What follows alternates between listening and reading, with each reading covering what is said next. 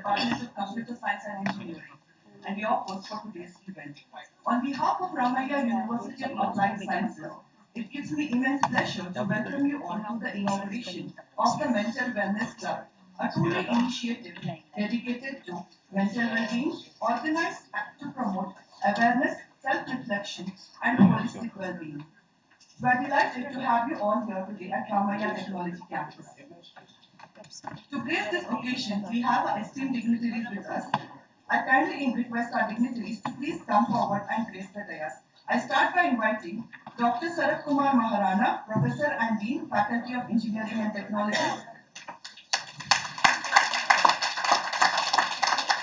Dr. B.S. Dayananda, Professor and Associate Dean, Academics, Ramaiah University of Applied Sciences. Dr. Nayana N. Patil, Professor and Associate Dean, Students Wellbeing, Ramaiah University of Applied Sciences. Dr. Seema Mehrotra, Professor at National Institute of Mental Health and Neurosciences and a member of National Task Force Committee on Suicide Prevention in Higher Education. I also invite our convener, Dr. Sharana Subrayappa.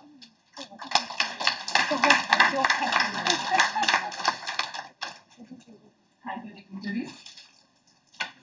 We will now begin our program with Vande Mataram, a song that symbolizes our deep respect and love for our motherland. It reminds us that the nation always comes first. This is followed by Ramaiah Anthem. Ramaiah institutions have always stood for excellence, discipline, and service to society. The Ramaiah Anthem reflects institutional identity and values that guide our journey. May I request everyone to please rise for the Vande Mataram and Ramaiah Anthem.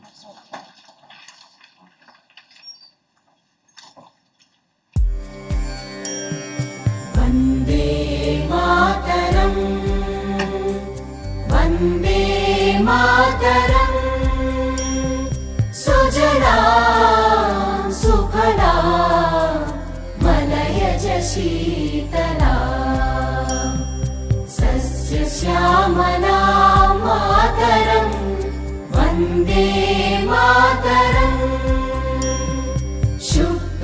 Jyotsna Pulakitayamini, Pullakusumita Drumadala Shobhini, Suhasini, Sumadhura Bhashini, Sukhadam Varadam Mataram, Vande Mataram, Vande Mataram.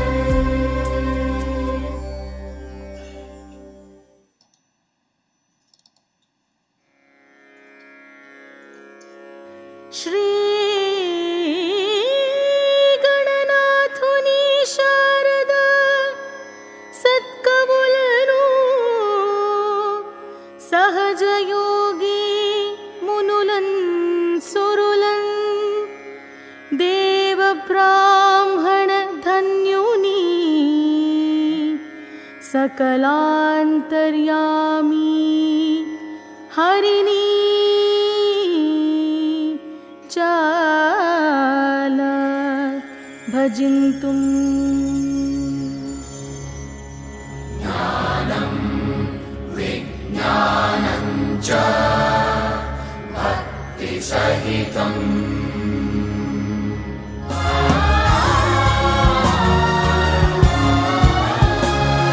ज्ञान विज्ञान विद्या विनय भूषण ई रामय्य समूह संस्थाना ज्ञान विज्ञान विद्या विनय भूषण ई रामय्य समूह संस्थान तारे निहारिते आगले ई मालिके जयवेन्नुव ई संस्थानके ದ್ರಷ್ಟಾರರು ಕಟ್ಟಿದ ಕನಸಿನ ಸಾಮ್ರಾಜ್ಯವಿದು ದೀಪದೊಳು ಪ್ರದೀಪಗಳ ಬೆಳಗುವ ಶ್ರದ್ಧಾ ಸ್ಥಾನವಿದು ಅರಿವಿನ ದಿಗಂತದಾಚೆಗೆ ಜಿಗಿಯುವ ಸಂಪನ್ಮೂಲವಿದು ಗೃಹ ಗೃಹದಲ್ಲಿ ಗೃಹ ನಿರ್ಮಾಣಕ್ಕೆ ತಂತ್ರ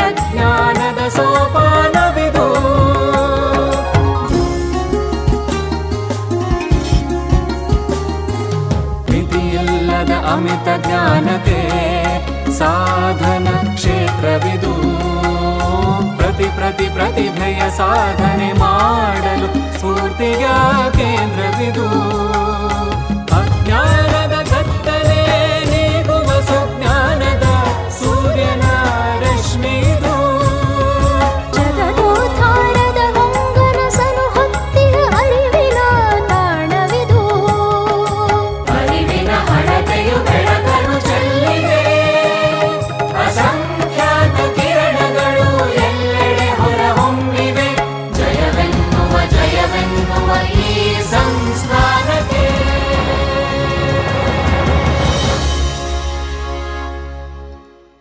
Thank you. You may now be seated.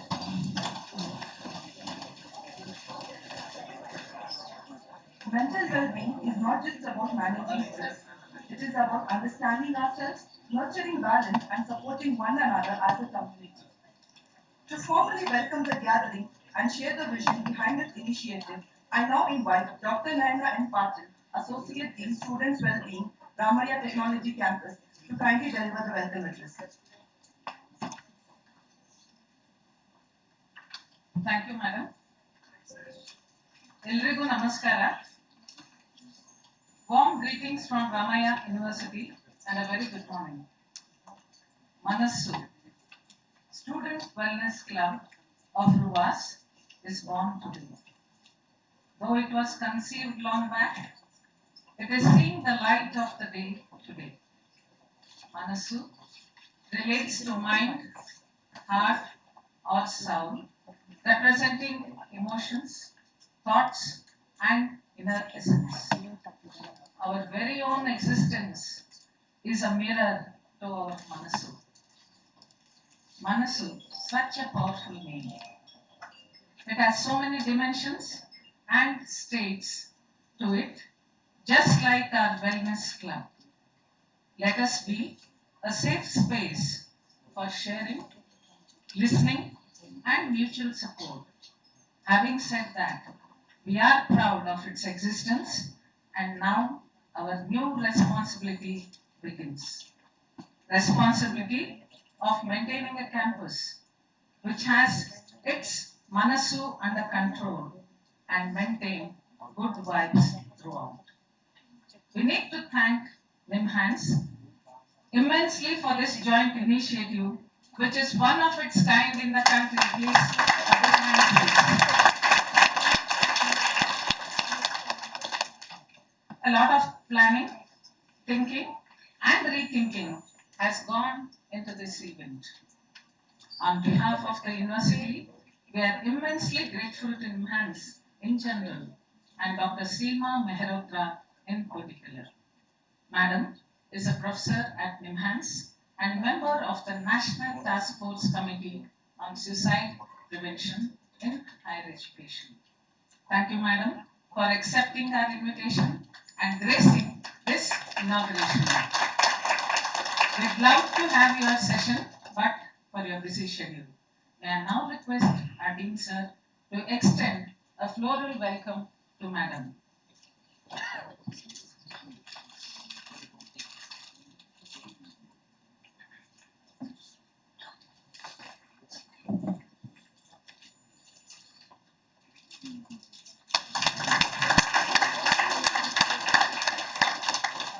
Thank you, sir. May I now request Dr. Anita to extend the floral welcome to Miss Tanvi Agarwal, the resource person.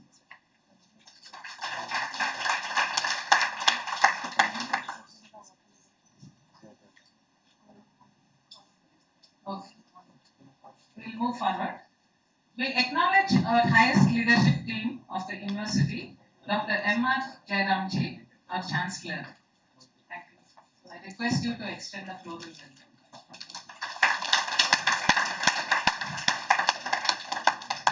Thank you, Madam. We surely miss the presence of our Honorable Vice Chancellor, Professor Kuldeep Kumar Raina, who was more than happy for this initiative of ours. He has conveyed his best wishes to the program and the club.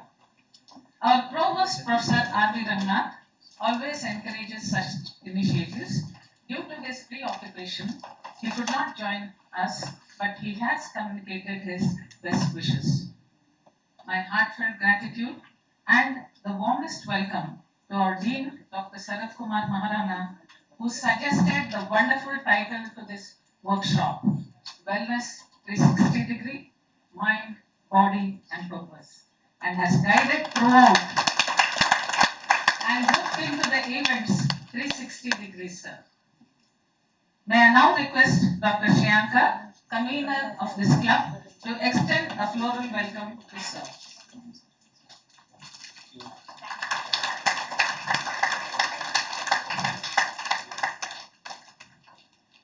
I now extend a warm welcome to our Associate Dean, Dr. B.S. Dayanand. May I now request Dr. Harshad Parate to extend a floral welcome to sir.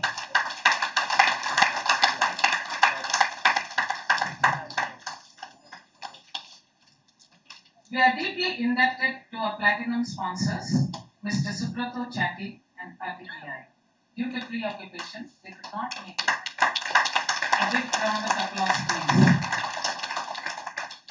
A cordial welcome to our galaxy of leaders, our associate deans, HODs, and program heads to this event.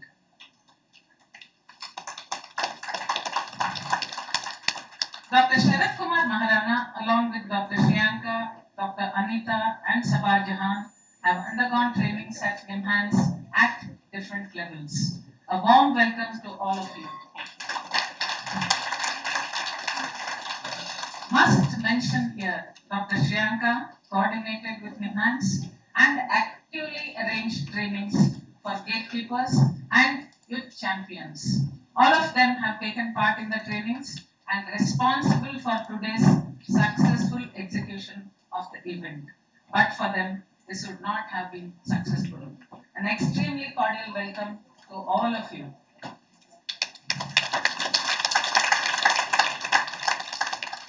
Our students are the real heroes of today's event.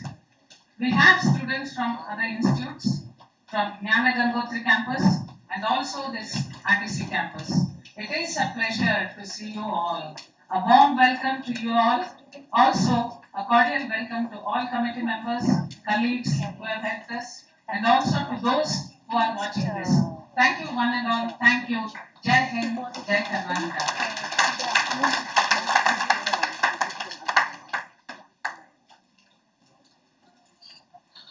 Thank you, ma'am. I request Dr. Jyoti AP to give a floral welcome to Dr. Nayan.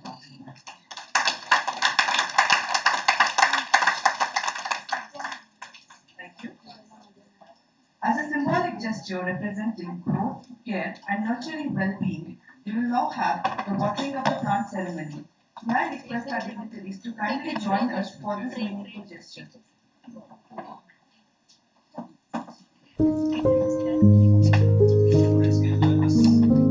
I request also the convener to join the dignitaries.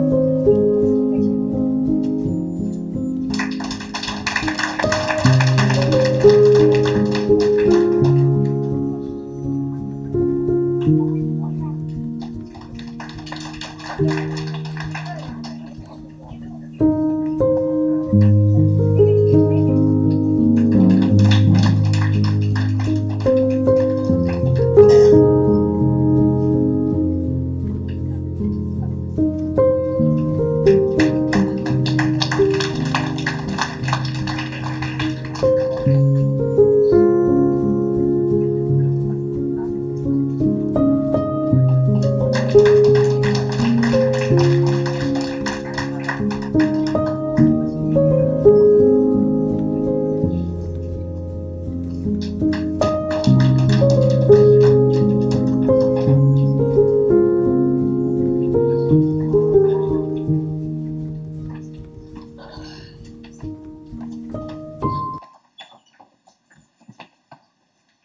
everyone. I now invite Dr. B.S. Dayananda, Professor and Associate Dean Academics, to deliver the opening remarks and share his thoughts as we begin this important initiative. Thank you, madam. Good morning, everybody. Good morning, Dean sir, Dr. Sarasma Maharana. Good morning, madam. Sima. Good morning, Mr. Nayana. You might be seeing our title Manasu, Mind, Body and Soul. Because when we had done our class 12, population of India was somewhere in the range of 80-85 crores. Now it has gone to 140, near to 150. That means a double. Opportunities are double, competition is double. So when we are doing our class 12 or we are starting engineering, we are looking that limited number of seats might be, but competition was not much. Even though the competition in our regular classes, we have sports day, we have even our moral periods, everything was there, making our body, our mind and our soul, everything perfectly suit for the requirements. Now, due to competition, you might have seen that when they joined their class 11, finishing until their class 12, I think many of them may not see the sun itself. Everybody will be busy in their own tight academic schedules. So when they come out from that, they may not be knowing what manner they have to get acquainted to the new environment. So for that reason, AICT under NEP initiated few activities.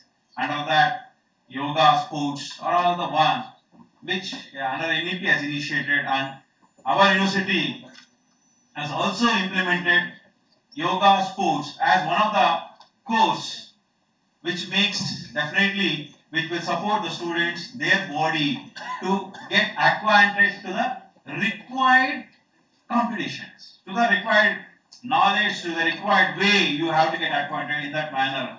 According to NEP, we have done it. But the other one is your mind or your soul.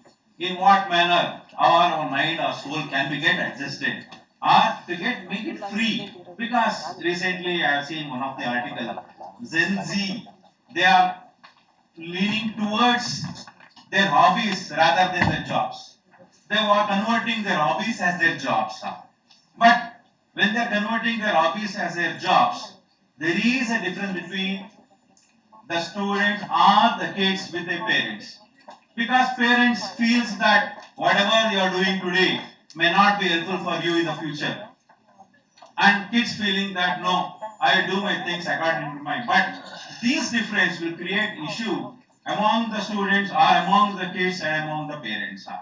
So for that reason, you have to keep your mind calm, cool, get adjusted to the new environment. For that, our university has taken initiation. I should thank our Dean Maharana sir to initiate such an activity, a mental wellness club, where initially started with mental well-being, where through that mental well-being, we started with a mental wellness club, where for that purpose, we are in tied up with the demands.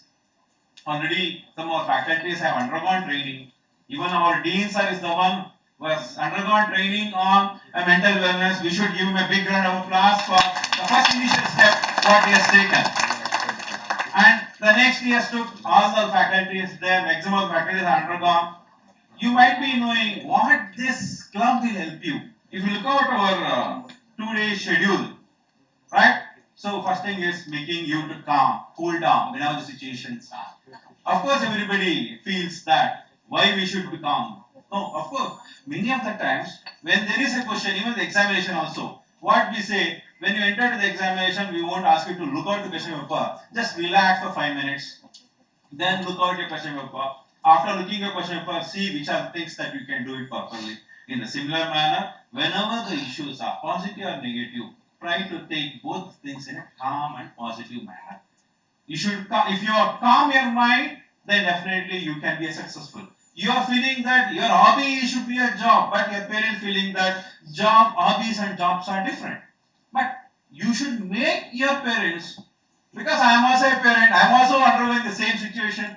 My son is doing his class 12 and he is feeling that football is a profession for him. But I am feeling that no, football can't be a profession.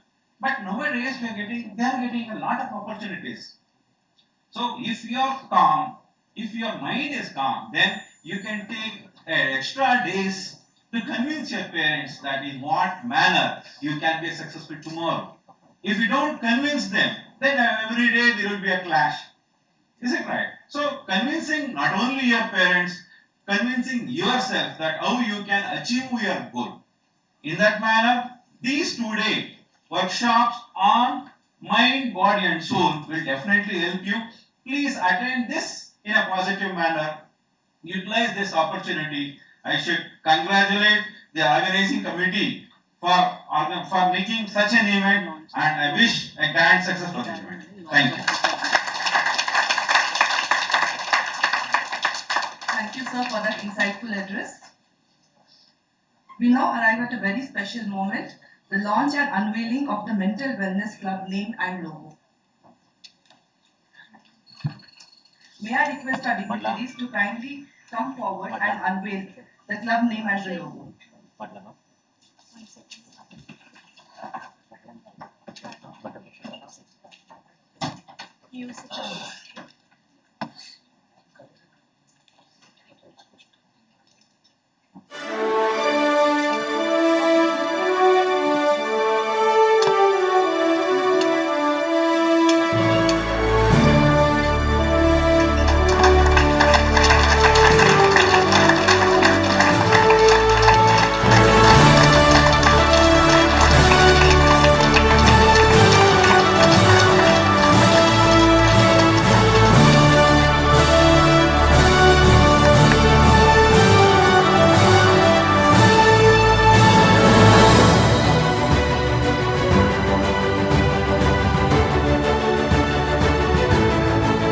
Thank you, dignitaries.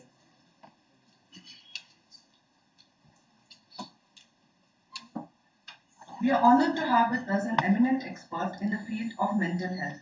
May I now request Dr. Jyoti AP to introduce the chief guest, Dr. Seema Mehrotra.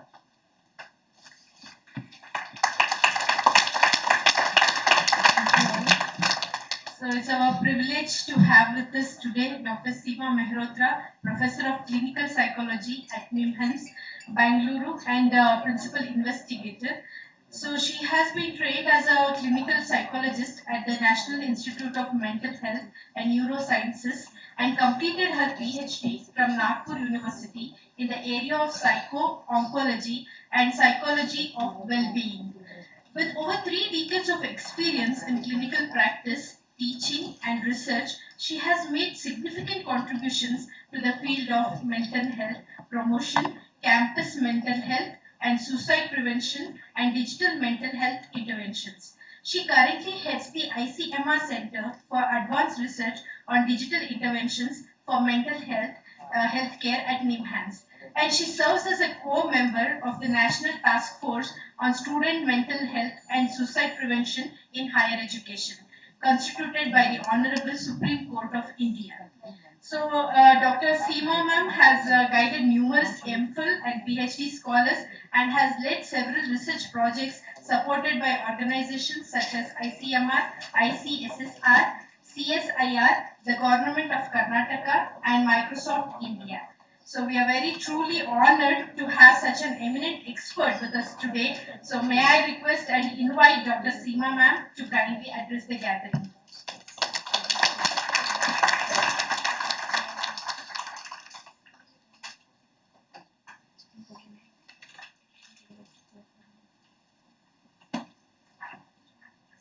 Hi, good morning everyone. Hello.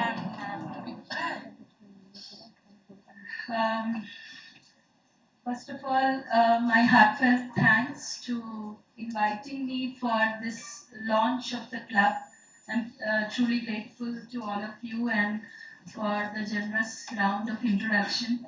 I don't want to go on and on with lecturing. I don't think any of us should be doing that for too long. So I'll keep my note very short. Um, what are your thoughts on what is mental well-being? Is it about feeling good? I can't hear from students for whom it is. The program is meant for you. Is it about feeling good? Yes. All the time?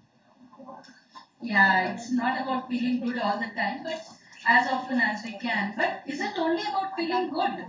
Or is it something more than that? It's what? What could that be? It's also about doing well. Feeling good and doing well, but we may not be feeling well all the time, which is part and parcel of our lives. It's also about doing well or functioning well, but that doesn't mean only in academics, right? A lot of emphasis around us, within us, our expectations, as Sir was talking, parental expectations are all about doing well in academics and career, but psychologically speaking, it's also about doing well in various domains of life as a person, growing as a person and developing those qualities that help us, feel good about ourselves on the whole. So we must remember that it's not just restricted to academics. I just had a couple of thoughts. That's what I noted down when I was sitting here. A couple of suggestions that I might want to offer to all of you and the organizers of the club. It's truly heartening to know that the activities which were probably being conducted earlier are now taking on a new shape and being done with all the vigor and maybe newer perspectives and understanding. What I would like to say is any of these activities such as, a well-being club must very, very actively involve the students themselves, not just as listeners or recipients, but as active collaborators.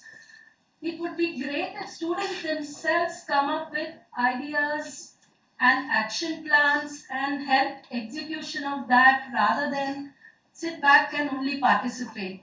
So rather than being passive participants, I wish students do take ownership of this and then interact with the coordinators and come up with plans to engage. Without the active engagement of young people, students, there's no meaning in just being recipients of lectures and workshops, but actually involving yourself in activities that promote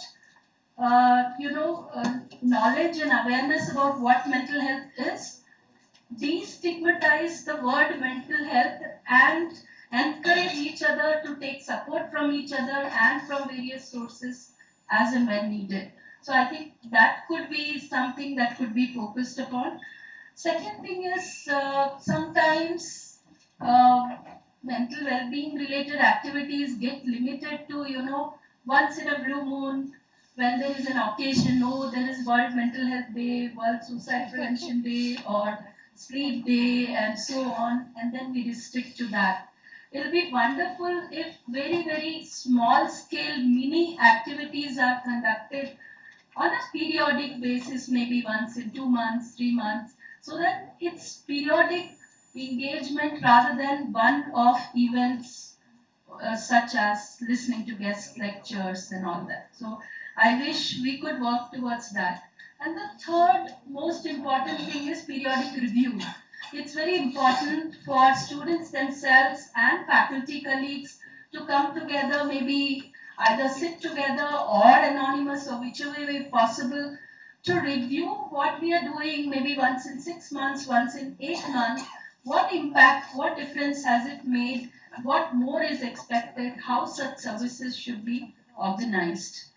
Lastly, it will be very helpful if we all integrate different kinds of cells and committees. I'm sure the campus must be having so many committees, maybe student well-being, maybe grievance redressal, maybe any other kind of committees which are, and linking them together and making that information available to all students as to how they can reach out to each of these would be something very, very useful.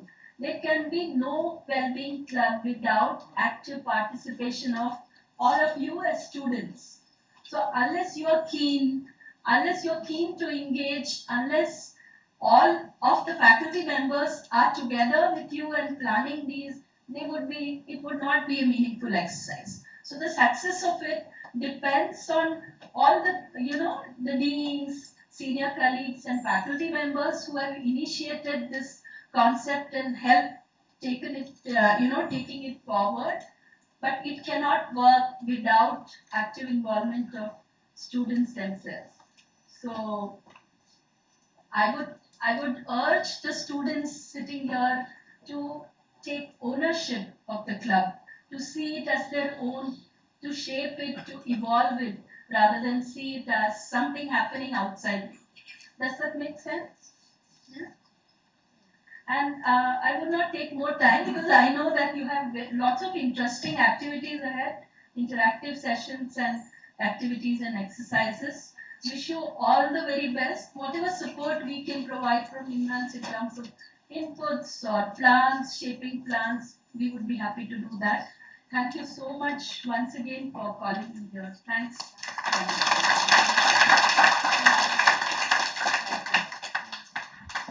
Thank you, ma'am, for sharing your words of wisdom with us. May I request the dignitaries to kindly felicitate our chief guest, Dr. Seema Mehrotra.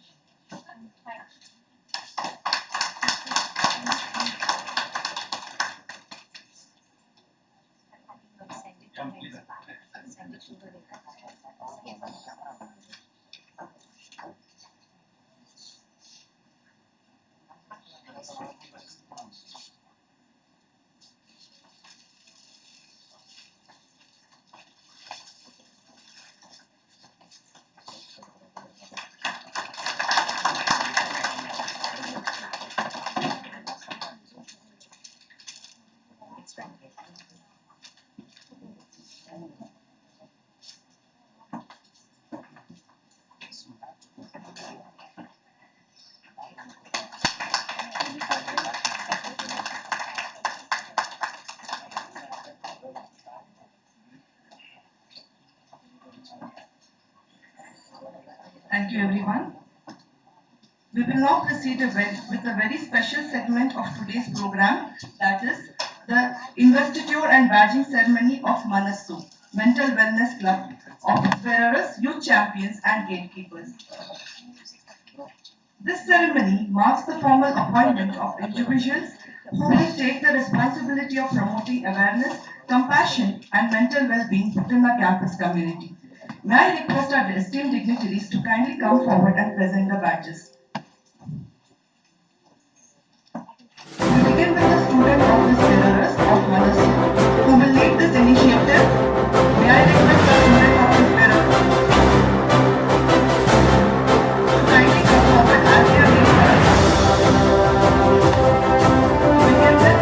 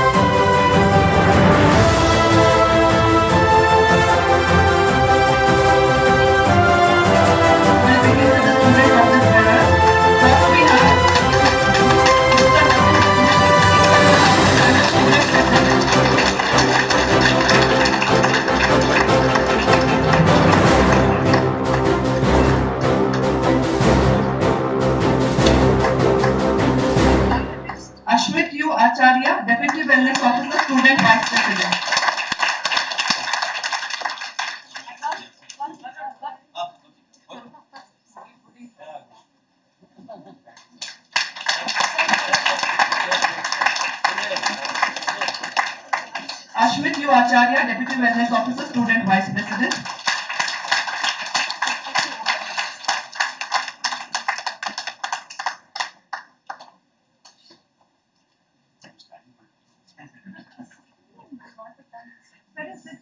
Where's the Josh, guys?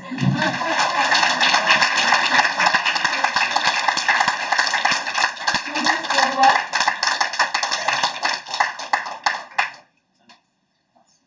Students forward, Peace Planner, Student Secretary.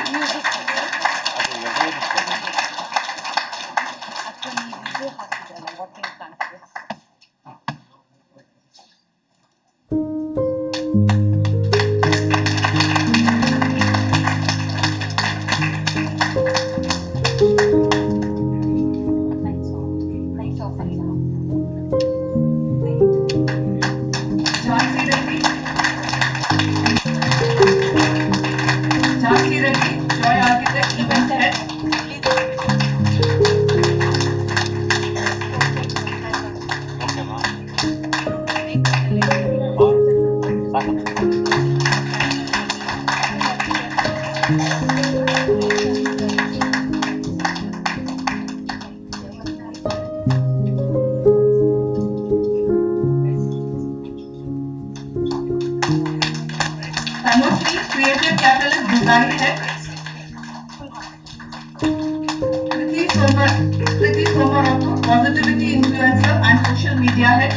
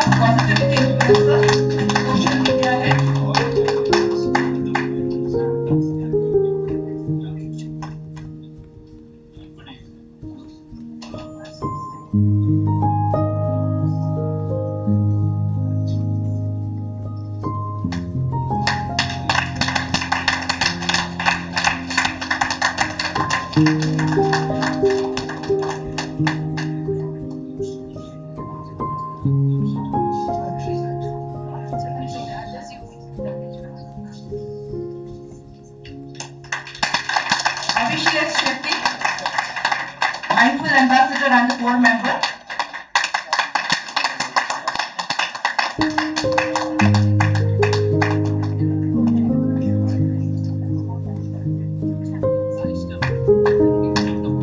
I request everyone to please applaud our office bearer, Manoj Kumar S, Mindful Ambassador and the board member. Okay, congratulations to all the student office bearers. We now recognize our youth champions. So we start with Ann Maria and Aryan Shirampura.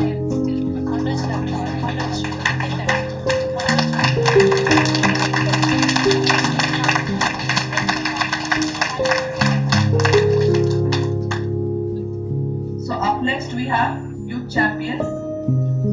May I request Ann Maria and Aryan Shirampura to come forward.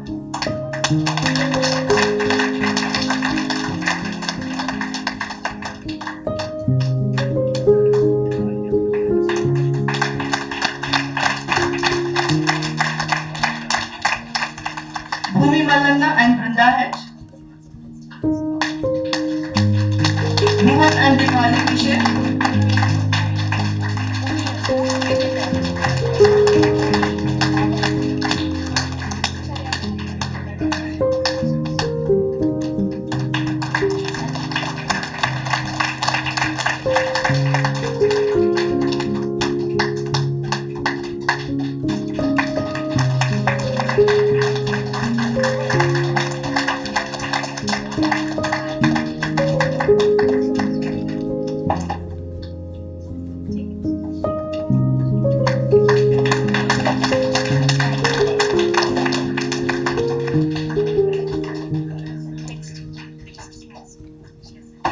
Firoza and K.Y. Akshay.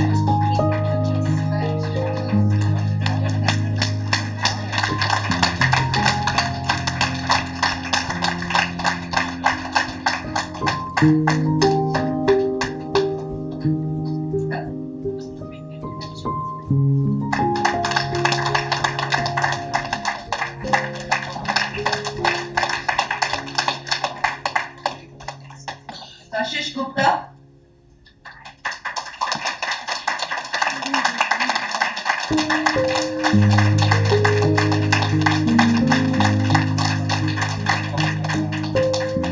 Usma Mehti.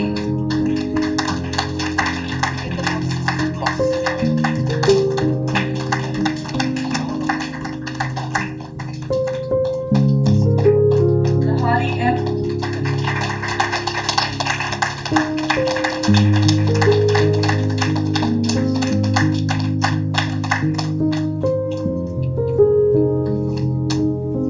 Nandana Krishna, Pranav, Praveen Kumar, Praveen Kumar ji. Big round of applause.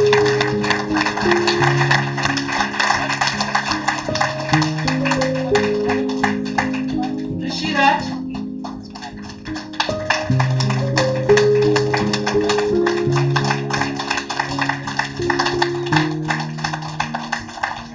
Sai Chaitra ji.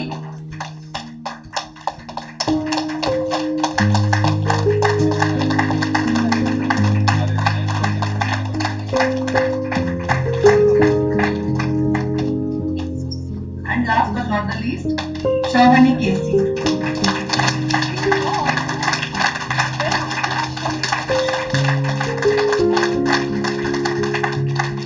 The success of this initiative is to strengthen a dedicated team of faculty members. I request our dignitaries to please be there. We have the badging ceremony for the faculty members as well. I now request our leadership team, which is Dr. Sarat Kumar Maharana, Naina N. Patil ma'am, Danan sir and the dignitary to badge our faculties. We start with the master trainers, Dr. Anika D.S.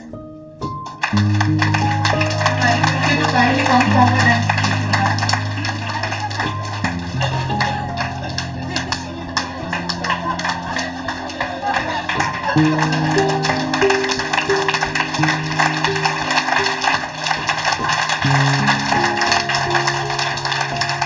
And Ms. Kabaja Khan, it will make our duty to come forward with the compliment. We also acknowledge the support of our student wellness counselor, Ms. Aarti Bihani.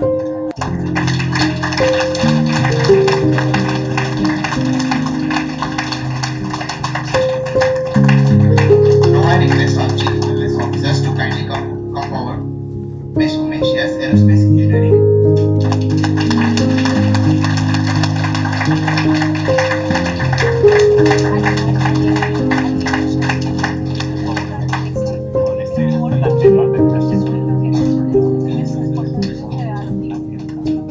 Thank you. Give a round of applause.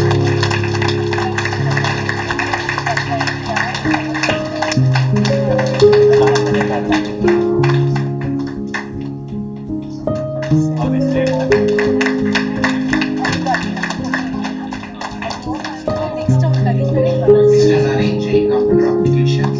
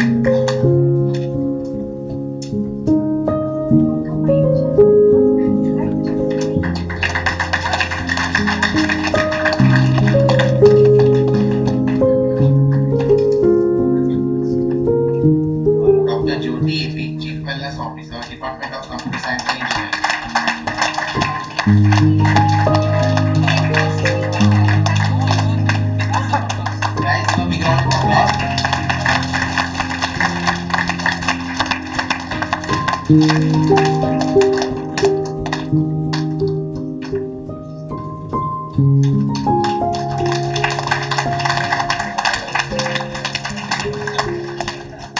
Sunil Rai and Ms. Raishta Tarun, Chief Wellness Officer, Department of Electronics and Communication.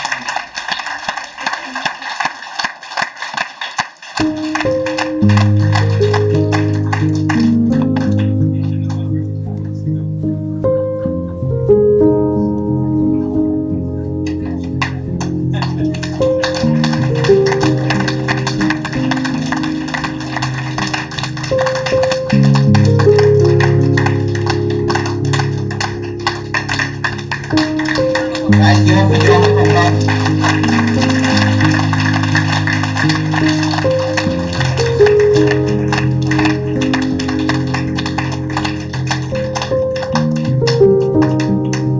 Dr. Swati Nayyar, Chief Wellness Officer, Department of Electrical Engineering. She is not here with us, so we'll move forward. Mr. Arun Karthikeyan, Chief Wellness Officer, Department of Mechanical Engineering. So let's move forward.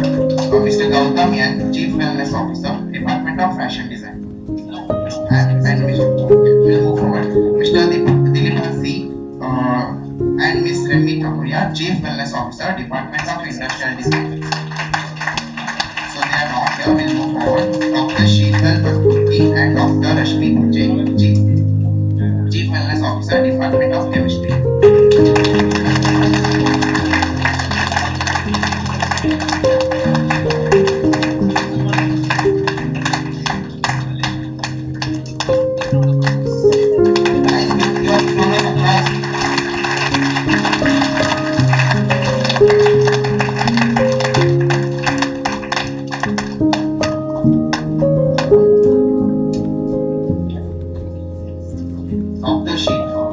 Dr. Sandeep Kumar, Chief Wellness Officer, Department of Mathematics.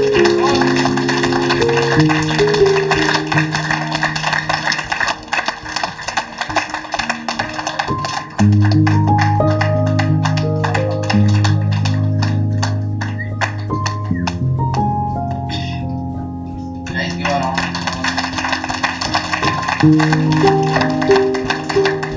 Dr. Mukra Chetty and Priyanka K, Chief Wellness Officer, Department of Physics. Guys, give a round of applause.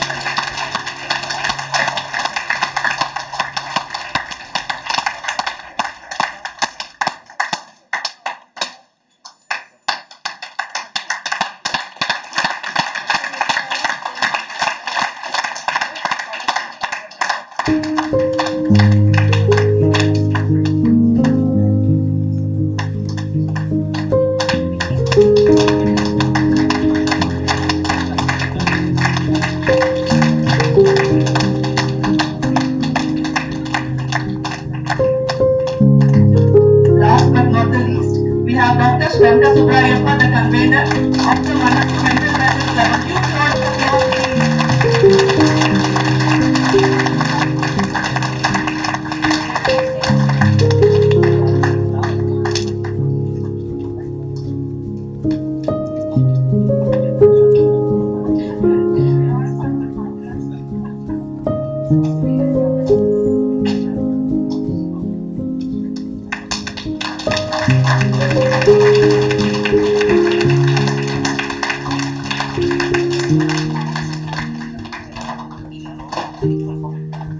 Thank you everyone. A few faculty members could not join us due to unavoidable commitments.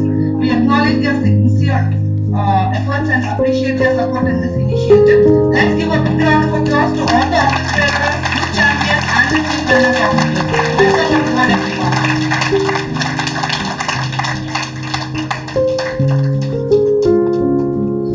I now invite Dr. Sarat Kumar Maharana, Dean Faculty of Engineering and Technology, to deliver the presidential address.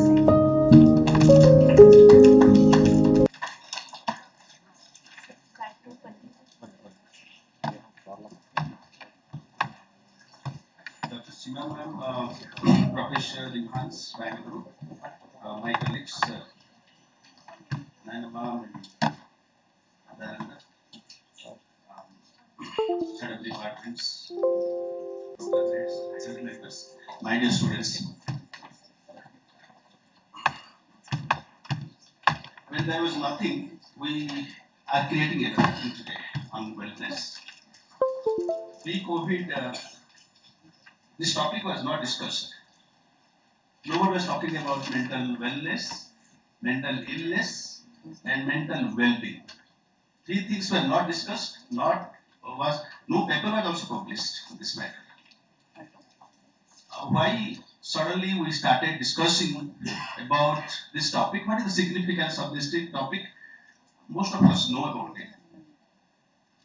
Now, we became very conscious about mental health immediately after COVID-19. I will pause this line here. I will take you to this LPG situations due to war and how it is wellness, connected to wellness.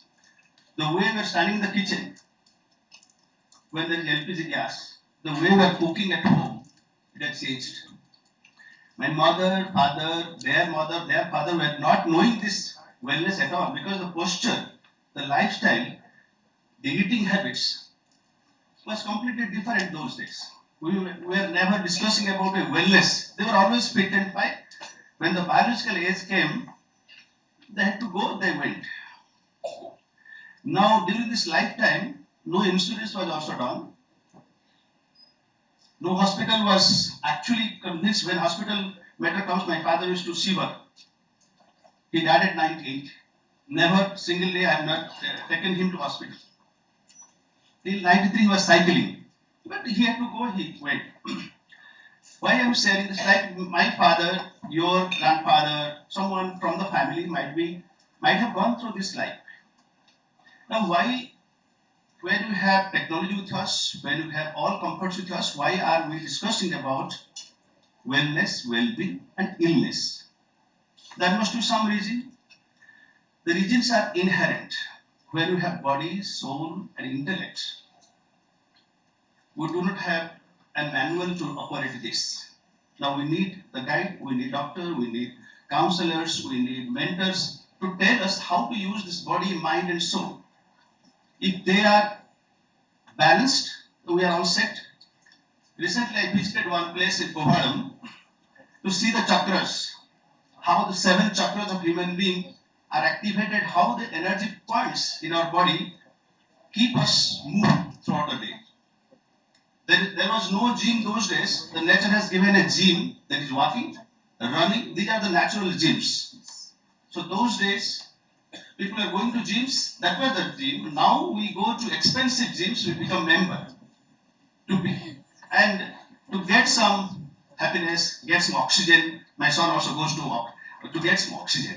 I said, why are you going to get oxygen? Oxygen is available in pranayama. So the chakras. Now coming to the chakras.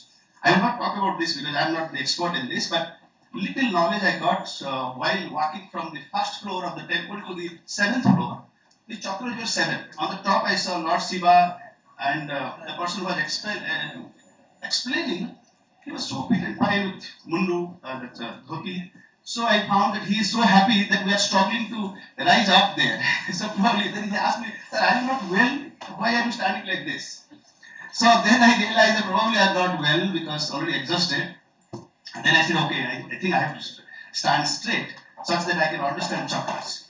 Truly he was explaining in Malayalam and English, so I could understand few things. Then I realized that yes, in the Vedic time, in the ancient time, this was being taught to the disciples. When the mental illness was coming or physical wellness was coming, they were going to the Guru and getting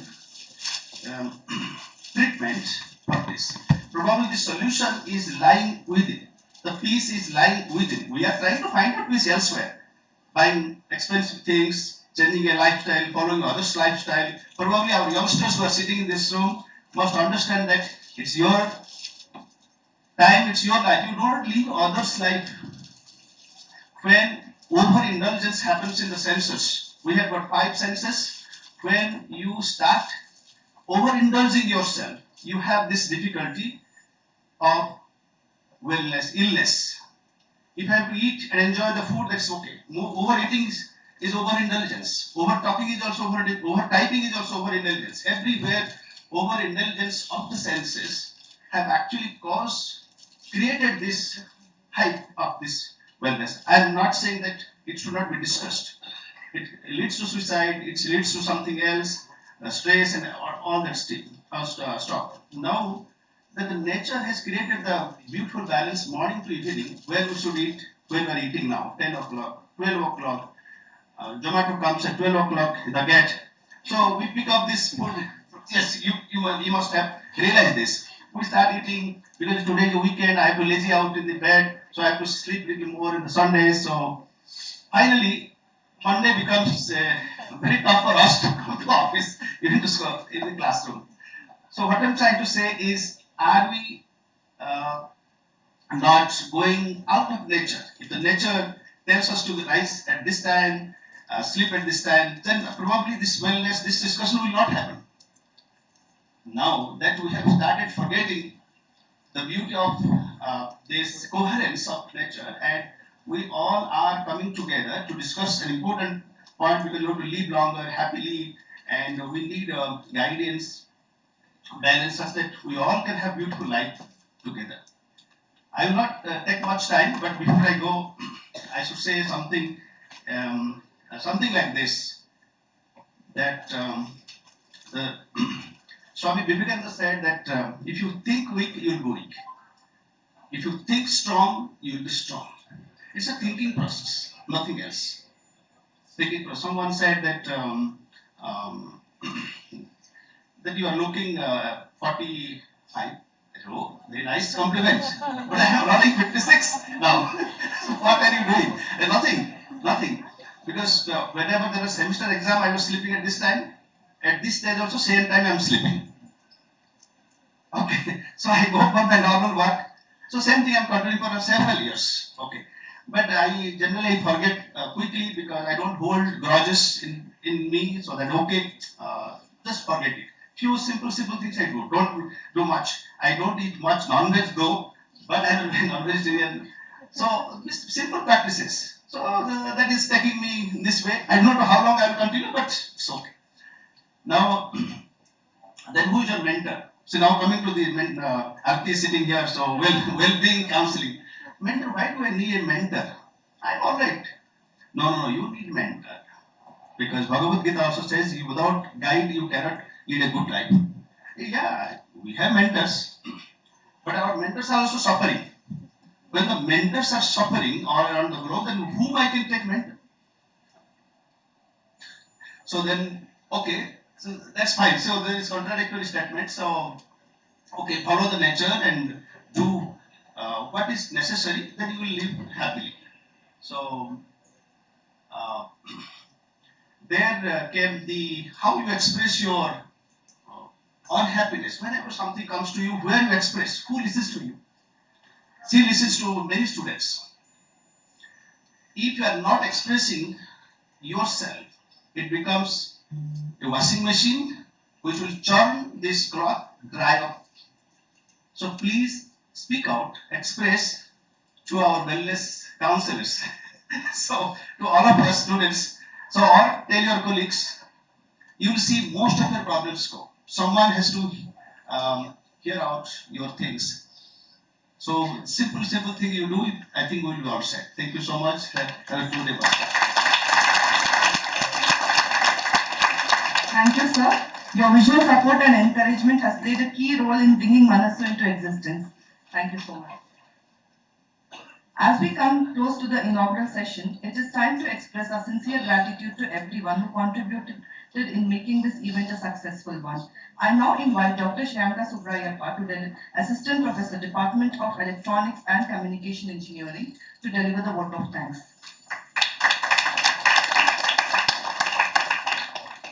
Thank you, Ms. Shaista. Good morning, everyone. Namaste and warm greetings. I'm Dr. Shriyanka, convener of Rua's Mental Wellness Club Manassu, and it is my privilege to propose the vote of thanks for the inauguration of our university club, followed by the two-day workshop on Wellness 360, Mind, Body and Purpose. First and foremost, I would like to express our sincere gratitude to our management team, our Chancellor, Dr. M.R. Jairam, our Honorable Vice Chancellor, Professor Kuldeep Kumar Raina, and our Provost, Professor R.V. Ranganath, for their constant encouragement and unwavering support towards initiatives that promote the overall well-being and holistic development of our students and faculty.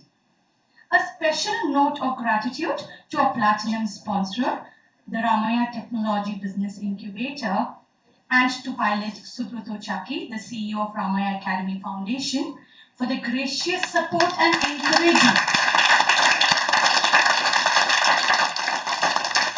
which played a significant role in making this event even possible. I would like to express my sincere gratitude to our Dean of Engineering and Technology, Dr. Sarat Kumar Maharana, for his inspiring presidential remarks and for being instrumental in securing the funds for the club and his continuous support and guidance at every step that has helped us in our effort to build a safe, supportive and happy campus for all. Thank you very much, sir. Thank you. We also extend our heartfelt thanks to our esteemed chief guest, Dr. Seema Mehrotra, for gracing the occasion and sharing her valuable inputs and insights on mental health and well-being, which have truly set the tone of this meaningful event. Despite her busy schedule, we sincerely thank her for accepting our invitation and being with us today. Thank you, ma'am. I would also like to express our sincere appreciation to our Associate Dean of Academics, Dr. Dayananda PS, for his support in being present for today's event, for delivering the opening remarks and for motivating our youth champions and the gatekeepers. Thank you, sir. Thank you very much. My heartfelt thanks to Dr. Naina Patil, Associate Dean of Students' Wellbeing, for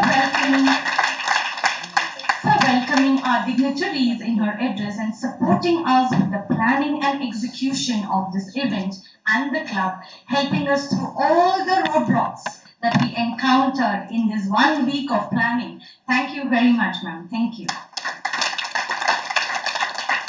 A special word of thanks to our gatekeepers, our youth champions, the organizing team, the stage committee, registration committee, the finance committee, logistic committee, design, social media committee, food committee, and the student office bearers of the club for their dedication, coordination, and hard work in successful organizing this workshop.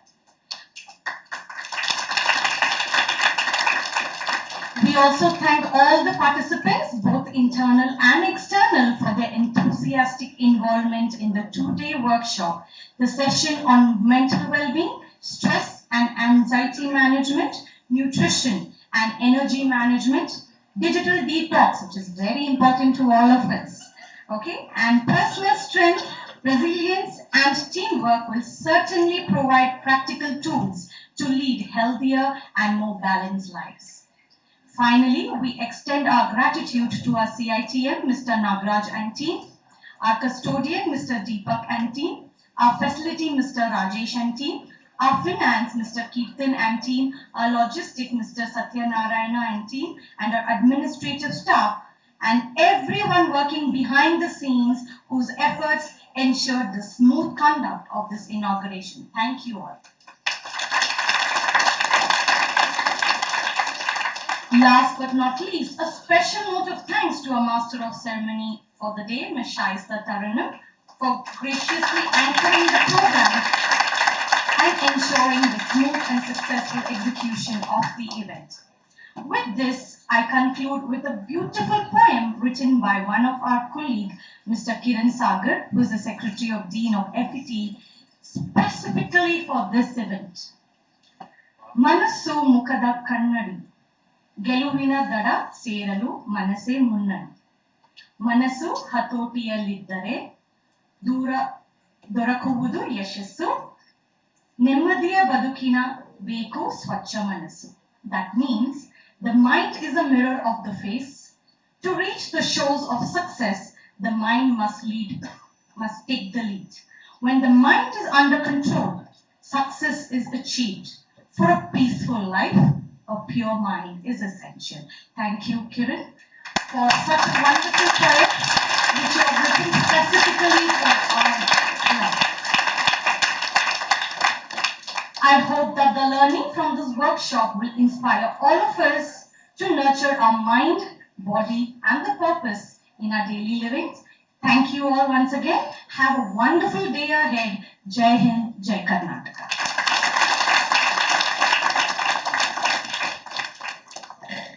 Thank you, ma'am, for your kind words and also for your dedication and efforts in ensuring that every aspect of this event was organized seamlessly. A big round of applause to our panel.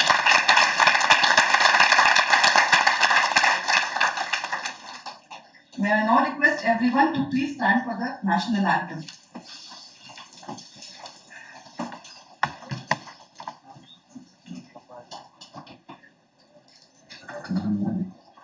जनगण मन अधिनायक जय हे भारत भाग्य विधाता पंजाब सिंध गुजरात मराठा द्राविड उत्कल बंगा विंध्य हिमाचल यमुना गंगा उच्चल जलधि तरंगा तव शुभ नामे जागे तव शुभ आशीष मांगे गाहे तव जय गाथा जन गण मंगलदायक जय हे भारत भाग्य विधाता जय हे जय हे जय हे जय जय जय जय हे. Thank you all for your presence. We have a small announcement. So the certificates for the participants will be distributed during the valedictory session tomorrow. We kindly request all the participants to submit their feedback using the QR code, which will be displayed tomorrow at 3:45 p.m. in A206 during the valedictory program. We now break for the tea. After tea, we have the session, the icebreaker and understanding mental well-being by Ms. Tanvi Agarwal. I request you all to please gather after 10 minutes in A206 for the next session. Thank you everyone. I am Shasta Kano, Master of Ceremony for today's program. I sign off. Thank you. Jai Hind, Jai Karnataka. Can you stop? Very nice. It's very nice. Can you stop YouTubing? Yes, sir, stop. Done. Done for today.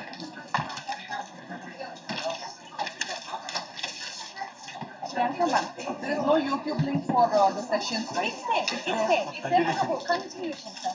Full day. Oh yes, sir. Help, sir. I need your help. I will talk to you, sir. I'll just settle a few things. I think the finance part of it, there are a few things that you can start taking the documentation. Extend ಮಾತಾಡ್ಸೋದು ಸೊಳಗೆ ಯಾರಾಗು ಏನು ಕಾಣಿಸ್ತಾನೆ ಇಲ್ಲ ಅಲ್ಲಿ ಎಲ್ಲ ನಿಂತಿದ್ದಾರಲ್ಲಪ್ಪ ಎಲ್ಲಿಂದ ಕಾಣಿಸ್ತಾರೆ ನೋಡು ಓಪನ್ ಮಾಡ್ತಾ ಇದ್ದೀನಿ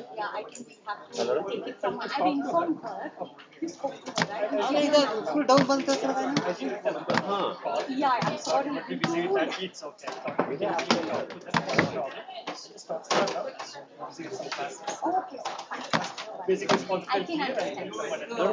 I can understand. I need to give you some of the bills.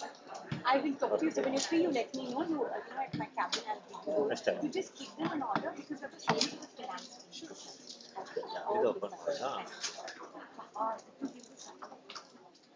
I think you would have. What is this silver plate in 20 size? You give it to the chief guest, right? Oh my. Hola. Hola, pa.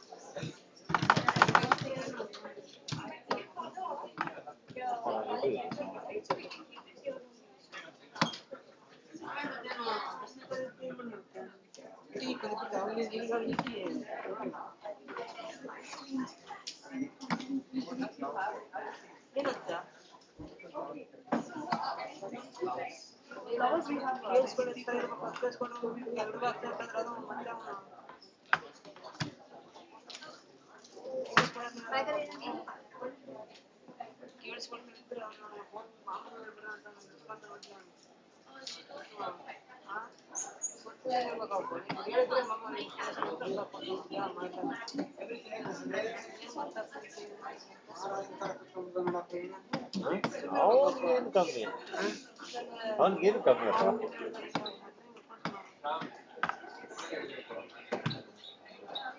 ಬರೀ 15 ಜನ ನೋಡೋದಕ್ಕೆ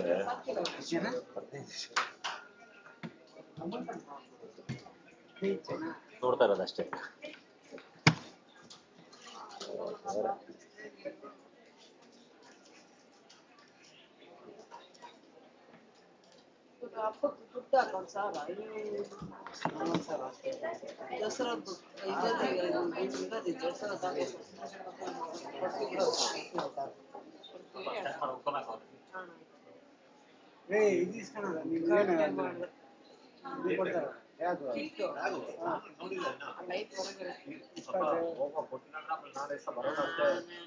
ಯಾರು incharge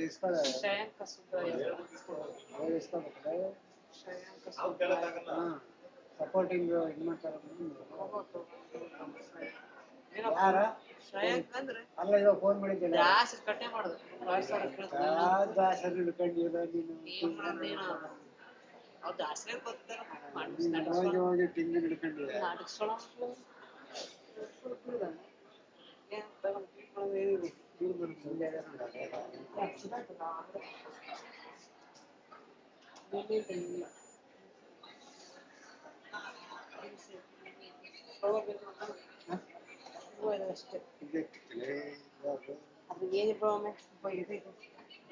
ಸಾಕು ನಮ್ಮ ಮೊದಲು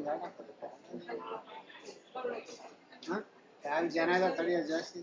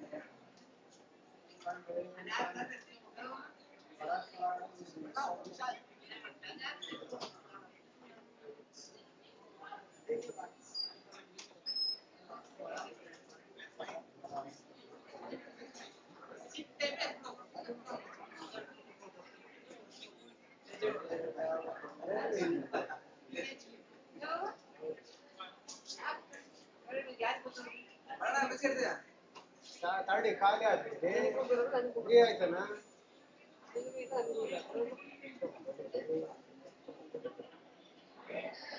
ಏನ್ ಮಾಡುದು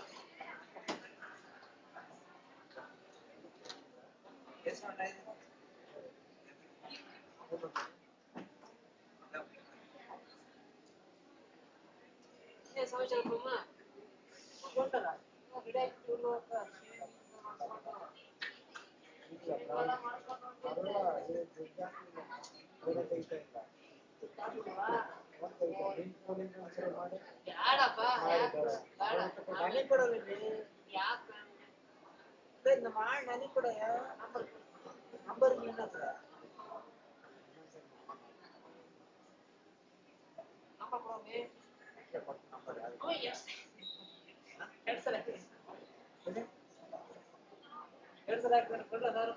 ಕೊಡಲ್ಲ ಬೇಕು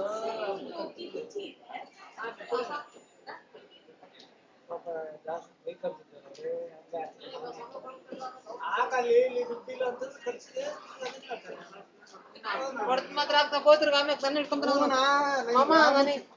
ರಾಮೂರ್ತಿನೂ ಕೊಟ್ಟಿಲ್ಲ ಹಾಕಲ್ಲ ದುಡ್ಡಿಲ್ಲ ಖರ್ಚಿಗೆ ನೋಡಿ ಕೊಡ್ತೀನಿ ಇವಾಗ ಕೊಡ್ಬೇಕು ಸಂಬಳ ಕೊಡ್ಬೇಕು ತಿರುಗಿ ಕತೆ ಪುರಾಣ ಹೇಳ್ತೀನಿ ಅದನ್ನ ಹಂಗೆ ಮಿನಿಮೈಸ್ ಮಾಡು ಅದೇ ಮಾಡ್ತೀನಿ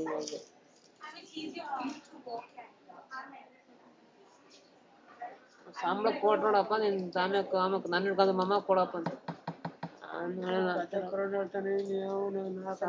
ಕೊಟ್ಬಿಡ್ಬೇಕು ಏನ್ ಮಾಡ್ತೇವ ಗೊತ್ತು ರಾಮೂರ್ತಿ ಕೊಡ್ಲಿಲ್ಲ ಕೊಡ್ತಾನೋ ಅಲ್ಲ ಕೊಡ್ಲಿಲ್ಲ ಅಂದ್ರೆ ನಿಂದ ಅದು ಕಾರ್ಡ್ ಇದು ಕಟ್ಕೊಂಬಿಡು ಈಗ ಮಿನಿಮಮ್ ಎಷ್ಟು ಇದೆಯಾ 5,000 इसमें आज की डेट का एक फोल्डर होगा आज के लिए फोल्डर होगा ಇಷ್ಟು ಇಷ್ಟು ಅಲ್ಲ ಮಗು ಅಲ್ಲ ಇದೇ ಅವ್ರದ್ದು ಇನ್ನೇನು ಮತ್ತೆ ಅದೇನಾ ಪೆನ್ ಡ್ರೈವ್ ಇದೆ ಮತ್ತೆ ಅದು ಡಿ ಡ್ರೈವ್ ಕಣ ಡಿ ಡ್ರೈವ್ ಒಂದಿಲ್ಲ ಮತ್ತೆ ಪೆನ್ ಡ್ರೈವ್ ಡಿಡಕ್ಟ್ ಆಗಿಲ್ಲ ನೋಡಿ ತೆಗ್ದು ಹಾಕಿ ಸರ್ ಈಗ ಹಾಕಾಗಿಲ್ಲ ಪ್ರೆಸ್ ಮಾಡಿ ಇಲ್ಲ ಬಿಡಿ ಪ್ರೆಸ್ ಆಯ್ತು ನೋಡಿ ಈಗ ತಡಿ ರಿಫ್ರೆಶ್ ಮಾಡು ಬಂತು ನೋಡಿ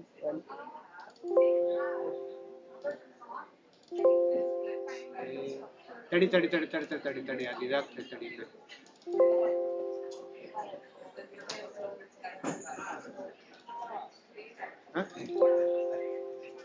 ಏನ ಅದೇ ಸರಿ ಯಾಕಲೆ ಸರ್ ಇದು ಮಾಡ್ತೀಯ ಮಾಡಿ ಓಪನ್ ಕೊಡೋದು ಇವನು ಮಾಡ್ಬೇಕಾದ್ರೆ ಮಾಡ್ಬೇಕು ಇದು ಯಾಕೋ ಓಪನ್ ಆಗ್ತಿದೆ ಅನ್ಕೊಂಡ್ರೆ ಒಂದು ಹಲೋ ಹಾ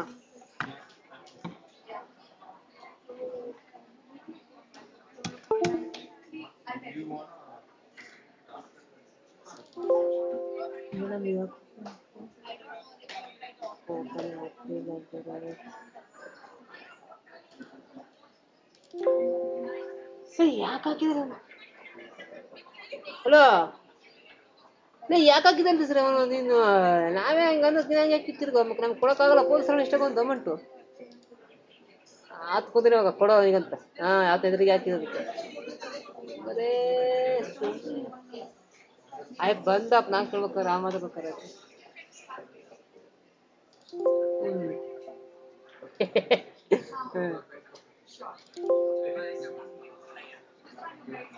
ಆಯ್ತು ಕೊಡ್ತೀನಿ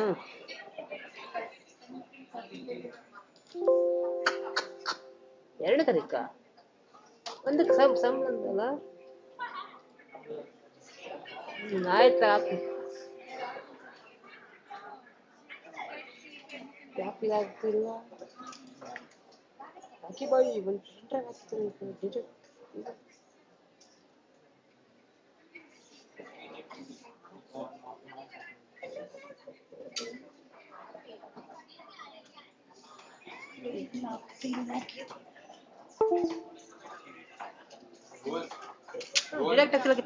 ಫ್ಲವರ್ ಬಾಟಲ್ ಎಲ್ಲ ಇಲ್ಲಿ ಇಟ್ಬಿಡು ಟೇಬಲ್ ಹೊರಗಡೆ ಮ್ಯಾಮ್ ಟೇಬಲ್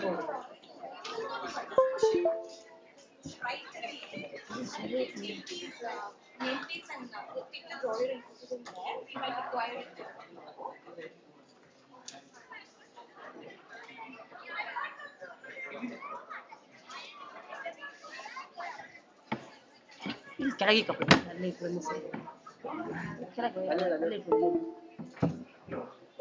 ಬಾಟ್ಲ್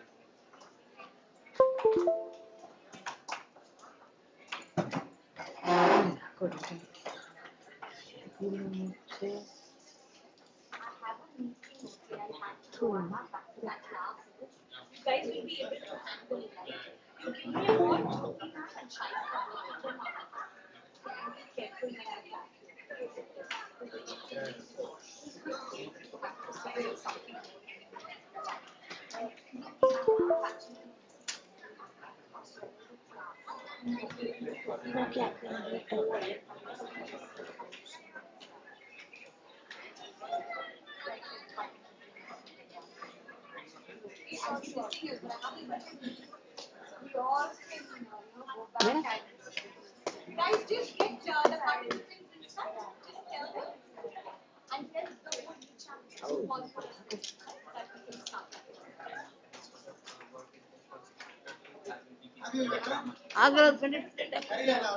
ರಾಕಿ ಬೈ ಕರಿ It's not getting open with ಕೊಟ್ರೆ ಆಗ್ಲಿಲ್ವನ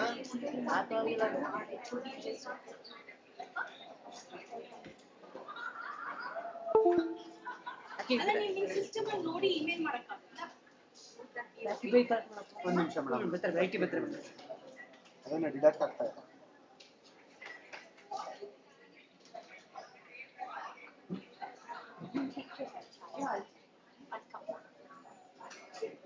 ಫುಲ್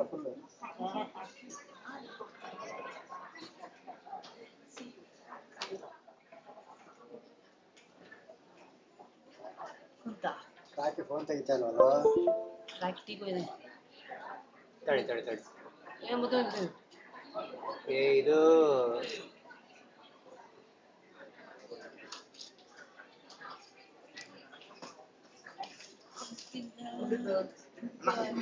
ಅಲೆಕ್ಚುರಲ್ಲಿ ಇಡ್ತೀರಾ ಥ್ಯಾಂಕ್ಸ್ ಸರ್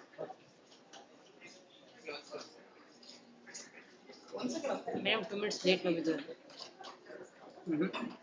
अपन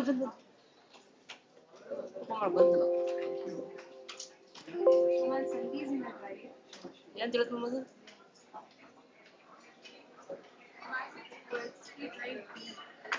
ಟ್ರೀ ಡ್ರೈನಾ not open ma'am continue to You don't currently have the permission to access this folder. Click continue to permanently get access. There's some firewall which is yes. IP people are getting. Narayana ಸರ್ಗೆ phone ಮಾಡ್ಬಿಟ್ಟು ಮೇಡ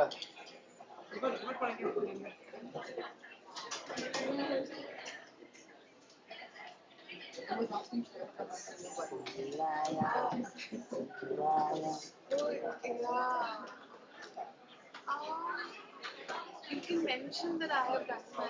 ಅಮ್ಮ remote ಕೊಡು I'm currently doing sir ಇದು seminar ಆಗಿ remote ಕೊಡ್ತಾ remote ತಗೊಂಡು remote ತಗೊಂತೀರಾ ಒಂದು ಪೆನ್ ಡ್ರೈವ್ ಆಕ್ಸೆಸ್ ಆಗ್ತಾ ಇಲ್ಲ ಪೆನ್ ಡ್ರೈವ್ ಹಾಕಿದ್ದಾನೆ ಸೂರ್ಯ ಅಷ್ಟೇ ಹಾಕಿ ಟೀ ಬ್ರೇಕ್ ಅಂತ ಹೋದ್ರು ಅದ್ರಲ್ಲಿ ನೆಕ್ಸ್ಟ್ ಸೆಷನ್ ಮುಗಿಯುತ್ತೆ 10 129 147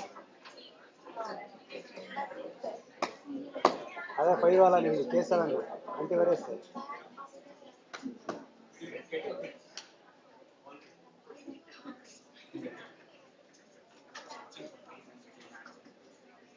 IP address sir 10 129 dot 129 dot 147 147 147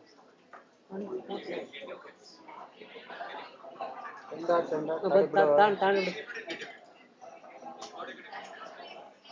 ಬರ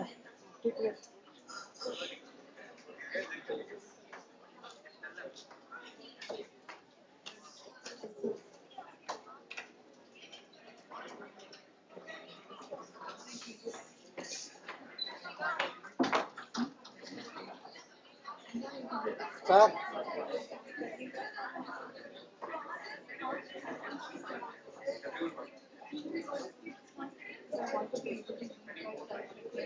ನಾಗ ಸರ್ ಇದೇ ತಗೊಂಡ್ರೆ ರಿಮೋಟೇ ತಗೊಂಡ್ರೆ ಆಯ್ತು ಆಯ್ತು ಯೂಸ್ ಮಾಡ್ತಾ ಇದೀವಿ ಸಿಸ್ಟಮ್ ನಂಬರ್ ಹೇಳಿದ್ರಾ ಅಂತ ಹೇಳಿದ್ವಿ IP address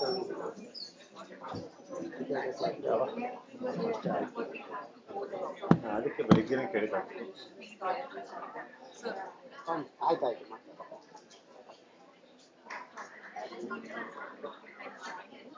And I'll have a mic and a pointer, right? We have a pointer. This mic Follow, is yeah. there. No. You want hand mic? Hand mic. This is the pointer. And will there be hand mics for others? Like, is there one more mic? We'll provide. How many? I think 2 more should Two be more. more than enough. And maybe one of the volunteers. ಹಾಂ ಹೇಳಿ sir, ಕೊಡ್ಬೇಕಾ sir? ಒಂದು ನಿಮಿಷ. ಕೇಶ್ ಅಂದರು. Hello sir, ಶೇರಲ್ಲಿ ಹಾಕ್ಕೊಡಿ sir. ಶೇರಲ್ಲಿ ಅಲ್ಲಿಂದ share access ಮಾಡ್ಬೋದಲ್ವಾ?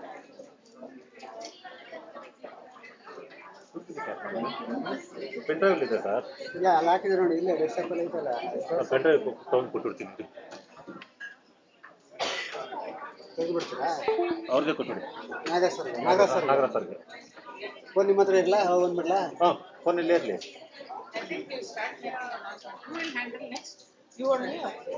Hello,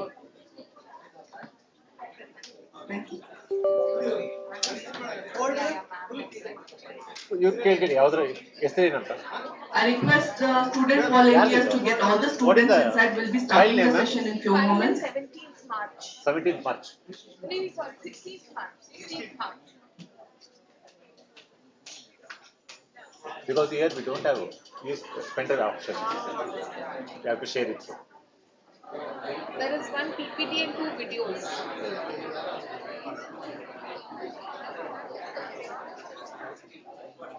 So they're operating from somewhere else. From my CATM.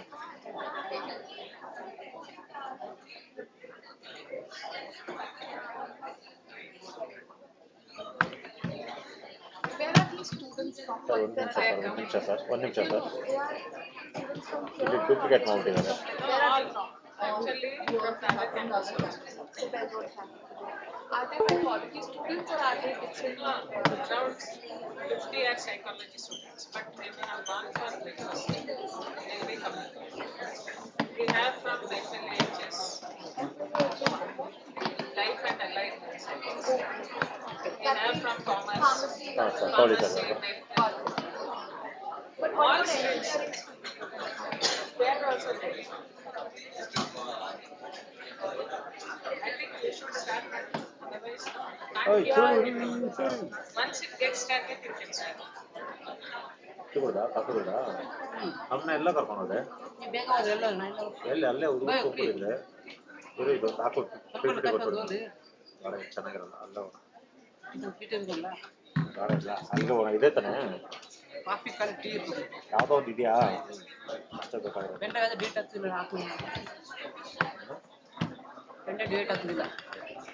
Friend access ಆಗುತ್ತಿಲ್ಲ, ಆಗಲ್ಲ.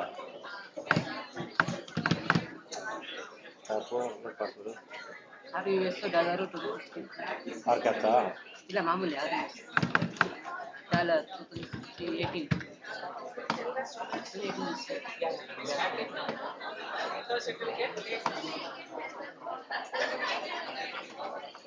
ಕಾಲರ್ ಬೇಕು ದೊಡ್ಡ ಅವ್ರಿಗಿನ್ನ 2 ಹ್ಯಾಂಡ್ ಮೇಕ್ ಬೇಕಂತ ಕೊಡಪ್ಪ. ಹೇಳು, ಇದು ಯೂಸ್ ಮಾಡ್ಕೊಳ್ಳಿ.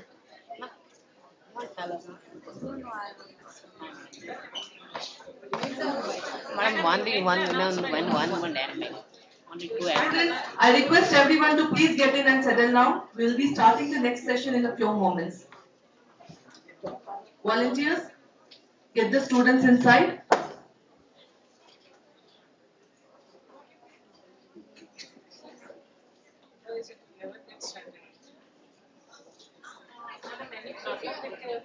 Yeah, there's some issue with the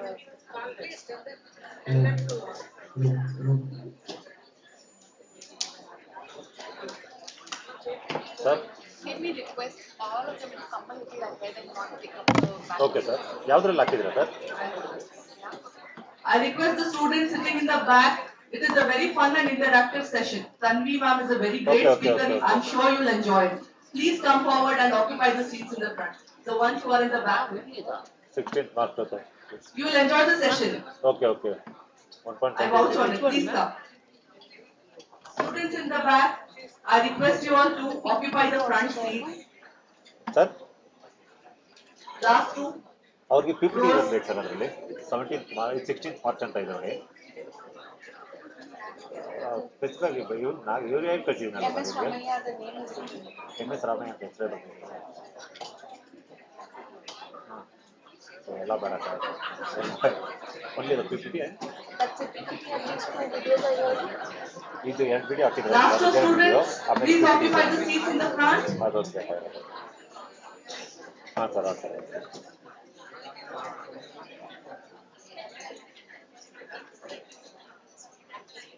only this 3 na only this okay sir You can sit here.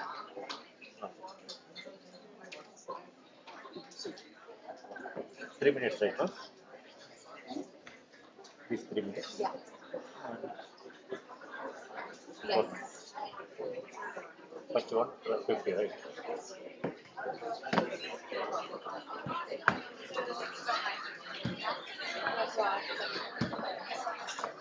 Sir, ಇನ್ನೊಂದು mic ಇದೆ. okay sir No, ಅದು ಸ್ಟೂಡೆಂಟ್ಸ್ ಮಾತಾಡೋ ಅದೇ ಗೊತ್ತಿದೆ ಅಷ್ಟೇ ವರ್ಕ್ ಆಗುತ್ತೆ.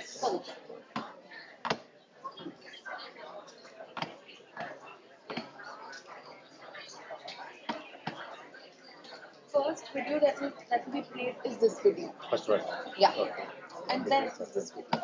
this is the one Yeah. This is the video. Student volunteer.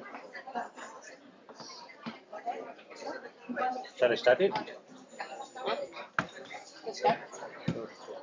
I request all the students in the back to please come forward. We shall start the session now. Student volunteers? Yeah, please come this side. The ones in the back. Check ಮಾಡುತ್ತಾರೆ ಅದು ಮುಂದೆ of ಮಾಡಿರ್ತೀನಿ ನೋಡೋ ಸೈಡಲ್ಲಿ point ಅದು ಸೈಡಲ್ಲಿ of ಮಾಡಿರ್ತೀನಿ of ಆಗಿದೆ ಆನ್ ಆಗಿದೆ side Thank you. So we shall start the next session, that is Icebreaker Understanding of Mental Well-being by Ms. Tanvi Agarwal, Project Research Scientist from NIMHANS. Ms. Tanvi Agarwal is a RCI registered clinical psychologist currently working at the Center of Advanced Research on Digital Interventions at NIMHANS, Bengaluru, where she is also pursuing her PhD in Department of Clinical Psychology. She has worked across premier public health institutions in India, contributing to research and clinical services in the area of adolescents and youth mental health. Her work lies at the intersection of clinical psychology, digital mental health, and implementation research. She has been actively involved in multi-state projects focused on suicide risk reduction and improving mental well-being among the school and college students. Her primary area of interest is understanding and strengthening help-seeking inclinations among the youth, with focus on reducing the stigma, enhancing accessibility, capacity-building initiatives for educators and young people, and also developing culturally responsive digital and psychological interventions. It's a pleasure to have you with us today, ma'am. So I will hand over the session to her. Over to you, ma'am. Please give a big round of applause for Ms. Tanvi Agarwal. I request Dr. Jyoti AP to kindly welcome Ms. Tanvi Agarwal with a floral. Can we have the lights switched off? I don't think the PPT is visible. Just after the photo session. Taking some. Please give a big round of applause to today's speaker.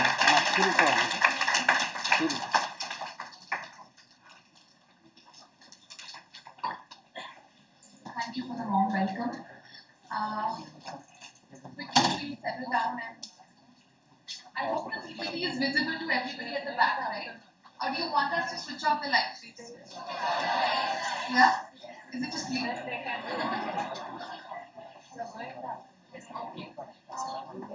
Help me with that. Where are the lights?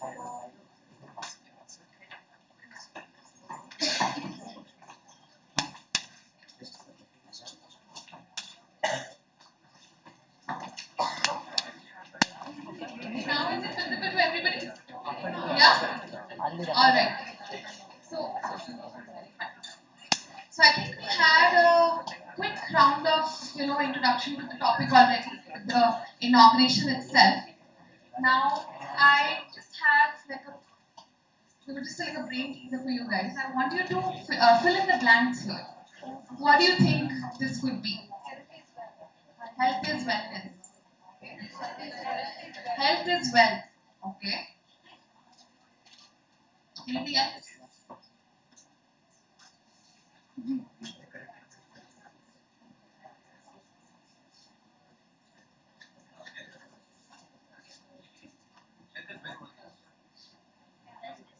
Health is wellness, right?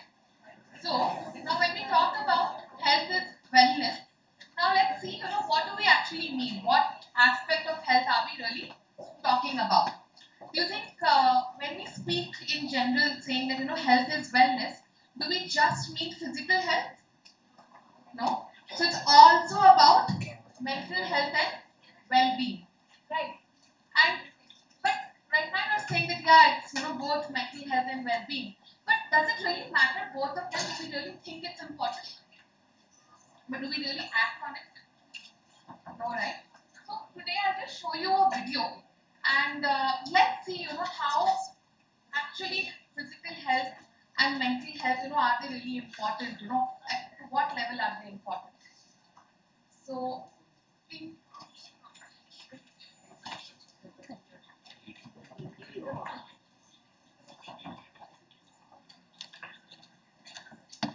This one, no? cricket.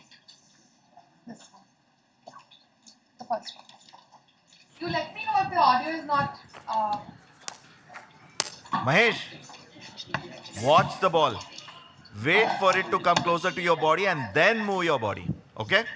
Don't premeditate. Yeah? Pushkar, you.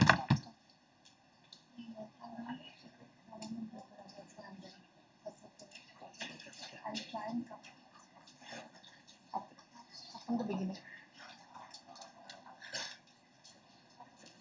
Audio full कर दीजिए.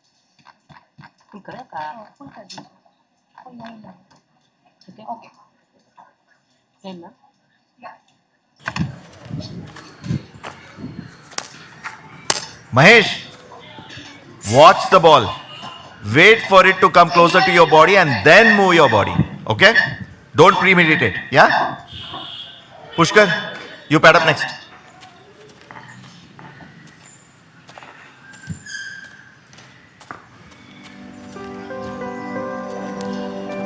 Last 10 balls, Mahesh. You keep the same length.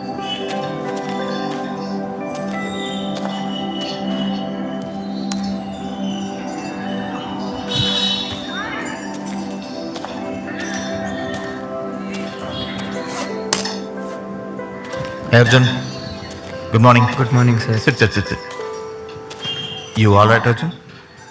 You used to be first on the pitch. You seem to be missing practices as well. Sorry, sir. I've been off lately. Can't seem to focus, even when I want to, sir. Feeling unwell? Sick? Not really sick. It's just that I'm not. There is too much noise in my head. It feels heavy, tired. That sounds more than just being tired. What kind of noise? I don't know. Maybe stress, exams, pressure to perform. The team is counting on me. Not physically. It's my mind. There are too many things running in my mind. Arjun, you do know that your mind needs as much care as your body, right? I thought as long as I can run, I can play, I'm okay with it. Okay. Let me ask you this. Say suppose if you have sprained your ankle, would you still ignore it and keep playing? Of course not. That would make it worse. I would rest. Exactly. Your mind works the same way. Rest doesn't mean weakness. It means you care enough to come back stronger. So, mental stress is like injury? Just like an injury tells you, your body needs rest. Similarly, these feelings, they feeling low, anxiety, stress, these are signs too. Your mind is asking you to pause, to breathe. Just because it is not seen in an X-ray doesn't mean it's not real, right? makes sense. I have never thought of it like that before. Oh, so how do I help my mind? Start with noticing. Pay attention to the signs when your energy dips, when you are not yourself. Your mind is telling you to take care of yourself. Arjun, physical and mental health are both equally important. Be aware and be kind to yourself. Got it? Thanks, sir. It feels much lighter knowing that. Can we spend more time talking about it? Of course. Come by tomorrow. We chat. Not just about cricket, but keeping your mind focused on the game too. See ya.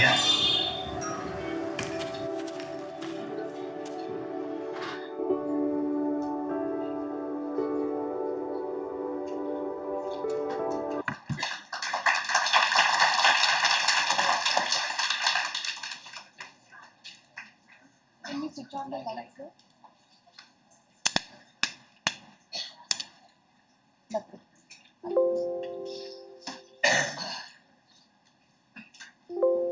So what did you guys think about the video? What are your thoughts? Did it make sense? Do you have some thoughts that you want to share around it? Hmm?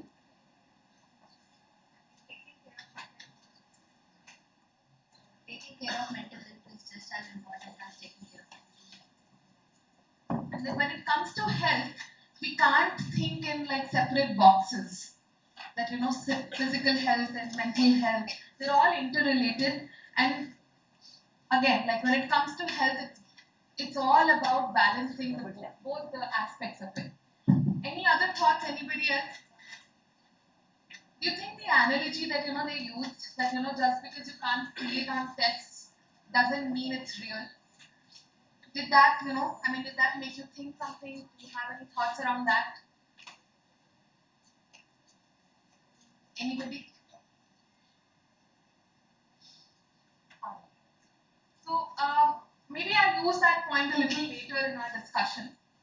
But the overall idea is that when it comes to health, physical health as well as mental health, they're both important, and one cannot think of health without thinking about both.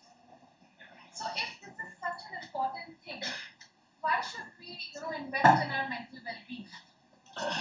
Is it because it makes us feel good? That's the only reason. That's why we should invest in mental health. I see some heads nodding. So maybe why.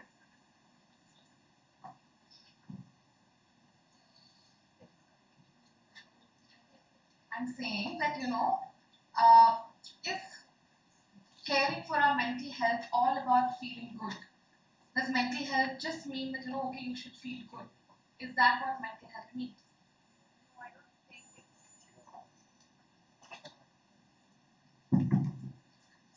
don't think mental well-being is just related to taking good or making yourself feel good or focusing on being happy. It is more than that. It helps you function better, think better. So there are multiple components to it. There are multiple things that it affects in our life. All right. So any other thoughts on that? Anything that you have here? It also keeps you focused and builds confidence as well.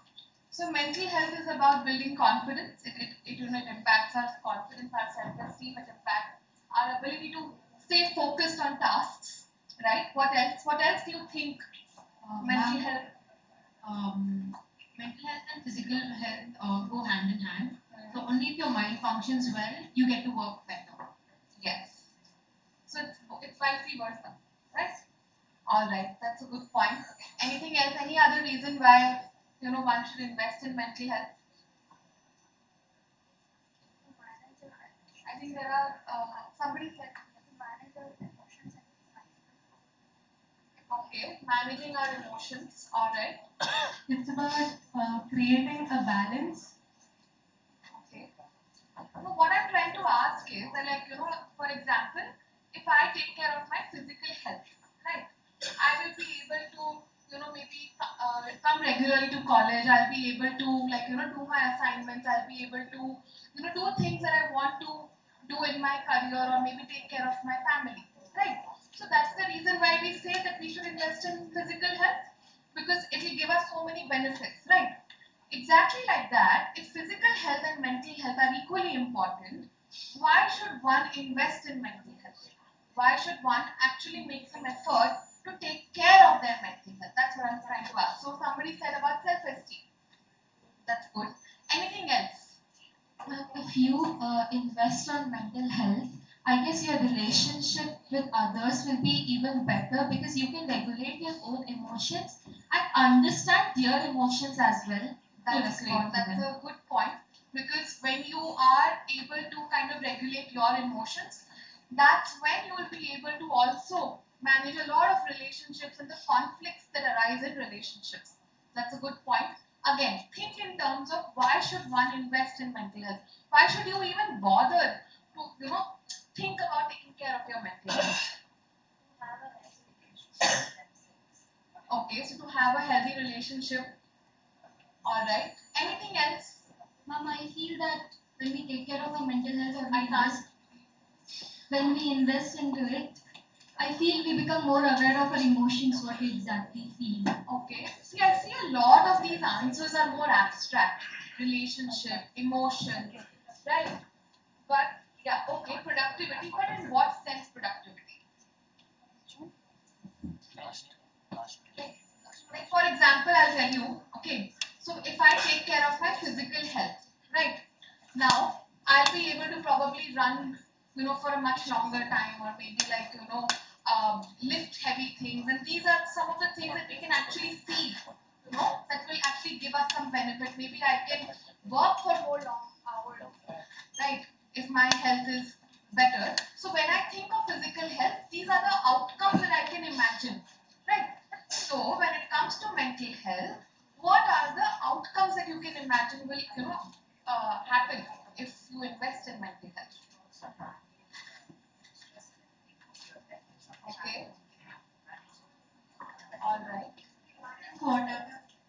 I think there's somebody raising their hand at the back. Can we give them mic there?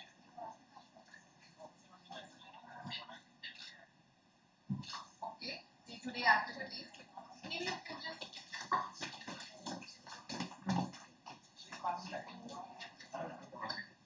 Yeah, it's okay. You speak and then pass it out. Ma'am, I see like two things, ma'am. So basically, one, yes, it depends on us. So if we take care of our mental health, then we'll feel better. And then I think like we'll not feel that burnt out thing. So we'll not feel like drained out. First thing. Second thing is it's all about energy. So energy is not just depends on one person. So our energy, like it affects our crowd also because we are human beings. So if we have better, if we have better mental health, then we have better energy. So that will not affect our crowd also. If your mental health is not okay, it will not just affect us, but it will affect the people around and the work also. Okay, all right. I think we have picked up on our good topic. I think we take her.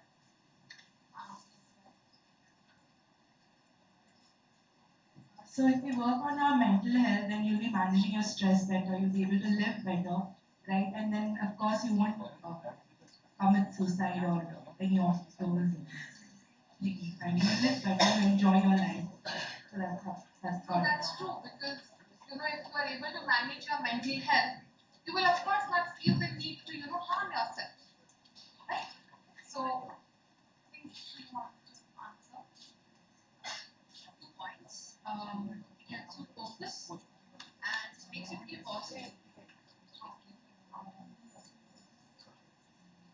I feel like problems and sorrows are inevitable, is that's going to be there in everyone's life.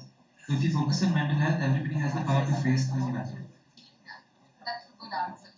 Because, like we said, that I mean, of course, there are going to be problems, right? But if you focus on your mental health, you will be able to know how to deal with these difficulties and still move ahead despite the difficulties being present.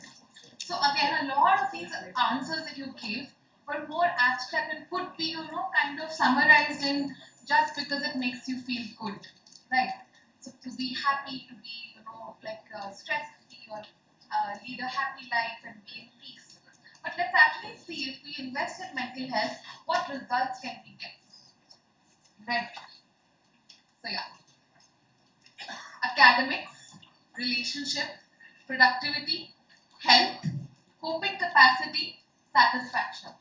Do you think if you are able to focus better, if you are able to manage your academic stress better, maybe you can actually juggle all these exams and papers and do reasonably well or even excel, right? Being productive meaning, you have limited amount of energy, right? So if you're able to deal with difficult emotions much better, you will be able to manage a lot of things in a day and, have a productive day, right? Then your coping capacity, again, being able to, deal with difficult situations, being resilient is what, is the outcome of mental well-being. Satisfaction, productivity, health and relationship, right? So if there are so many outcomes to it, what is it that stops us from giving it importance? When I say giving it importance, I mean why is it not a priority? Why do we, probably, laugh or make fun of people or anybody who probably goes through these kinds of concerns and not give it a priority and make sure that, we actually work on it? What's the reason? What do you think? Okay, social stigma. Alright, maybe we'll go through an activity to really understand, what exactly is this social stigma, right? So here's an activity for all of you. I'll read out this story, and there are certain questions that I want you to answer based on that. So Hemant is in second year of college. He has been feeling unusually sad and low on most days for nearly 2 months. He does not feel like eating and has lost some weight. He is not able to concentrate on studies and his marks have also come down. He is postponing making decisions and finds that even everyday tasks require a lot of efforts. He is also not sleeping well. He has started feeling that he is not good enough, and he also gets the thought that things may not get better in future and that it may be better to die than live like this. Right, so this is an overall, this is the story of Hemant, and I want you to discuss on these points. So would others recognize this as a mental health concern? That's the question. What are your thoughts? Yes? Okay. I see some of the people, they should. So you feel like they may not. Okay. Now what makes you say that they may not?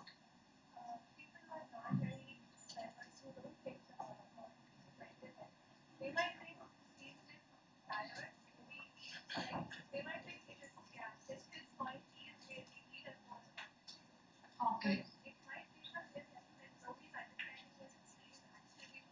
I think she's put a very good point that people may put a blame on him, say that it's their fault, and they are lazy, right? So when we talk about it's about not when we talk, most often mental health conditions or mental health concerns are termed with, or they are they go hand in hand with lazy, right? That's how it is put. Okay, fine. Any other thoughts? What do others think? Do you think his friends will be able to recognize this as a concern?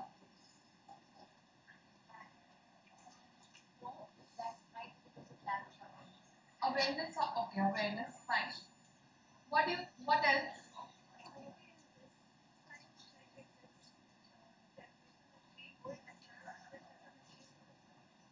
Okay, that's good. But what about others?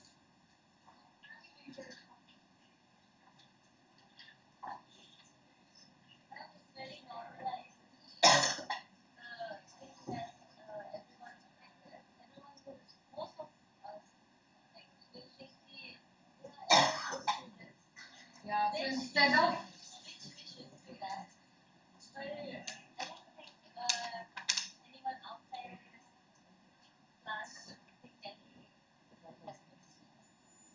okay.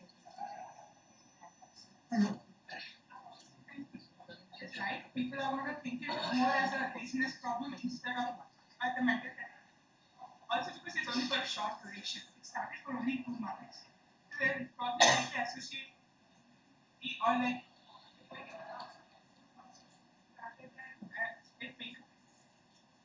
I think the group has raised very good points that either people will completely disregard it, ignore it, and think it's probably their own fault, or maybe it's just a phase and not really a real concern. On the other hand, people might think, oh, this everybody goes, so there's nothing new or there's nothing to be concerned about, right? So there are both sides of the coin. But the thing that I think everyone kind of agrees is that probably people will not think it's a problem or a concern that needs to be addressed, rather than nudging people to seek help, right? And making sure that they also understand it's a priority. Most often, people would either shrug it off or just ignore it, right? That's what it looks like. All right. Do you think he will seek help on his own? No?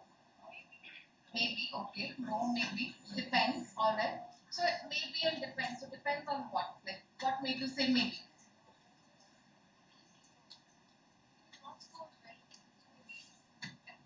Check what's wrong with him or something. Yeah, he might question himself, what's wrong with me? Why am I scoring so less? So let's just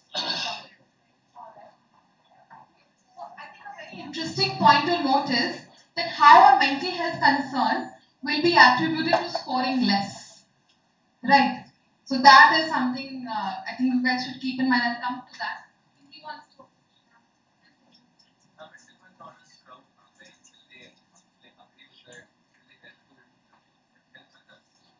Okay, so he may be hesitant, but if people around him are aware, they may be able to nudge him to seek help.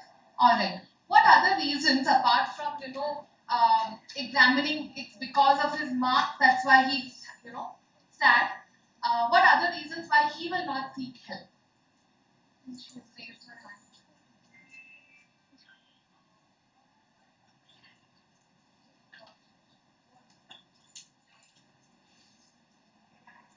Mom, what I feel is that he may seek help or he might not. One reason why he may seek help is that, he recognizes his issues. And the other reason why he may not seek help is that people have generalized the statement, saying that it's just normal, it's just the exam jitters or whatever, you're just facing with assignments or something. And maybe because of that, he's gonna think low of himself and he's gonna think that, I might not recognize my issue, and he is also going to think that he doesn't require help. Okay. I think that's a good point. Why would he think that he does not require help? Now, now if people just generalize it, like saying, probably our parents or friends, we deal with this every day, why can't you just deal with it? So that may be one good reason why he may not seek help. So it kind of trivializes the problem that they're going through. Right. It's almost saying like, oh, everybody has fever, so what?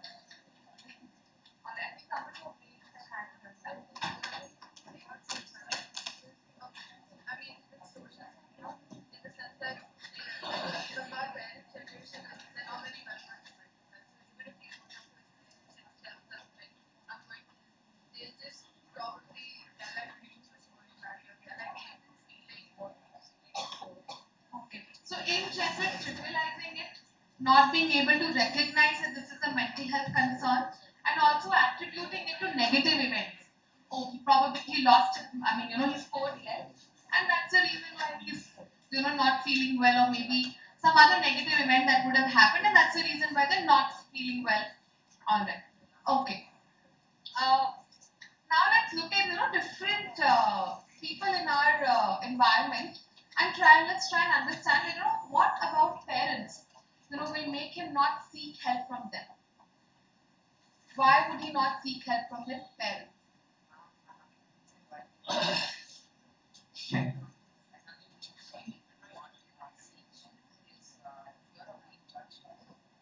Okay, so would he fear the judgment from his parents?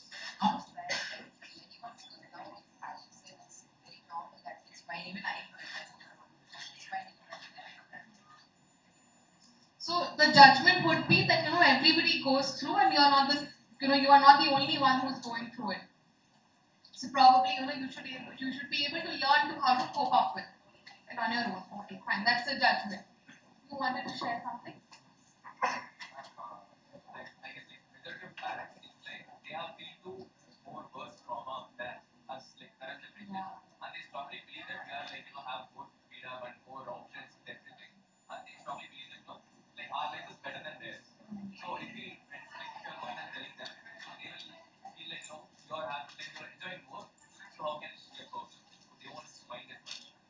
So this comparison, with their time and your time, and that may not, that may act as a barrier to understand this mental health concern. All right.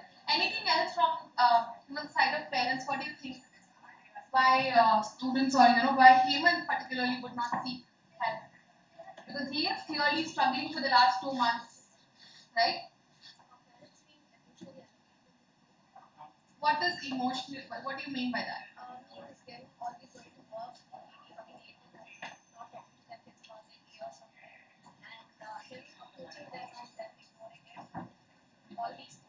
The lack of communication, that may not give him an opportunity to share.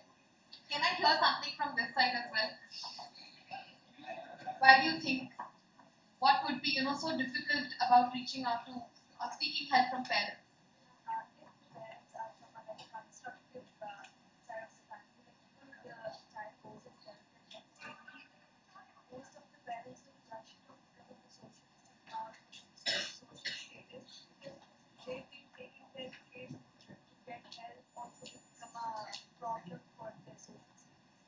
Okay, so social status, social stigma. So can you probably elaborate a little bit more? What is the social status, the social stigma? Or maybe anybody else can also help her out.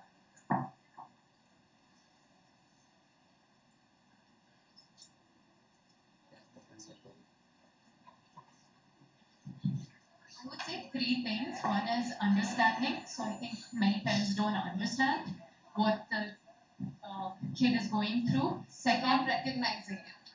No, not understanding their kid itself, the way they think, the way they are.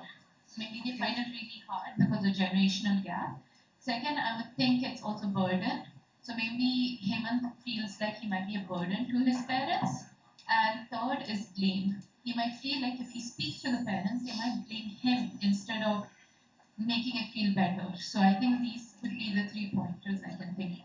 I think she added a very good point, because a lot of youth do feel that, if we share our concerns, if we ask for help, that means we're a burden to our family or friends. And, that's one of the major reasons why we don't actually end up seeking help.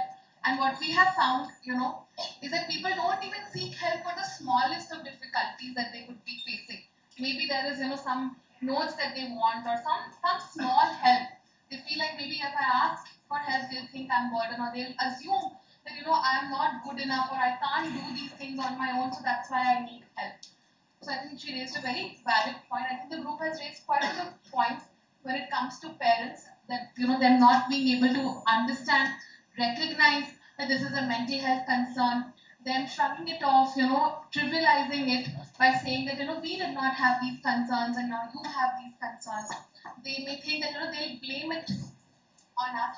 And I think another thing that, somebody raised was about the social stigma. And from that, I'm assuming that she's trying to say is that, what will other people in the society think?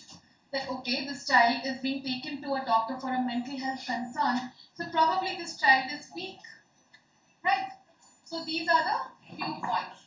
All right. So what about friends? Why do you think he'll not seek help from friends?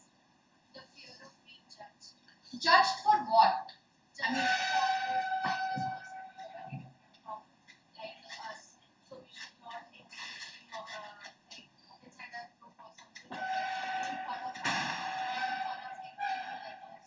so socially excluding them, then you will not be a part of the friend group. All right. So that's the fear there. What else? Spreading rumors. All right. So spreading false rumors and projecting them in a different light. All right. Again, a part of social exclusion.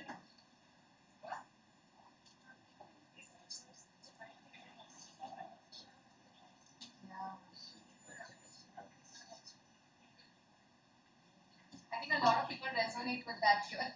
That somehow, if you have a mental health concern, you are seeking attention. When I hear these things, I really ask, what are you seeking attention for? You're having a problem. What attention do you want? Right? So, okay, but that's a very valid point. People think that, having a mental health concern means you're seeking attention from them. Alright, what else? Anybody here? Why would you not, or why would Hemant not seek help from his friends?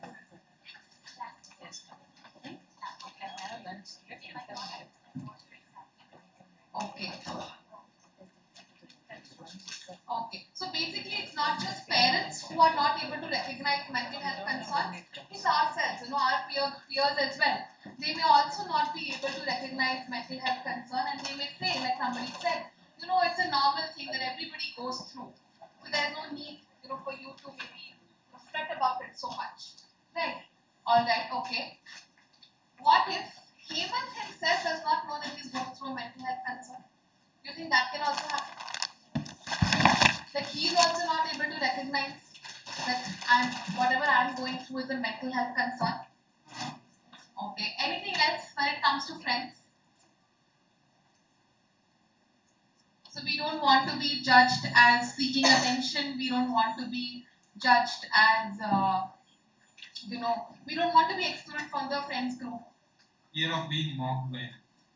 Okay. Fear of being mocked, people will make fun of him. Right, alright. So there are so many reasons why he will not seek help from friends, he will not seek help from parents. Probably he will not even know that he's going through a mental health concern. What about a counselor or a professional? You guys know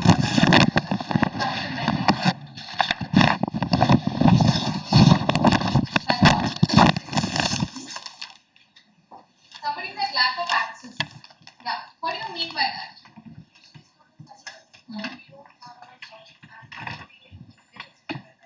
Yeah. Financial constraints when it comes for students particularly. So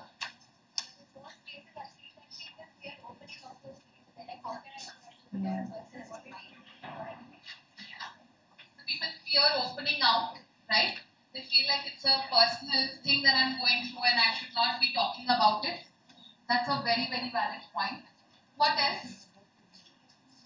What do you think? Do you think lack of access only means that one can't afford therapy? Is that the lack of access, or what else? Could lack of access mean something else as well?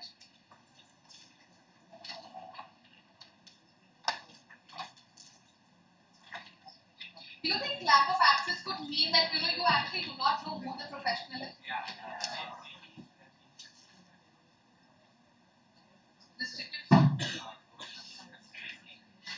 Restricted how? Yeah. That comes into the parents not really understanding the need for that. So do you think parents also do not know where to seek help, where to actually take your child or refer or to do that? Alright, okay, fine, that's a good point. What else could lack of access mean? Not knowing first of all who the professional is, not knowing where to find the professional. Then of course the financial aspect of seeking therapy. What else? Do you think if there is a counselor, let's say there is a counselor, still do you think will that be sufficient to go and seek help from the counselor? Do you think everybody understands the process of therapy? So do you think that can also add to it? I'm not sure if you guys have these concerns or not, but most often when we go for these trainings, people do say they're scared that if I share something, what if my teachers will get to know? What if my parents will get to know? What if the counselor goes and shares this with everybody? Right? So that's a major concern that people feel like I should not be seeking help. Do you think any other aspects like this could also be a reason why you don't seek help even if the counselor is there? Anything that comes to your mind?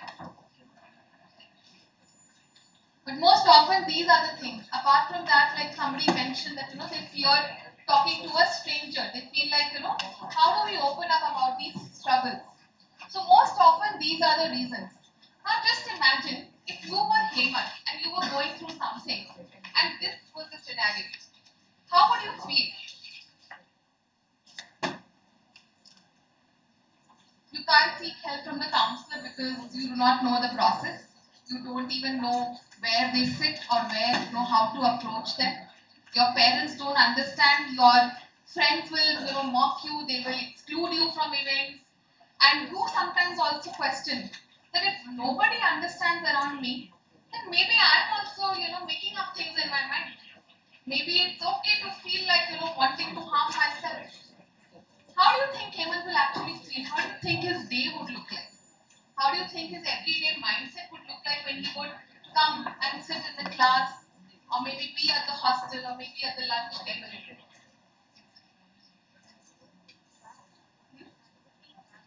He will feel trapped. I think that's a very beautiful word that explains exactly how he will feel. He'll feel suffocated, he'll feel trapped. And all because of what? Because somebody thinks that this is not important. Because somebody thinks that, oh, this happens to everybody. Right? So, what do you think all of these reasons that you've been stating, what do you think are behind this?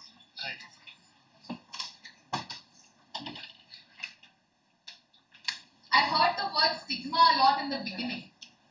Do you think all of this is stigma? Right? So stigma is basically a prejudice. Before the thing has actually happened, we've judged it and we've made our own notions about it. Where do you think it actually comes from?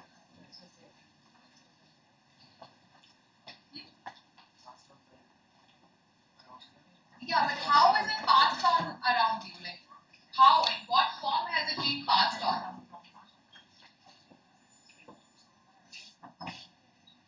Any answers? Where do you think all these stories have come about? Where do you think these notions have come from? So these notions about that, mental health concern means you're weak. You can't, you will be judged, you will be mocked. This is something, which everybody goes through. All these reasons why you don't seek help. Where do you think all of this has come from? Yeah, but still a different narrative is being formed, no? So where is this different narrative coming from? Media. Right? That is the most prominent way of circulating a wrong notion. How often have you seen a mentally ill person being shamed in movies, in posters? And whenever they hear a loud noise, they always scream and shout. And then that person is labeled as mentally ill. Right? So it's through these stories that are showcased through media, different forms of media, is how these narratives have actually built on for such a long time. Right? So I think these are just some of the few beliefs that we have already discussed here. I'll skip that and maybe we can watch a video on how should we break this stigma. What should we do to actually spread the correct information around mental health?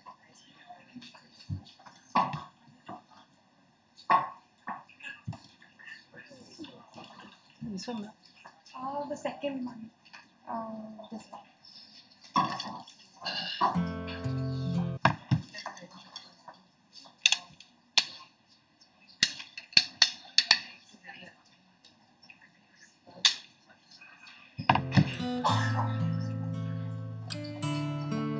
I'm feeling low these days. Nobody understands me. It's too much to handle. I feel I'm not good enough. I don't feel confident. I can't share my feelings with anyone. Am I the only one feeling like this? I feel like sharing my feelings and thoughts, but I'm worried. People will laugh at me if I tell them what I'm feeling. They may think I'm a weak person. I want to feel better. I am trying, but I feel stuck. I really wish I could talk to someone about what I'm going through. Aren't these feelings common? You may have also experienced such feelings at some point or another. You are not alone in this.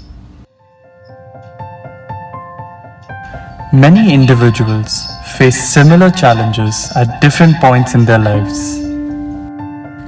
These thoughts and feelings may be experienced when we are going through stressful situations or a difficult phase in our life.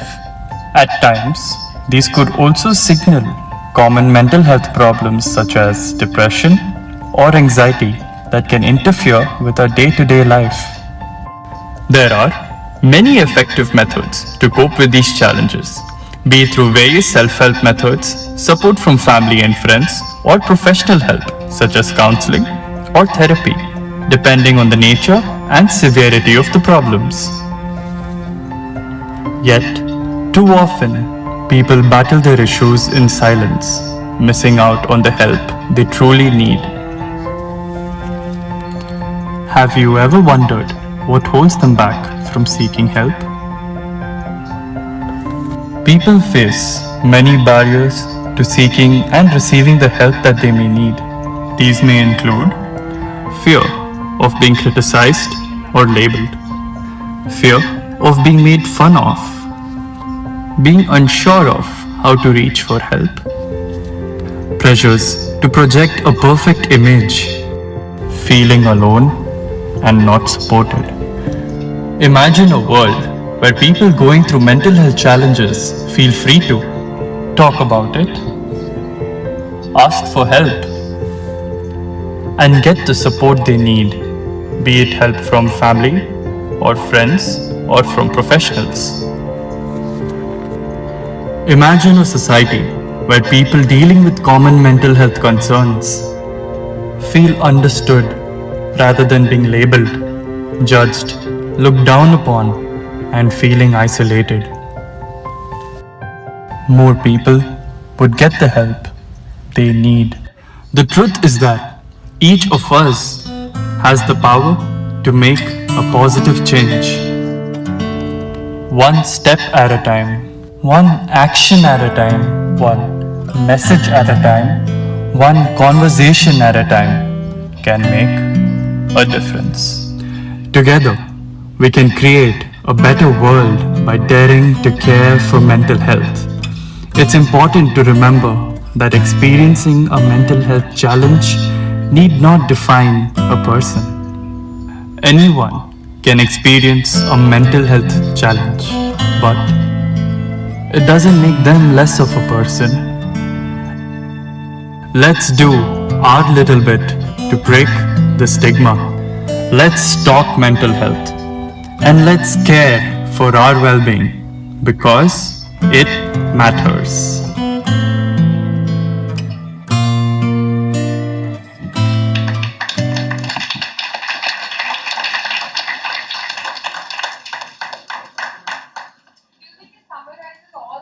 Discussing now.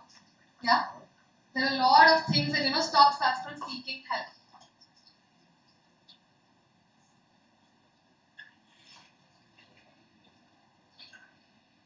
So mental health, they impact our thoughts and feelings, our behavior and actions, our relationships, our self-esteem, performance and motivation. So for all these reasons, we should be, it should remind us that it's such an important aspect of our life that we should pay attention to it, right?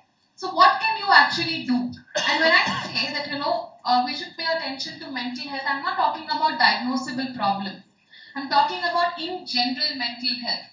In general, to take care of our physical health, how we sleep on time, how we eat right? Just so that, we can prevent, getting physical diseases. Exactly like that, when it comes to mental health, what can you do to make sure that, you're feeling fit as well? So you can strengthen skills and practices to maintain mental well-being, using self-help methods to deal with minor mental health difficulties, mobilizing support from friends and family to deal with mental health concerns rather than withdrawing. So there are things that you can do on your own, right? And then knowing when self-help and informal support may not be enough. We'll just quickly do an activity here. What do you think are the skills that you can practice to ensure mental health? What do you think the first one is? Okay. Second, managing moods. Okay. Third, okay. The fourth one, asking for support when you're feeling stuck. That's the most important thing. When you go and ask for help, that does not mean you're a weak person. You just need help, like how other people also need help, and that's it. There's no other judgment or meaning around it. Finding happiness in small moments. When you start enjoying the small moments, then you'll actually be able to notice a lot of things which are happening, which are going okay in your life, right? Balancing between caring for self and others, right? Valuing yourself for small efforts. All the small things that you do even on difficult days. Even showing up to your class when you've had like a major setback in life. Just showing up maybe to meet your friends. The small things that you guys do, that's extremely, extremely important, and we should remember and count that as something good that we have done for ourselves. So I think I'll skip that, and this is extremely important because I want you guys to relate it to Hemant's story. So these are the 6 points that we should keep in mind, and if any one of them is there, right, you should actually go and seek help. Daily functioning gets worse or is not improving in spite of self-care. So your daily functioning includes you sleeping on time, you eating right, you're doing your daily chores, every small basic thing that we ignore and we think it's okay. Everybody does. No. Doing that on time and in the right way is extremely important.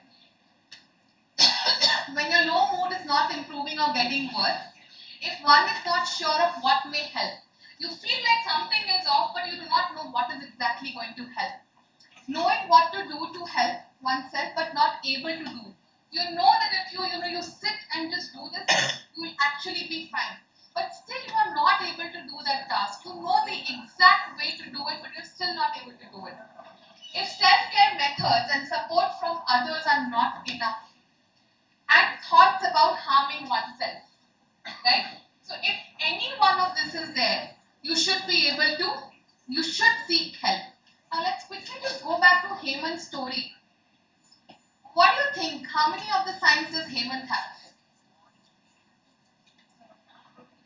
I gave you 6 signs. How many signs does Hemant have? Huh? Almost everything, okay? Tell me what's that? Okay, harming oneself. What else? So his daily functioning is not improving, right? What else? Yeah, so he doesn't feel like eating, he's not sleeping well, he doesn't feel like taking care of himself, so his daily activities are not. Yeah, but then think of the 6 points. The first point is there, daily functioning is not improving. Second, the 6th point is there, that he feels like harming himself. But there's one more point which is there. No, something else. Huh? No. Something, sometime back, somebody said, oh, he's just experiencing it for a very short time. It's just been 2 months. His low mood has not been improving for 2 months, for 60 days. That's a big time, right? And that's it. Yeah. That's there. But if you think of the 6 points, right, that I shared, out of that 6 points,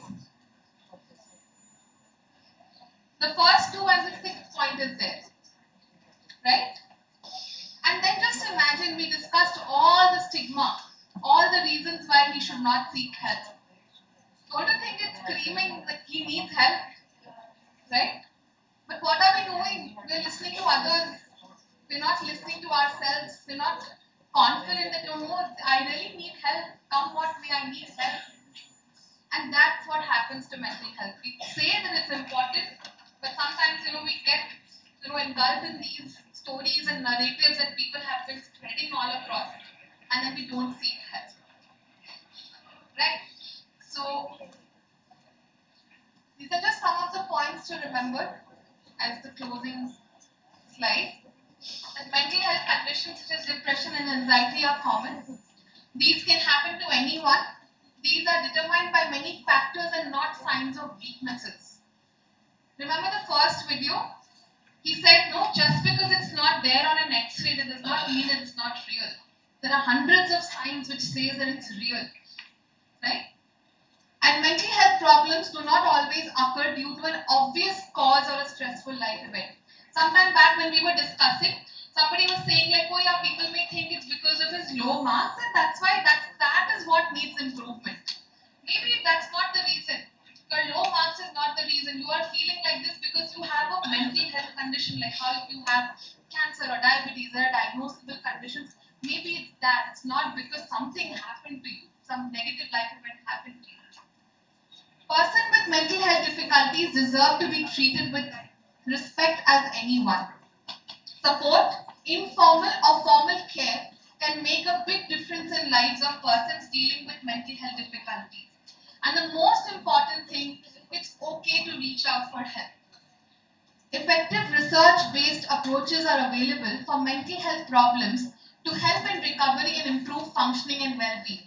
With this, I would just like to add one last line and conclude this, that when you go to a therapist or a counselor, they are not there to give you advice.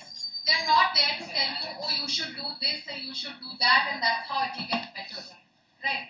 They actually, they have been trained to hold a conversation, to provide a treatment which is research-based, which helps you understand what is it that you are going through and how is it that you want to take things ahead and how is it you want to manage. They're not there to advise you. They're not there to talk to you. They're not your friends.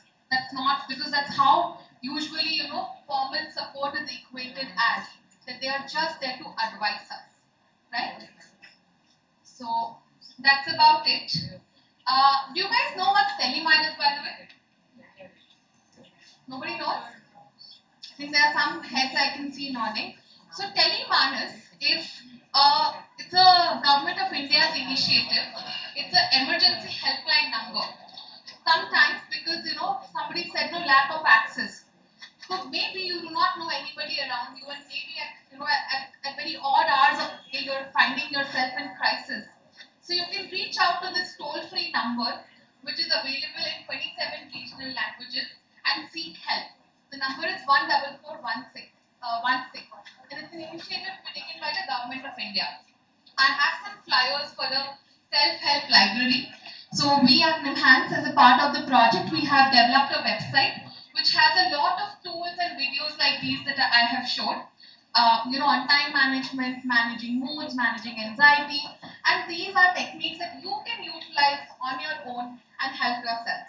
I think the flyers are being distributed. If we get distributed, you can take one for yourself.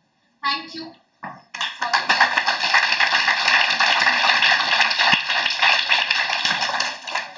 Thank you, Ms. Tanvi, for the wonderful session on icebreaker and helping us understand and breaking the stigma around mental health, and it's okay to talk about it. Let's give a big round of applause.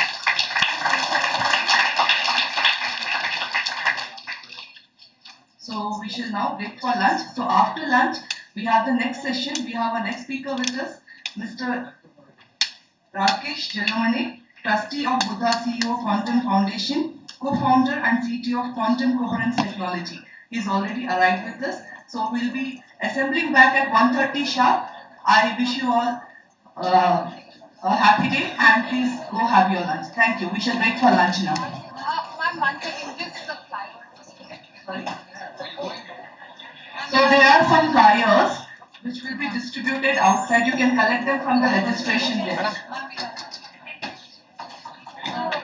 Everyone, please pay attention. So whoever has registered and not written their names in the registration form, please go to Ashmit. He'll help you with filling it, and make sure you fill it. Even the attendance sheet, same, and Varun will handle the attendance sheet. Food coupon, if you've not received, who has not received food coupons, we'll arrange the food. Okay, thank you everyone.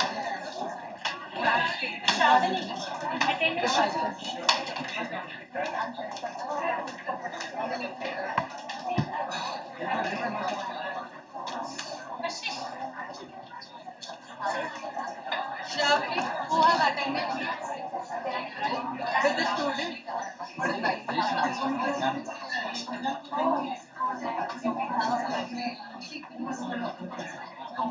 It's on the board.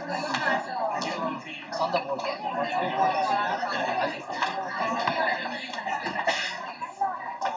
That was the idea, like, just to kind of make videos on certain things which are very misunderstood.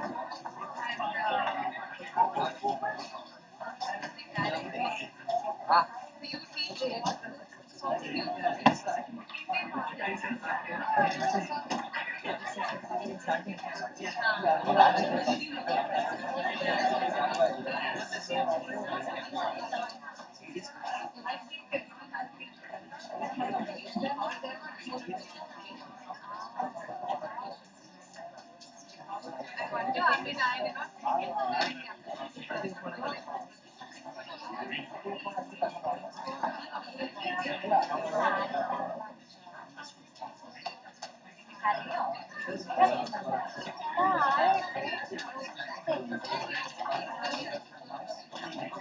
Yeah, it's available on the website. My well-being shell. Yeah, yeah, yeah. Yes, yeah, we can do that.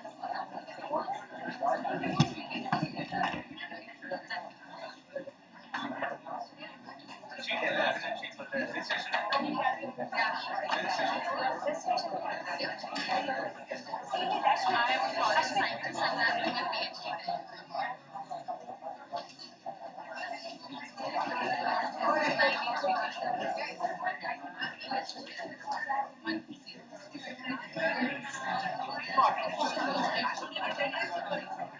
मैंने वापस कर दिया यहाँ पर है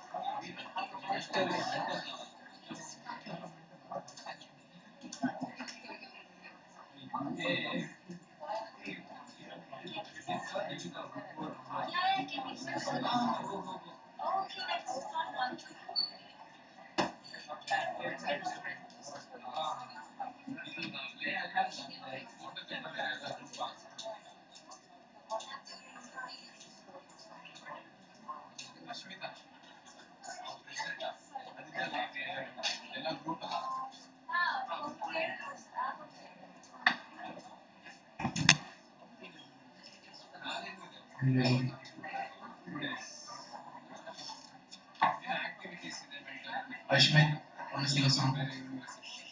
Amda, Vice President, please sing a song.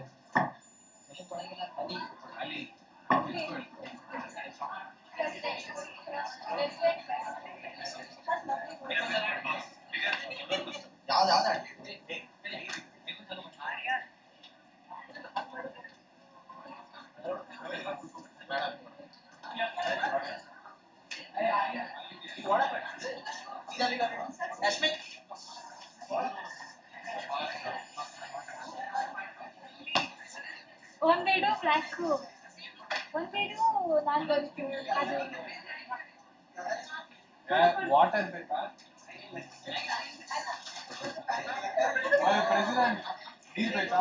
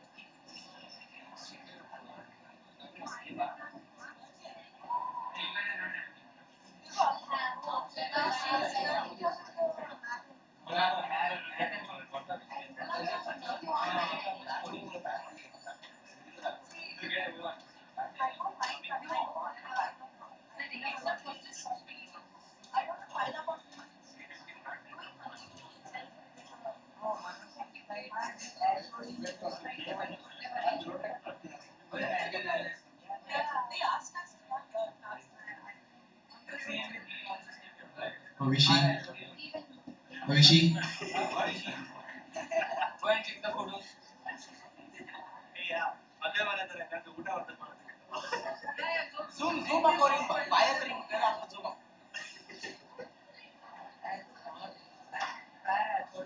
Avishi, please take a bath tomorrow.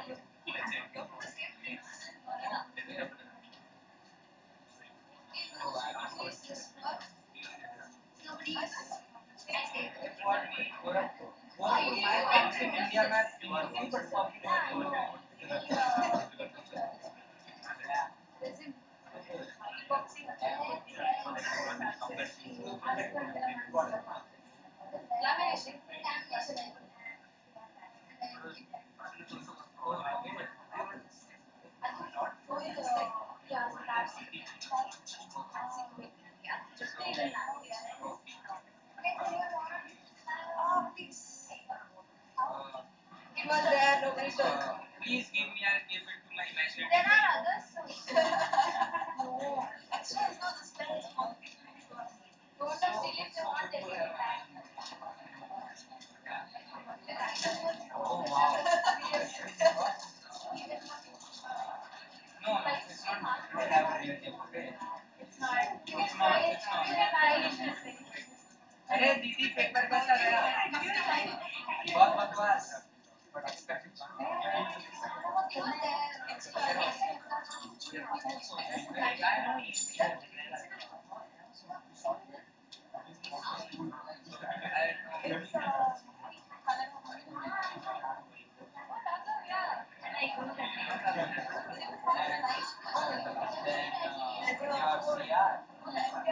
like people who are with have know all of this.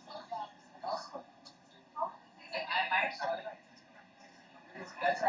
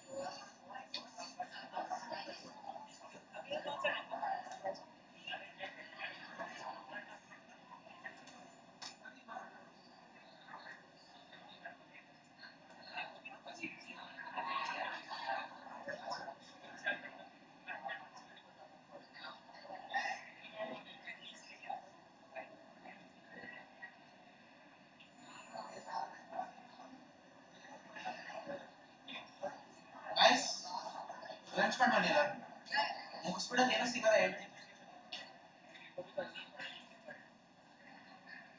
ಆಮೇಲೆ Deepavali add two ಬರ್ತಾರೆ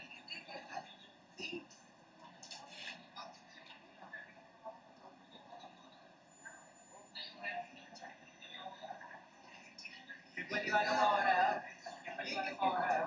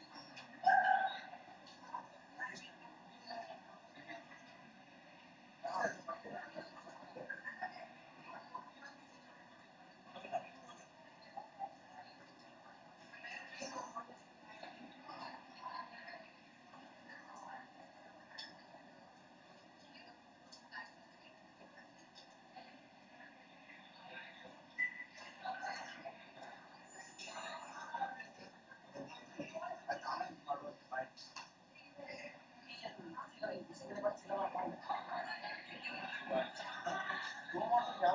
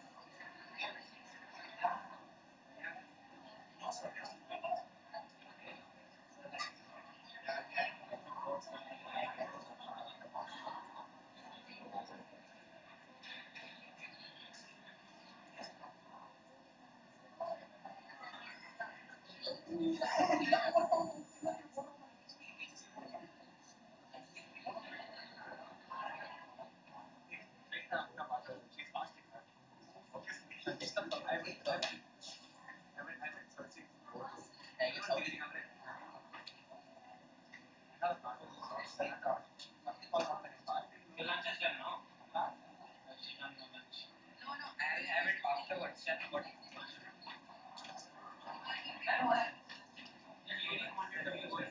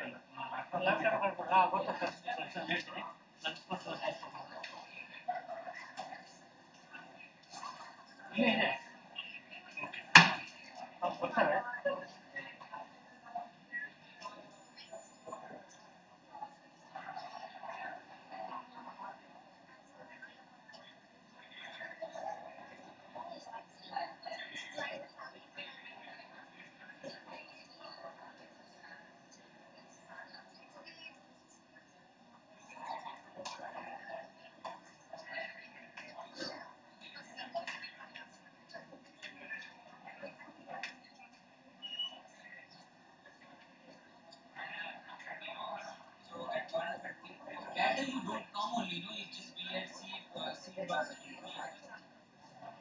And you are in their group, no? The message will come, so be at that time there only. Be at there. Share now. What should be your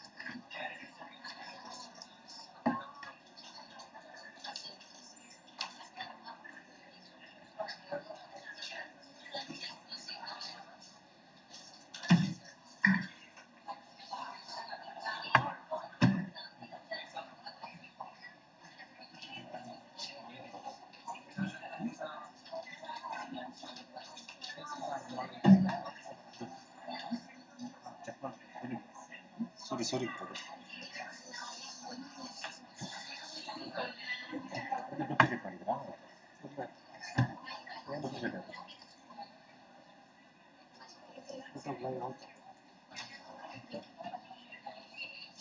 close ಮಾಡಿದರೆ ಅದು Snapchat close ಮಾಡಿರೋದು ಹಾಗೆ ಬರುತ್ತೆ close ಮಾಡ್ತಿದ್ದಾರೆ ಓಬಿಎಸ್ ಇದು sir 1 minute sir hello ಸರಿ ಮಾತಾಡಲ್ಲ ಒಂದು ನಿಮಿಷ ಹಲೋ ಸರಿ ಎಲ್ಲಿದ್ಯಾ ಸರ್ ಇಂಟರ್ನೆಟ್ ಲೈವ್ ಅಲ್ಲ ಸರ್ ಕ್ಲೋಸ್ ಮಾಡ್ಬಿಟ್ಟಿದ್ದಾರೆ ದಿನ ಸ್ಟಾರ್ಟ್ ಆಗುತ್ತೆ ಅಲ್ಲೋ ಗೊತ್ತಿಲ್ಲ ಹೇಳಿರಲಿಲ್ಲ ನಾನು ಯಾರು ಮುಟ್ಬಾರ್ದು ಅಂತಾನೆ ಹೇಳಿರೋದು ಹಾಂ ಸೂರಿ ಹಲೋ ಸೂರಿ ಬಾರ್ಮೇಲೆ ಒಂದು ನಿಮಿಷ ಅಪ್ಪ ನೀನು ಬೋರ್ಡ್ ರೂಮ್ 206 ಒಳಗಡೆ ಬಾಯ್ದು ಒಂದು ನಿಮಿಷ. ಹಾಂ ಒಂದು ನಿಮಿಷ ಆಗಲ್ಲ. ಇವ್ರದ್ದು ಲ್ಯಾಪ್ಟಾಪು ಡೈರೆಕ್ಟ್ ಕನೆಕ್ಷನ್ ಕೊಡಬೇಕು ಇವಾಗ. ಯಾವುದ್ರಲ್ಲಿ ಇದೆ ಬರ್ತಾ ಇಲ್ಲ ಅದಕ್ಕೆ ಹಾಂ ಬಾ.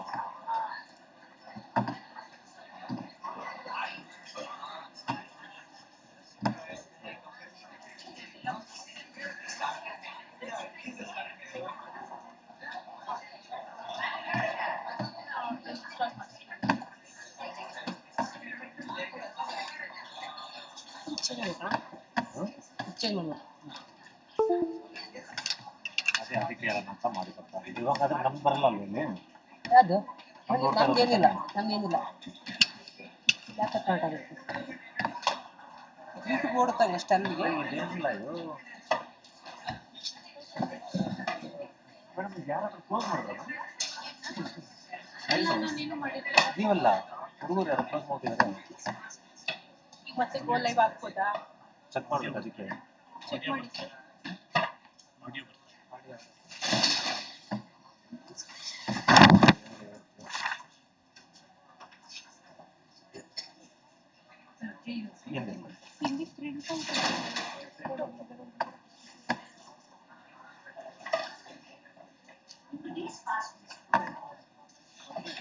ಇಲ್ಲ ಸರ್ ರಿವ್ಯೂ ಹಳೇದಿದೆ.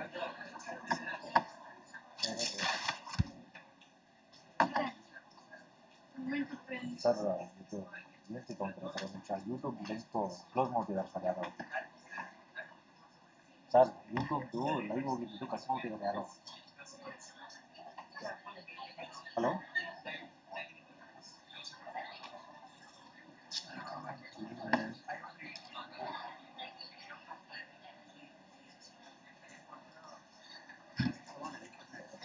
ಇಂಟ್ರೆಟ್ ಬರ್ತಾ ಇದೆ ಸರ್ ನನಗೆ. ಯೂಟ್ಯೂಬ್ ಲಿಂಕ್ ಇದು ಸಿಗ್ ಮಾಡೋದು ಅಂತ. ಸರ್ ಹಲೋ ಸರ್ ಕೇಳಿಸ್ತಾ ಇದೆಯಾ ಸರ್? ಸರ್ ಕೇಳಿಸ್ತಾ ಇದೆಯಾ ಸರ್? ಯೂಟ್ಯೂಬ್ ಲಿಂಕ್ ಹೌದಾ ಸರಿ ಸರ್. ಇದು ಲೈವ್ ಸ್ಟ್ರೀಮಿಂಗ್ದು ಹೊಟ್ಟೋಗಿದೆ ಸರ್. ಇದು OBS ಮಾತ್ರ ಹೊರಡ್ತಾ ಇದೆ.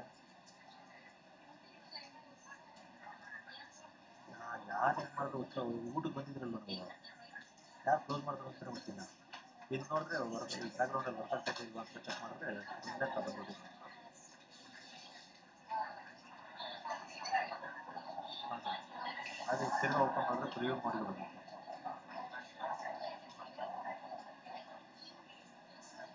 ಇಲ್ಲ ಇದು ಯಾರೋ ಕರೆಂಟ್ ಕರೆಕ್ಟ್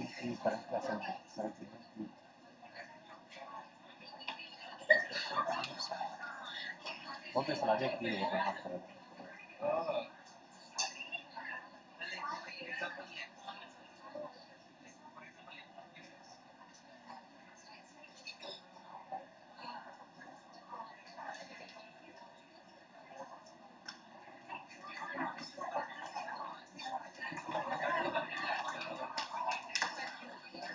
ಓಕೆ ಲೈವಲ್ಲೇ ಇದೆ ಸರ್ ಇವಾಗ.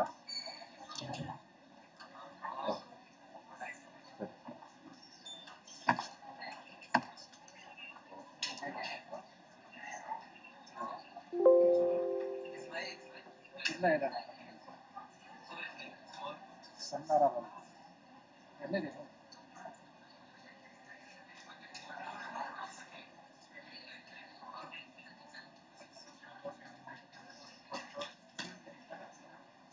ನೋಡಿ ಸರ್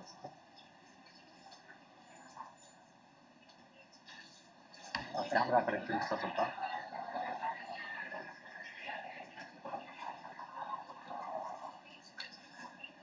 ಹಾಂ ಸರಿ ಸರಿ ಇನ್ನೂ ಇಲ್ಲ ಸರ್. ಹಾಂ ಸರ್ ಇದೆ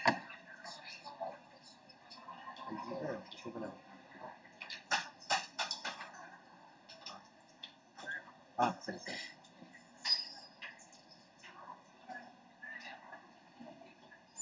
ಹಾಂ ಸರ್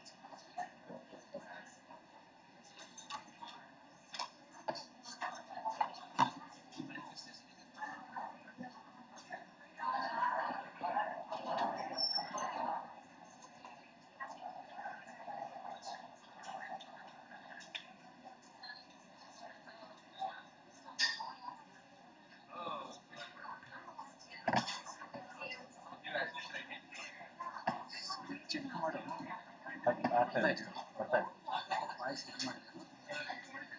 ಏನು ಮಾಡಿ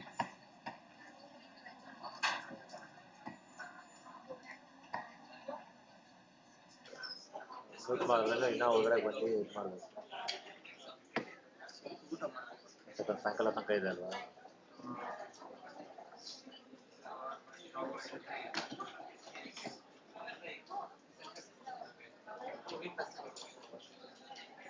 It's working now, sir? Okay. Do you need for later? Is it another?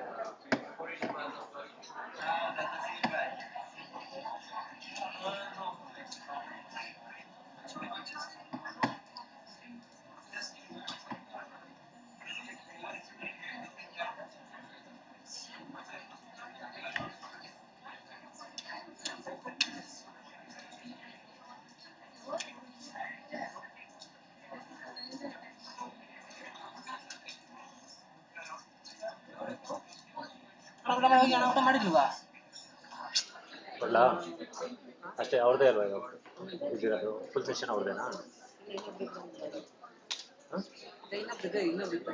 ಸರಿ ಎಲ್ಲಿದೆ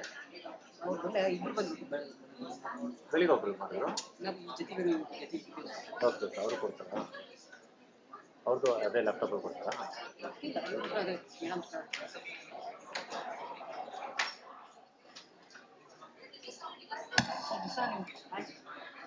ಇಲ್ಲ ಅವ್ರದ್ದೇ ಇದೆ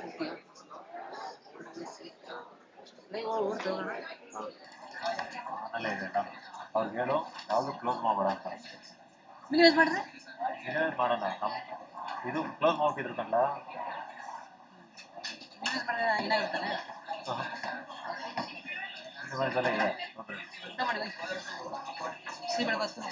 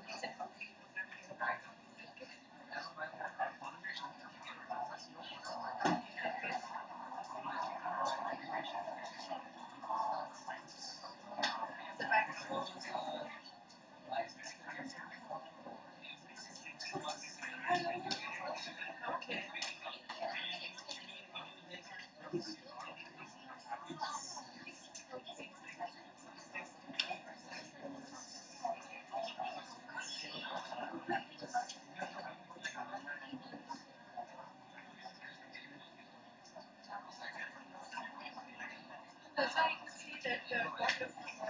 So I was like fascinated how come workout has come here.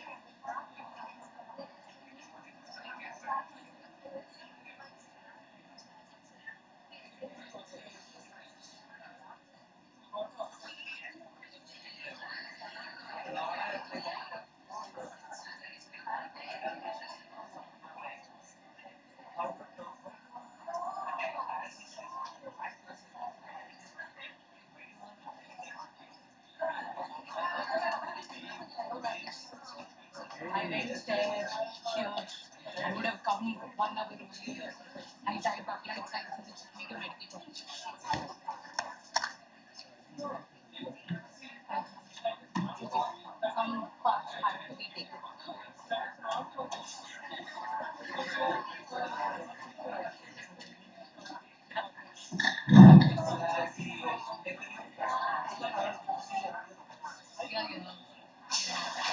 Other colleges are also doing good.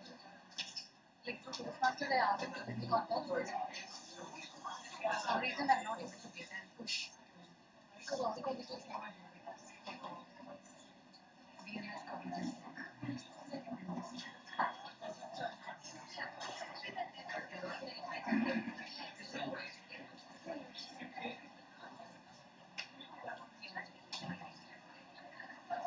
Welcome back everyone. Good afternoon to one and all present here. Our next session we will be starting now.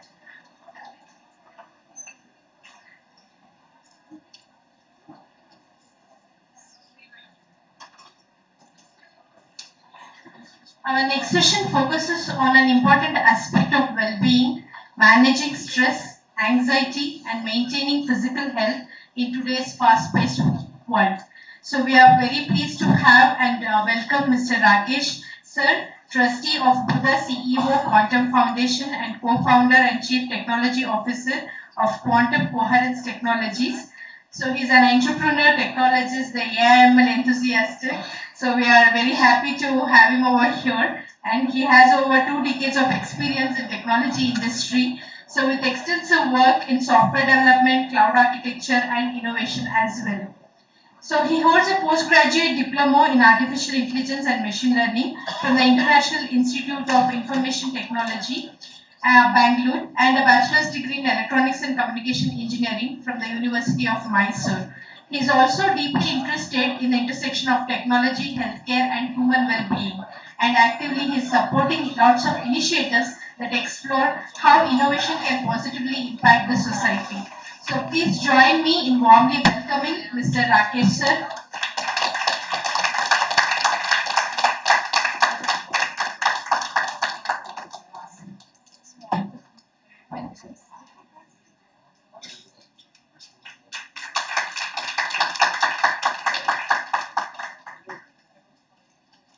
I hand over the dais to sir.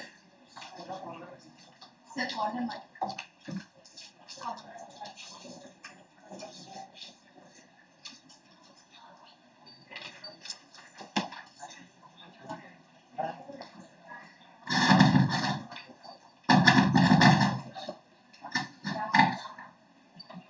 Okay.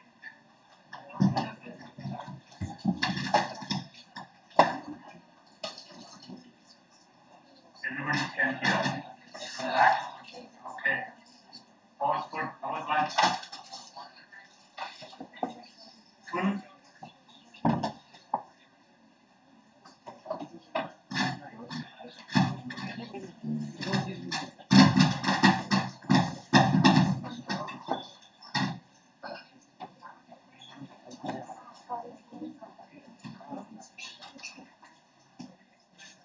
Okay.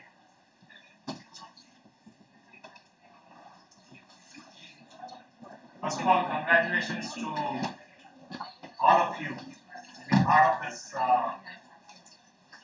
amazing initiative where I see importance to the mind.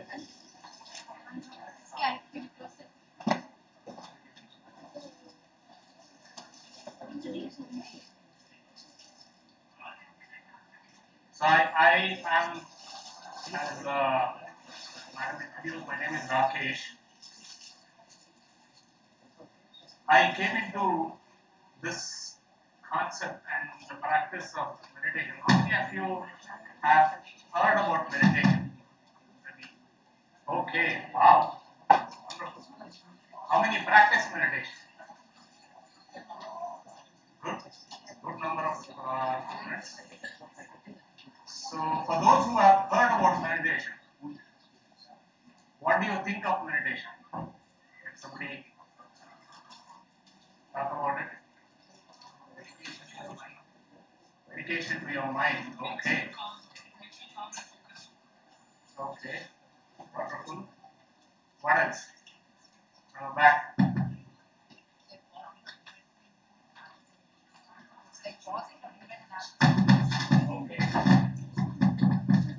Pausing to the moment and peace. Wonderful. What else? Okay. Focusing on cards. Okay. What's that? Connection with the inner self. Awesome. Okay. I don't need to have a talk. I just called when about that. I'm surprised nobody said meditation means giving up and going into Himalayas.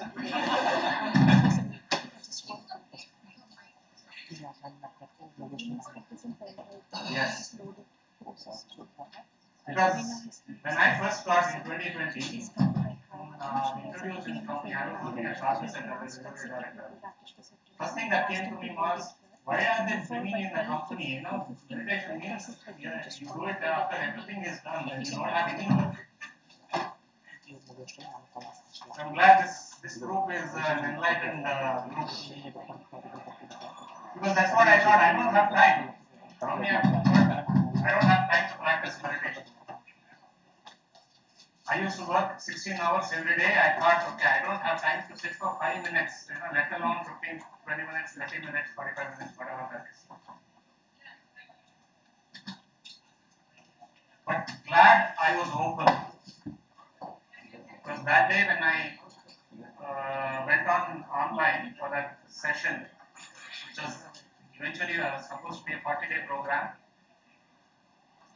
I realized meditation can bring so much. What I thought was something spiritual or that guru, something that cannot explain. I realized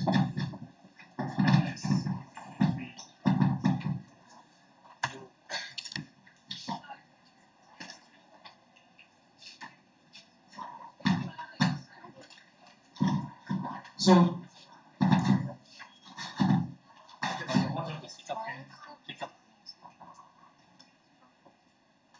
okay. So I'm glad I did that session because what I heard on that first day of the program, a business leader comes and sits in entrepreneurs and my mentor now. He came and said his business success was because of meditation. And I was thinking this is spirituality, meditation means giving up things, giving up desires. And here he was saying his success came through meditation. And of course, eventually I experienced many of those benefits and started understanding the science of it. And as many of you spoke about, meditation brings a lot of other benefits. Right? How many of you here believe or heard of this statement, thoughts create reality? Okay. I'm talking to the choir. Our thoughts create our reality. That is a very, very, very empowering statement. What it means is I'm not dependent on some some environment, some government, some teacher to create what I want to do. I'm not dependent on my parent. I'm not dependent on my friends. Because it's a very, very empowering statement. But what happens? Why are we here in this? Because our mind is, how many people think we can control our mind? Okay, there are some. Excellent. But we know mind is something that is not necessarily fully understood. Right? So let's talk about this, but before that, let me just play a small video about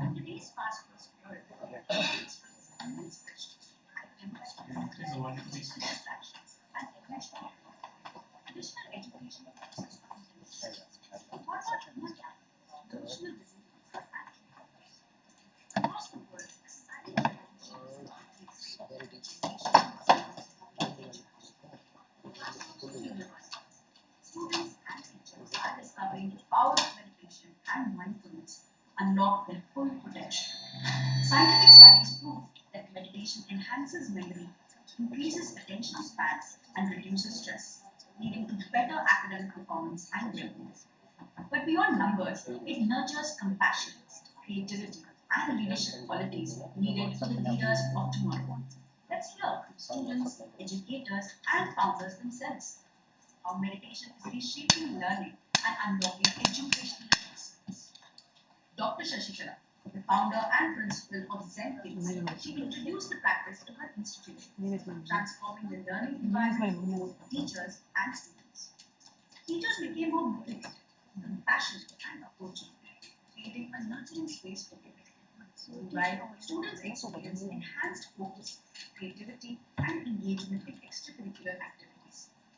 I, as a teacher, would always like to see my children happy from within. We found that this magic combo of education and meditation was helping children to be more focused, creative, and happy, and teachers to be more compassionate. Tej Guru, a senior teacher in Nepal, integrated meditation into both the classroom and the community. This transformative approach not only enhanced students' concentration, but also played a pivotal role in revitalizing the students' footwork. After years of struggle, the team achieved a remarkable victory, serving as a powerful testament to the impact of meditation in fostering success. I have practiced to be teachers about mindfulness meditation. So almost more than 300 students and around 40 to 50 teachers and directors at this. They are known what mindfulness meditation is. Sujata Sriram, Senior Master and founder of the Chandrasekhara Pyramid Meditation Center, has been instrumental in bringing meditation into educational institutions. Through her guidance, students, teachers, and staff have embraced the practice, experiencing profound positive changes in their learning and teaching environments. 21 days program of this implementation meditation in colleges and schools we have taken as a case study. And what I have seen when we visited the institutions and we conducted meditation sessions, the children, they responded so well. And I've seen drastic change even in the behavioral aspects of students and teachers as well. Teachers, they were so grounded and they were ready to take up this process to the students, and they practiced on their own. Once when you are practicing meditation, you will see the behavioral change and the performance wise change and creativity, and their attitude towards others means respect towards others and connectivity to nature, and the best things how they can take from readings of the book. Vignesh and Saili, two young practitioners, have turned their dreams into reality through the power of meditation. By cultivating clarity of thought and deeper understanding of their true aspirations, they manifested their dream jobs with confidence and focus. During the meditation, I felt that I was getting a notification from the dream company, and right after the meditation, the notification popped up, and I saw that I landed an interview with the dream company. Meditation has been life-changing for me in many ways. It helped me to stay calm and think clearly, which made me more focused and productive, and that has been a big help in reaching my personal and professional goals. In meditation is that I have manifested my dream university, and I also got the dream college and dream job in that university. So these are the miracles that happen after meditation. Vicky Sarvepalli and Parmina Kondamurthy, young students who embrace meditation, they have gained clarity. Now they are paying it forward by teaching meditation to teens and children, leading numerous sessions and inspiring positive change in their communities. I've been doing meditation for the past 4 to 5 years, and I've noticed a lot of benefits from it, specifically through my education journey. For one, I have a lot more confidence now. Instead of shying away, I have the confidence to raise my hand and ask questions to my teachers. This helps me engage more and get better grades. I started realizing what meditation can actually do, and I also started having benefits of my own. And some of these positive benefits were like my confidence increasing. Before, I used to be a shyer person, a shyer kid, and now it's much easier to talk to lots of people. Like I'm recording. Now we bring in the global research on meditation and education. Harvard Medical School states meditation enhances memory, improves focus by 16%, and increases emotional regulation in students. University of California, Santa Barbara states students who practiced mindfulness showed a 30% increase in working memory and improved GRE test scores. MindUp conducted a study for schools that implemented meditation programs that reported a 25% reduction in stress-related absenteeism and better academic engagement. All India Institute of Medical Sciences, Delhi, conducted a study on school children practicing meditation, which showed a 12% improvement in academic performance and 18% reduction in exam-related anxiety. Studies conducted by the Board of NCRT and CBSE states schools that introduced daily meditation and mindfulness sessions observed a 40% decrease in behavioral issues and enhanced student attention spans. The future of education is at a turning point. The mind is the most powerful tool a student possesses. But are we truly equipping them to harness its full potential? Meditation is no longer an option. It is time to redefine education, to go beyond memorization and grades and build mindful, innovative, and conscious leaders for the future. A revolution is already underway. Schools, universities, and policymakers around the world are embracing meditation as the foundation of true educational excellence. Will you be a part of this transformation? Let's together make meditation an integral part of learning and awaken a generation of limitless minds. The time to act is now. For more details about Project Excellence, write to us at excellence@uthaceo.org.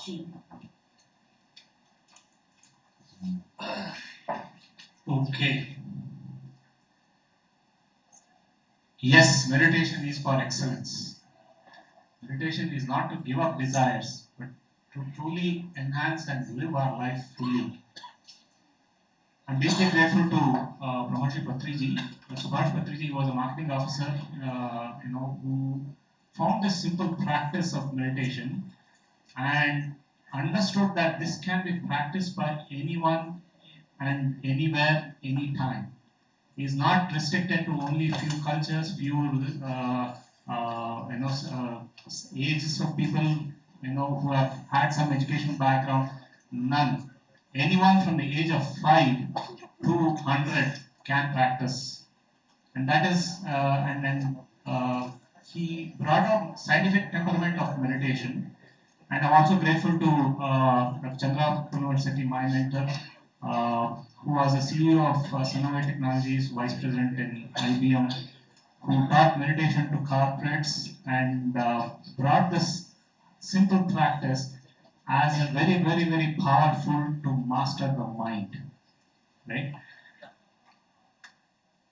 So let's understand this mind, right? We heard about this thoughts create reality, right? But where does that come from? How many of you have heard this experiment that was done about asthma patients? There were a couple of groups, so they brought in asthma. Asthma means breathing trouble, right? And I heard, when it came to Bangalore, it is quite common here. And I used to suffer from bronchitis for 25 years, right from my college days. And I always, every time I go to a doctor, they said you can only manage, there's nothing else you can do. You can reduce the stress and deal with it, but you always have to use aspirin. Aspirin was my friend for a long time. But just 3 months of this practice, I realized, I've not had meditation, this bronchitis for the last 6 years. No medication, right? Now this group of asthma patients who suffer from these conditions, they were told that, this is an experiment. We have support from the professionals. you will be given some allergens. Allergens means what? Which triggers the symptoms of asthma, right? You will be given the allergens which will trigger, and you want to see how much of trigger each of you will get, right? Now, what they told was that it will be allergens, but what they were actually given were saline water. What is it called? Called placebo, right? So placebo is a popular concept these days in the medical research. So they were actually given saline water, but they were told it is allergens. Now what happened? About 48% of the people experienced symptoms of asthma. Remember, what they were given was the saline water. But they were told and they believed that this is allergens. And 48% experienced symptoms of asthma. They took another group and then who were suffering from these symptoms, from the asthma symptoms, and to them they told, we'll be giving you medicine, right? The steroids that actually reduce the asthma symptoms, but they were also given saline water. Now what happened? 64% of the people who were actually having symptoms found reduction in symptoms. Second experiment, this was done by Harvard in somewhere in the 90s. Group of senior citizens in the age of 50 to 70, they were taken to a resort which was all decorated or made to feel that they were in their 30s to 50s. That is like, in 70s, 1970s, what would be the restaurant? If you using tennis rackets, it would be wooden racket. The model of car that you would drive would be of that age, right? So they took them to a resort where the entire environment was set up as if they were 20 years younger, and they were made to spend for a week, right? With all the environment conditioned to that. So what did they find? 1 week later, they actually found physically they were 20 years younger. Many symptoms, like they were standing taller, they were dancing, they were able to go around, and their health improved. What changed? What changed in that 1 week? What was that stimulus that was given to them? Environment changed. Environment means our mind, the conditioning that was given to the mind changed. Just with that, nothing else changed. They were still 50 to 70, but physically they were behaving, they are younger, right? Now, why is that? 63 to 44% became younger. 63% of the people were behaving symptoms of being younger. So, what are these two experiments telling?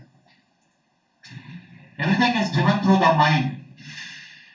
What you believe, if you believe I'm taking medicine, then the body will behave that it is medicine, right?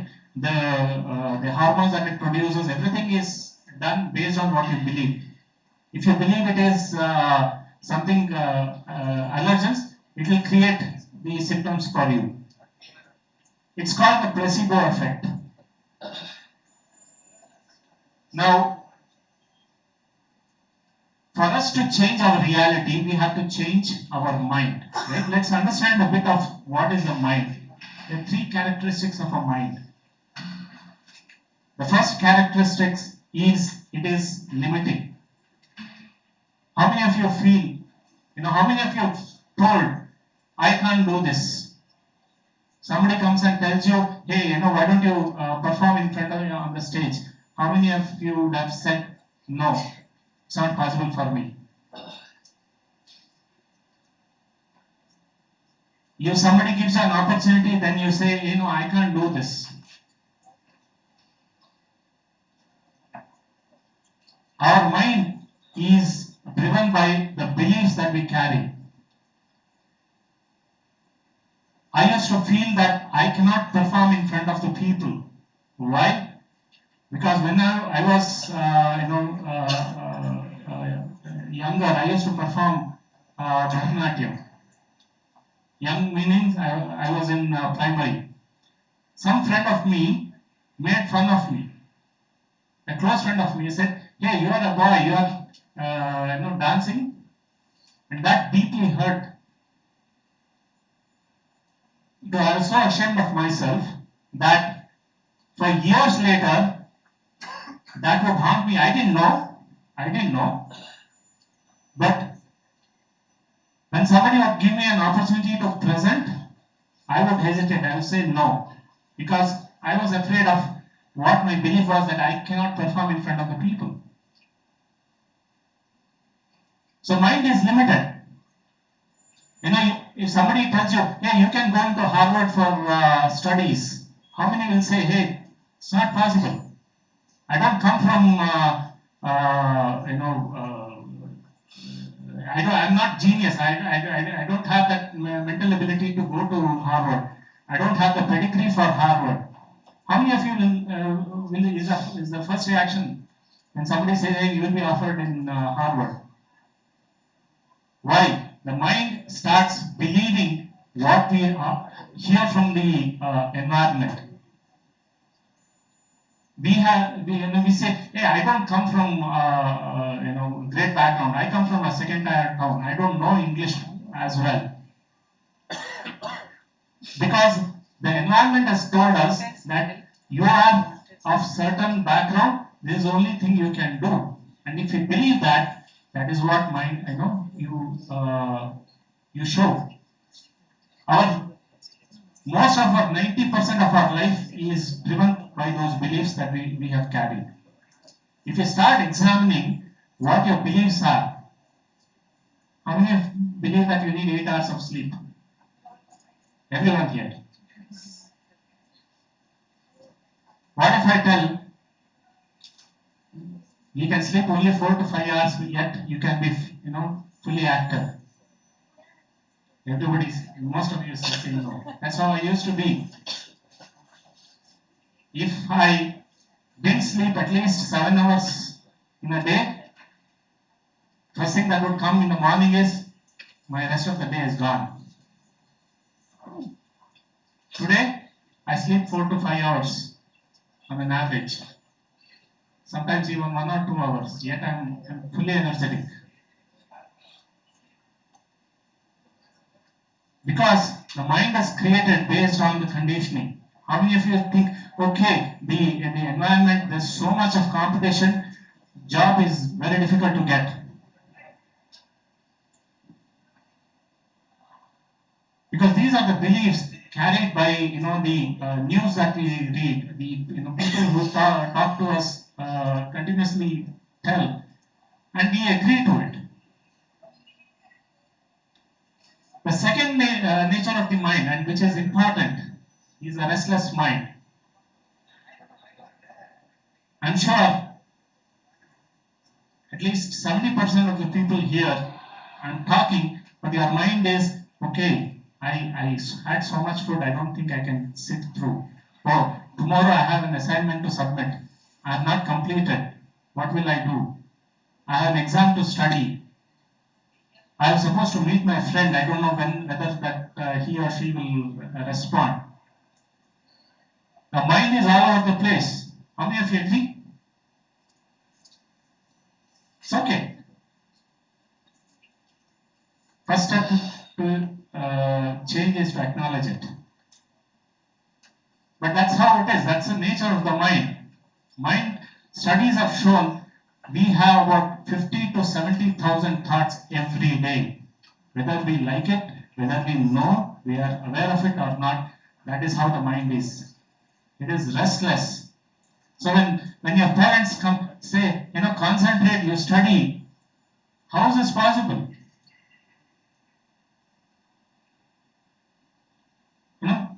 Teachers, parents, they say, hey, you have to concentrate. How can you not concentrate? You have to focus on your studies. But the mind is restless. And the third aspect is being disconnected. Somebody beautifully said, meditation is to know your inner self. We are disconnected from our true self. We have infinite potential, yet we are disconnected because we are living in this environment. Many people come and say, NEET or whatever exams are so difficult. So we get conditioned by that environment. And because we are disconnected of who we are, a lot of people, your parents, hey, you have to, do masters, or you have to do PhD, or you have to go and, apply in these companies. A lot of parents, friends, peer pressure. While you may truly want to, become a designer, or you want to do some art form. That's what makes you happy. But your environment, your condition is telling you something else, and you are disconnected from your true nature. So these are the three forms, these are three aspects of the mind, which is what stops us from achieving our full potential. Let's hear from few people who have, through meditation, been able to create some miracles.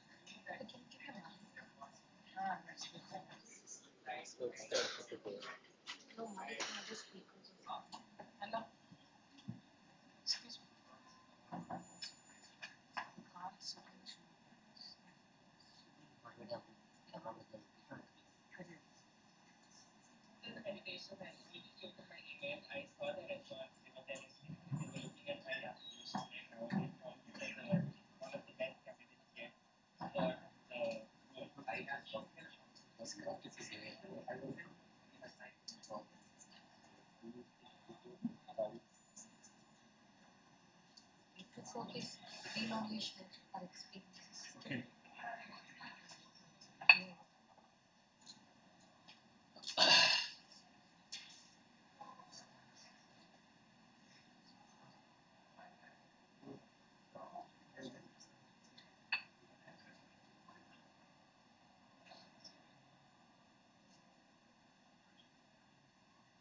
So let's hear, let's understand the science behind it. We talked about the power of the mind, right? Mind has the three aspects. Now, how does our body, how do we understand from the body perspective or the brain perspective, right? So we have the three aspects: the limiting mind, the restless mind, the limiting mind, the restless mind, and the disconnected mind. Limiting mind is essentially our subconscious. Subconscious is a tiny part of our brain. It's called the limbic brain, which is the emotional and the feeling brain. Every time you go out and you see a lot of traffic, input is coming to the emotional brain because you are frustrated, you are angry, and you feel there is, this is every day, this is same thing.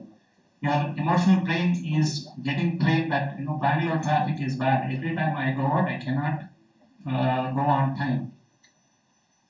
The emotional brain is getting programmed. Conscious mind, the 50 to 60,000 thoughts that is coming is actually feeding to the subconscious. Every time you hear something in the news, the economy is bad, the conscious mind is having a lot of thoughts. It's trying to relate many things. So the conscious mind is feeding this subconscious many limiting things.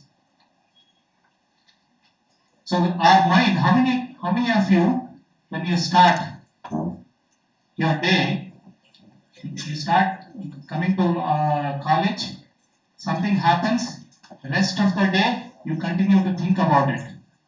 Your friend calls and you are upset about it. Days together, we think about it. Oh, why did he call or why did he not call?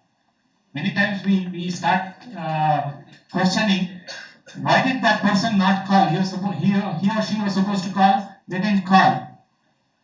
We make a lot of assumptions because the conscious mind is restless and continues to think. The disconnect mind is what is called as a quantum field, quantum energy field. Quantum physics says we are mostly energy.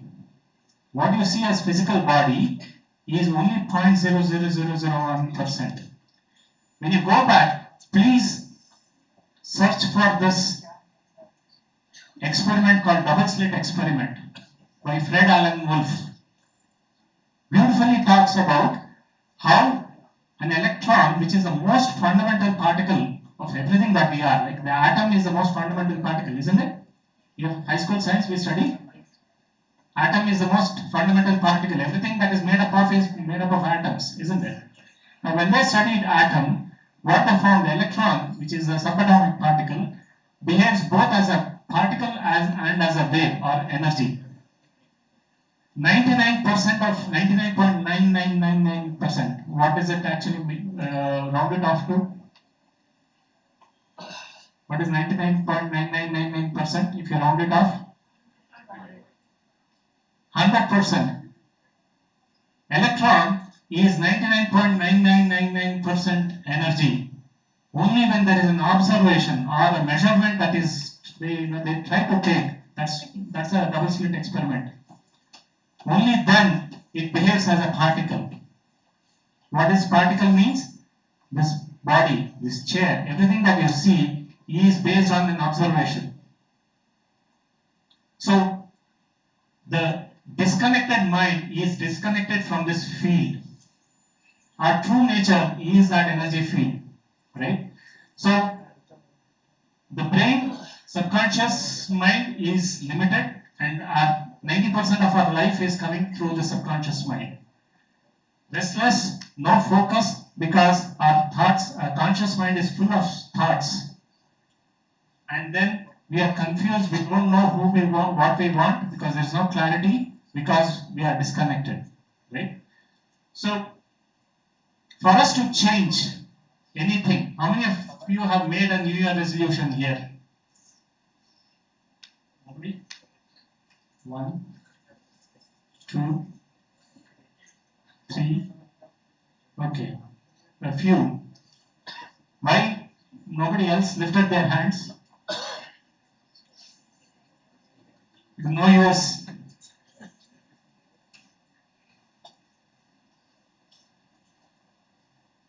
January 1st, I will go to gym every day. By January 7th, what is gym? Why? This is exactly the case because our beliefs are continuously controlling us. Our mind is we can't master, we don't think we can master our mind. Right? So, but there is a solution. Meditation is the simplest solution to bring our mind under our control, not other way around. Today, our mind is is controlling us. How many have dreams? How many have dreams? Okay. Some half. About a couple of months ago, I was in a residential school. There are like primary and high school students were there. I asked this question. Everyone are jumping up and down, saying, I have dream, and they were so eager to come and share their dream. What happens when you come to college? Why can't we raise it with the same enthusiasm? Because we are more conditioned. Your parents have said, keep it realistic. Only this is possible. Our mind, our beliefs are started getting formed. Everything, if you observe, if you go back and question your own beliefs, you recognize somewhere there is a belief that is formed which is stopping you. So for us to change, and those beliefs are coming because there is so much of restless minds, restless thoughts that is going on. So for us to change our reality, thoughts and feelings create our reality. And we want to change our reality, we have to change our thoughts and feelings. So meditation is the simplest solution. Meditation and the right wisdom. Meditation to help calm that mind, that 50 to 60,000 thoughts that we are having can be calmed through meditation. And for us to reprogram our subconscious, the first thing that I did after I came into meditation was to question every belief that I had. The 8 hours of sleep, because I used to have, if I didn't sleep for 7 to 8 hours every day, next day morning I would have migraine. I suffered from migraine for more than 10-12 years. Within 6 weeks of practice, the migraine was gone. Because I reprogrammed, I questioned that belief. So the moment you change that belief, and that belief can be changed when you have the right wisdom, when the right understanding of what happens in the body, what happens in our mind, right? So these two is a magical solution, and all our programs through the Buddhasya Panda Foundation, we emphasize this, right? This is again an aspect of how we reprogram our subconscious mind. Our subconscious gets programmed through continuous thoughts and conditions, right? But for us to reprogram, what is stopping us is analytical mind.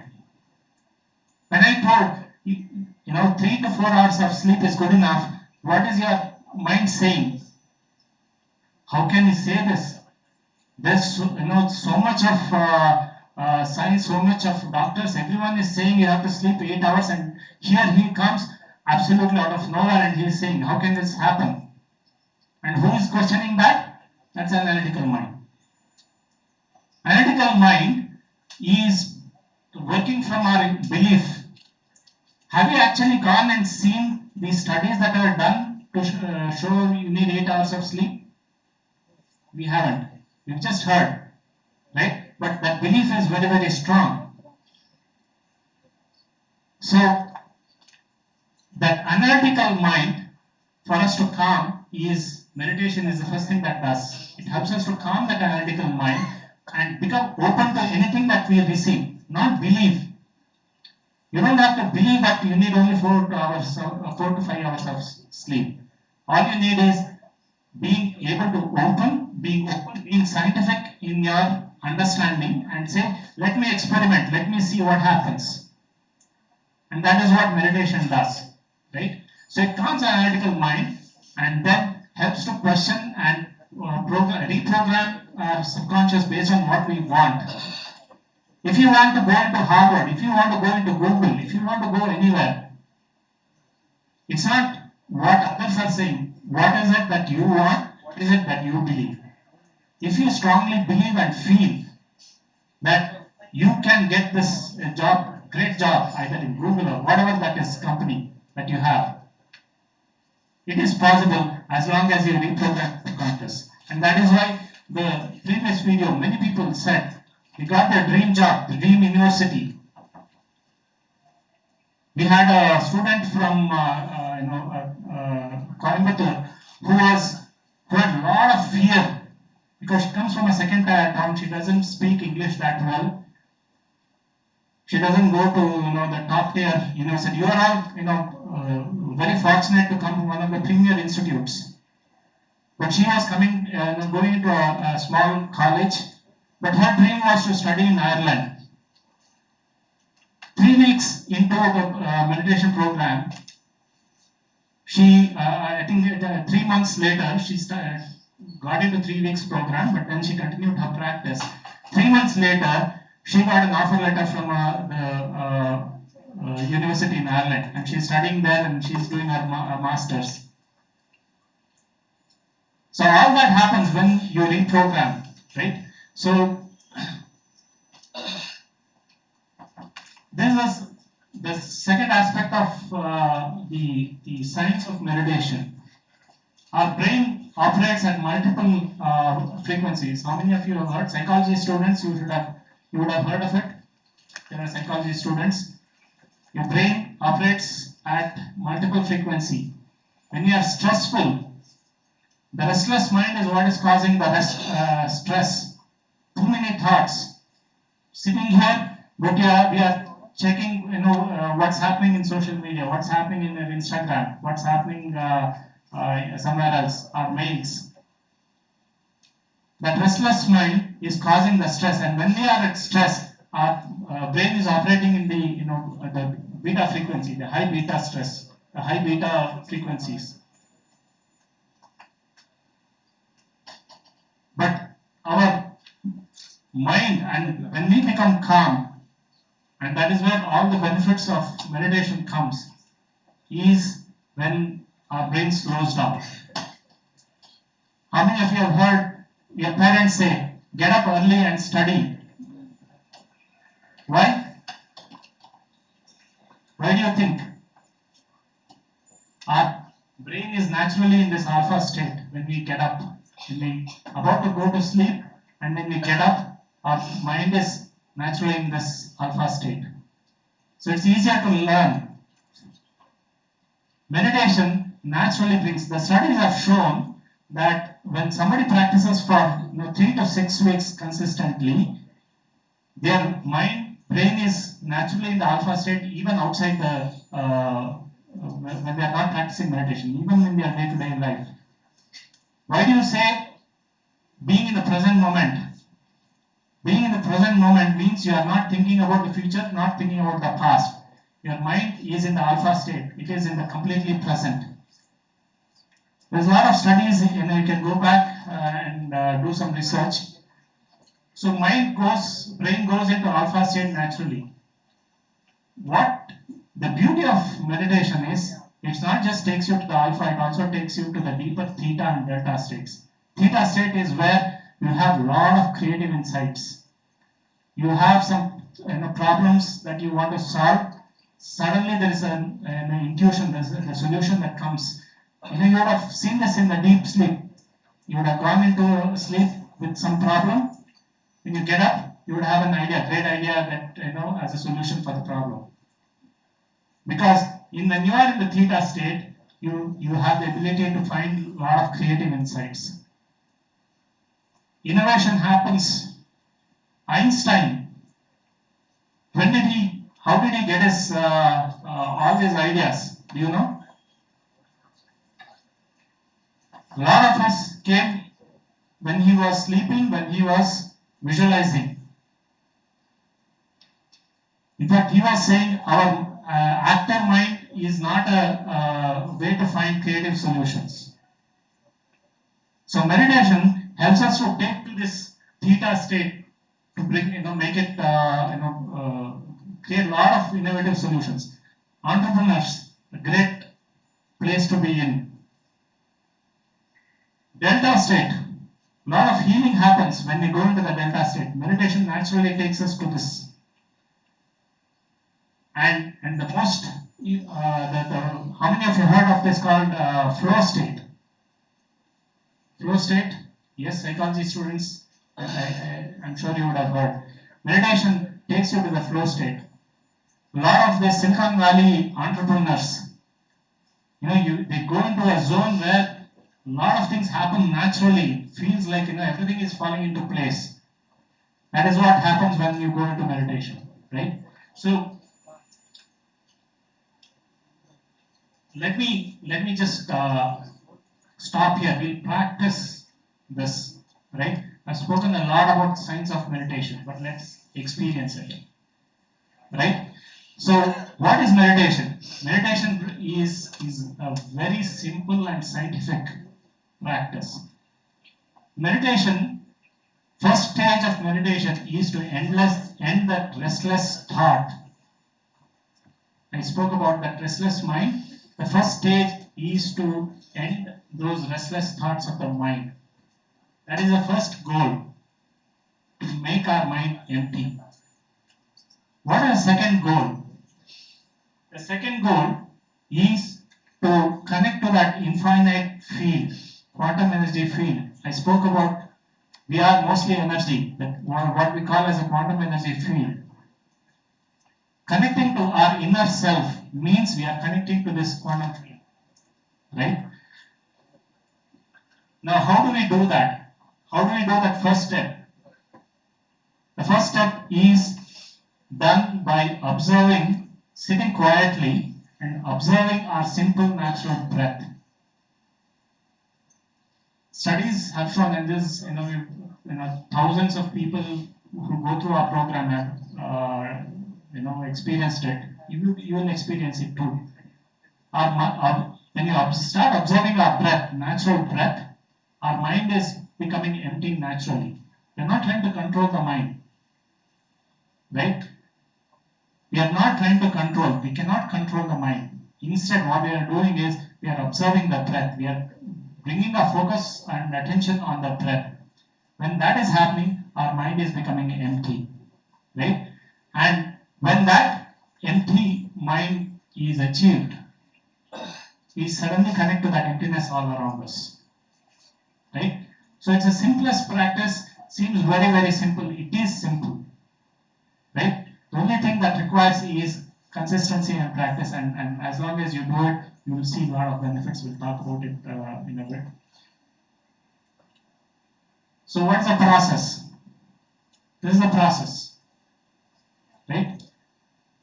The process is to sit comfortably. You can sit on your chair like this.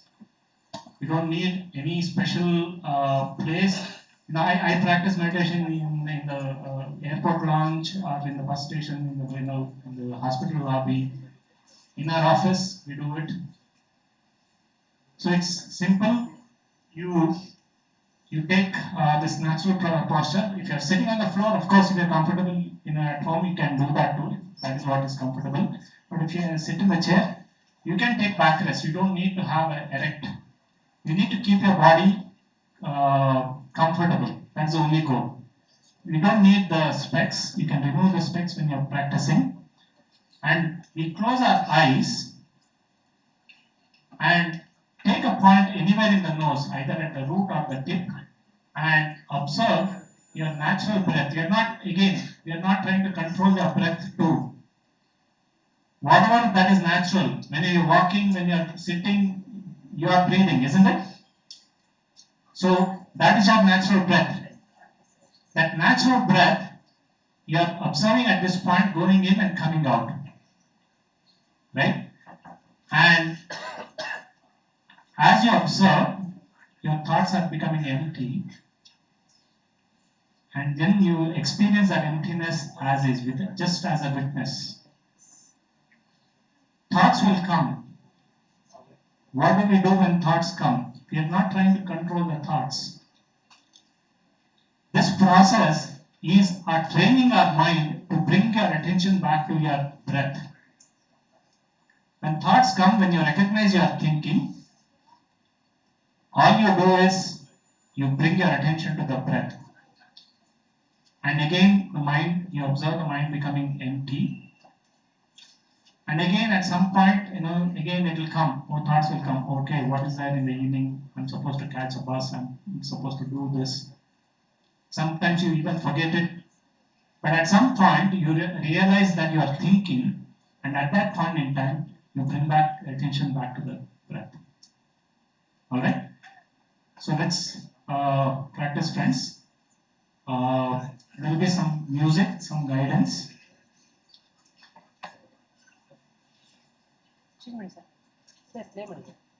Music.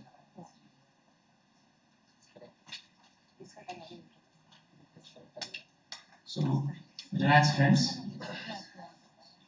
Close your eyes. Clasp your fingers to make your body still. If you have anything in your hand, just keep it to the side. Clasp your fingers and cross your legs at the ankle as shown there so that you can still the body. Right? You can take back support. As I said, you don't need to keep it straight. And be as comfortable as you can. And as you close your eyes, observe your simple, natural breath.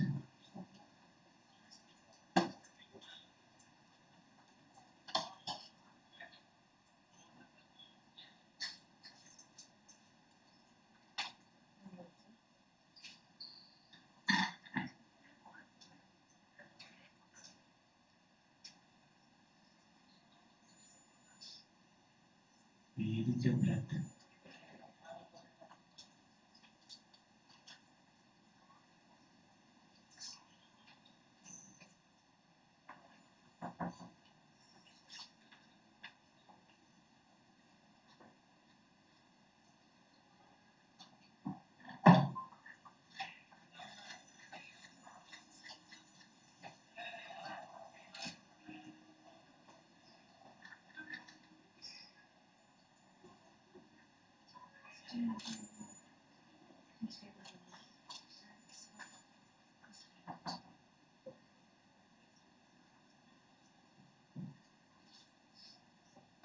Please keep your phones in silence.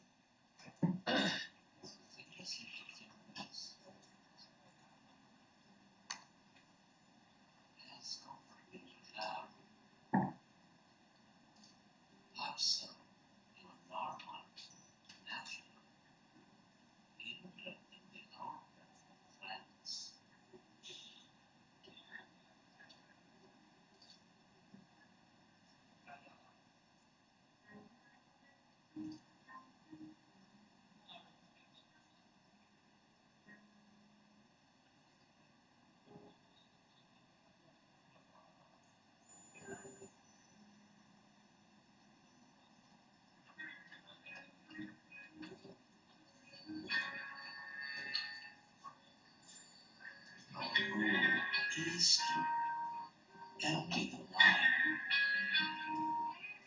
Our goal is to move into this greater empty restoration consciousness.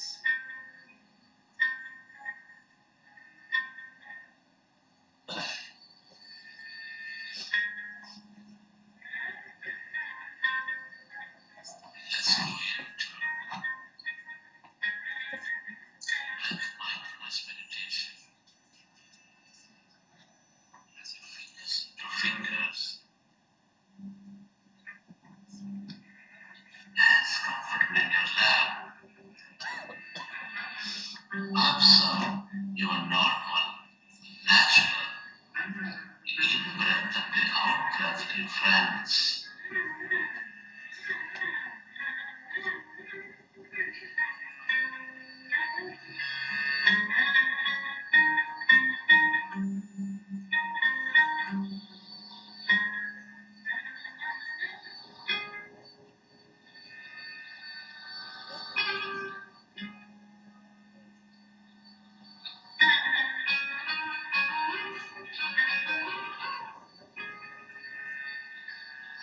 Our goal is to empty the mind. Our goal is to merge into this greater emptiness than energy, consciousness. When we observe our breath, mind becomes empty.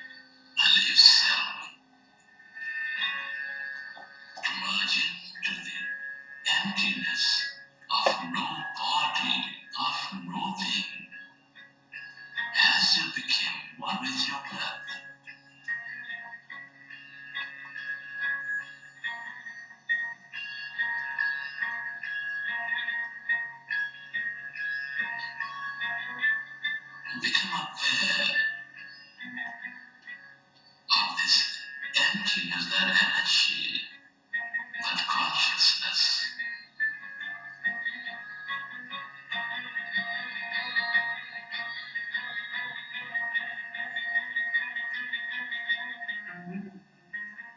Spreading far and wide.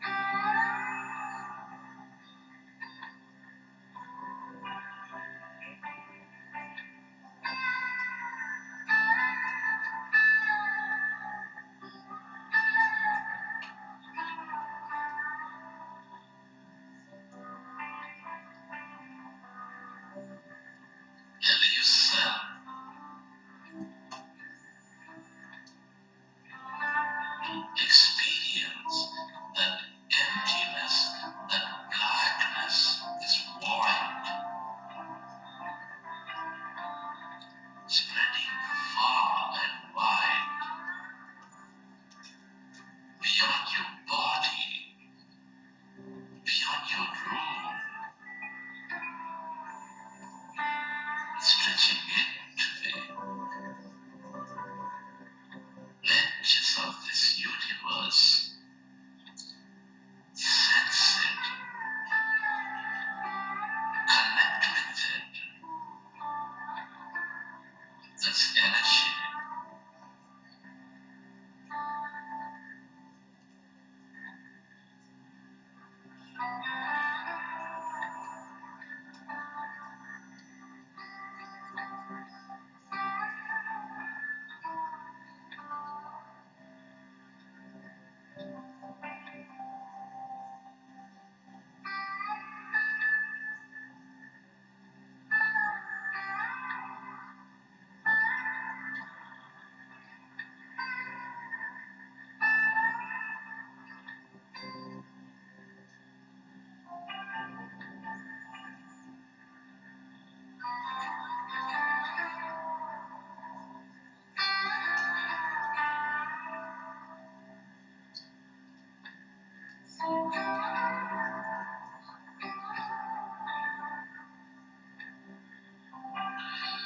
All emptiness is energy. That unlimited quantum energy field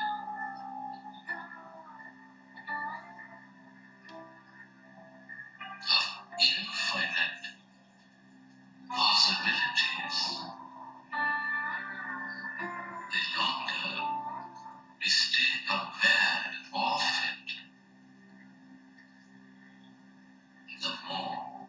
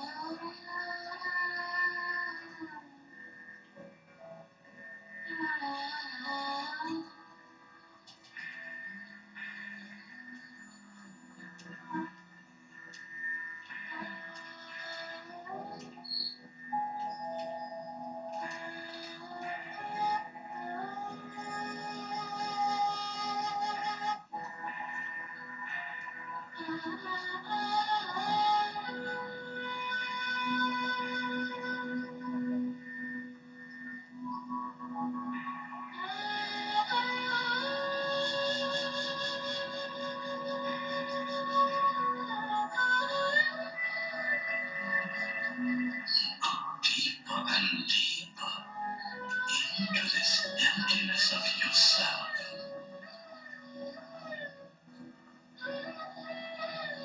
Your greater intelligence.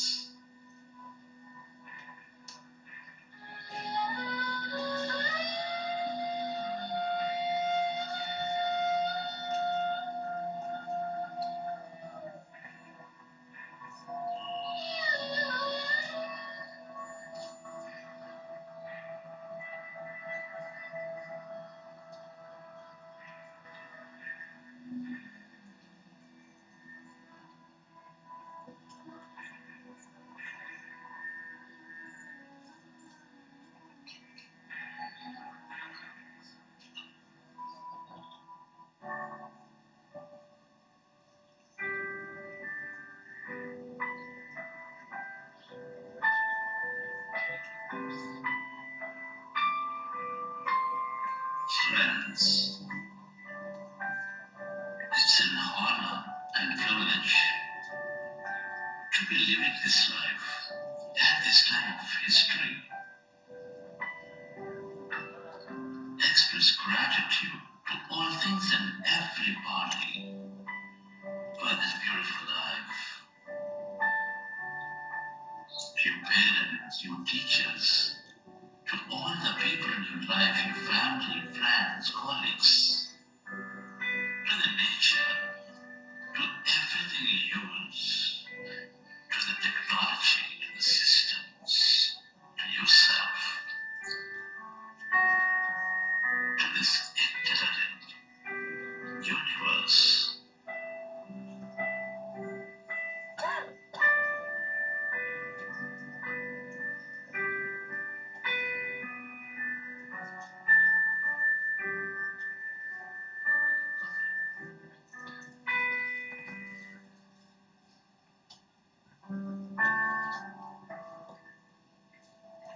Gratitude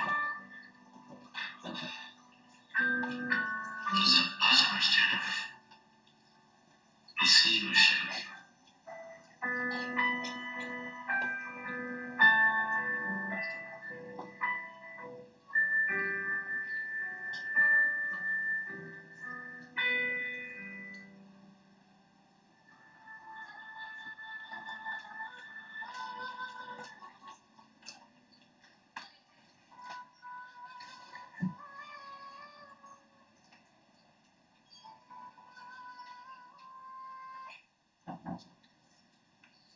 Okay, friends, slowly, gently open your eyes.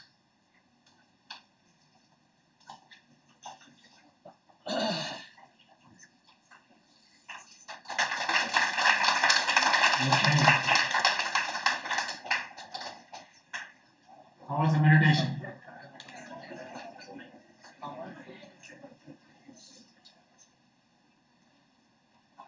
Felt good? Felt like sleeping?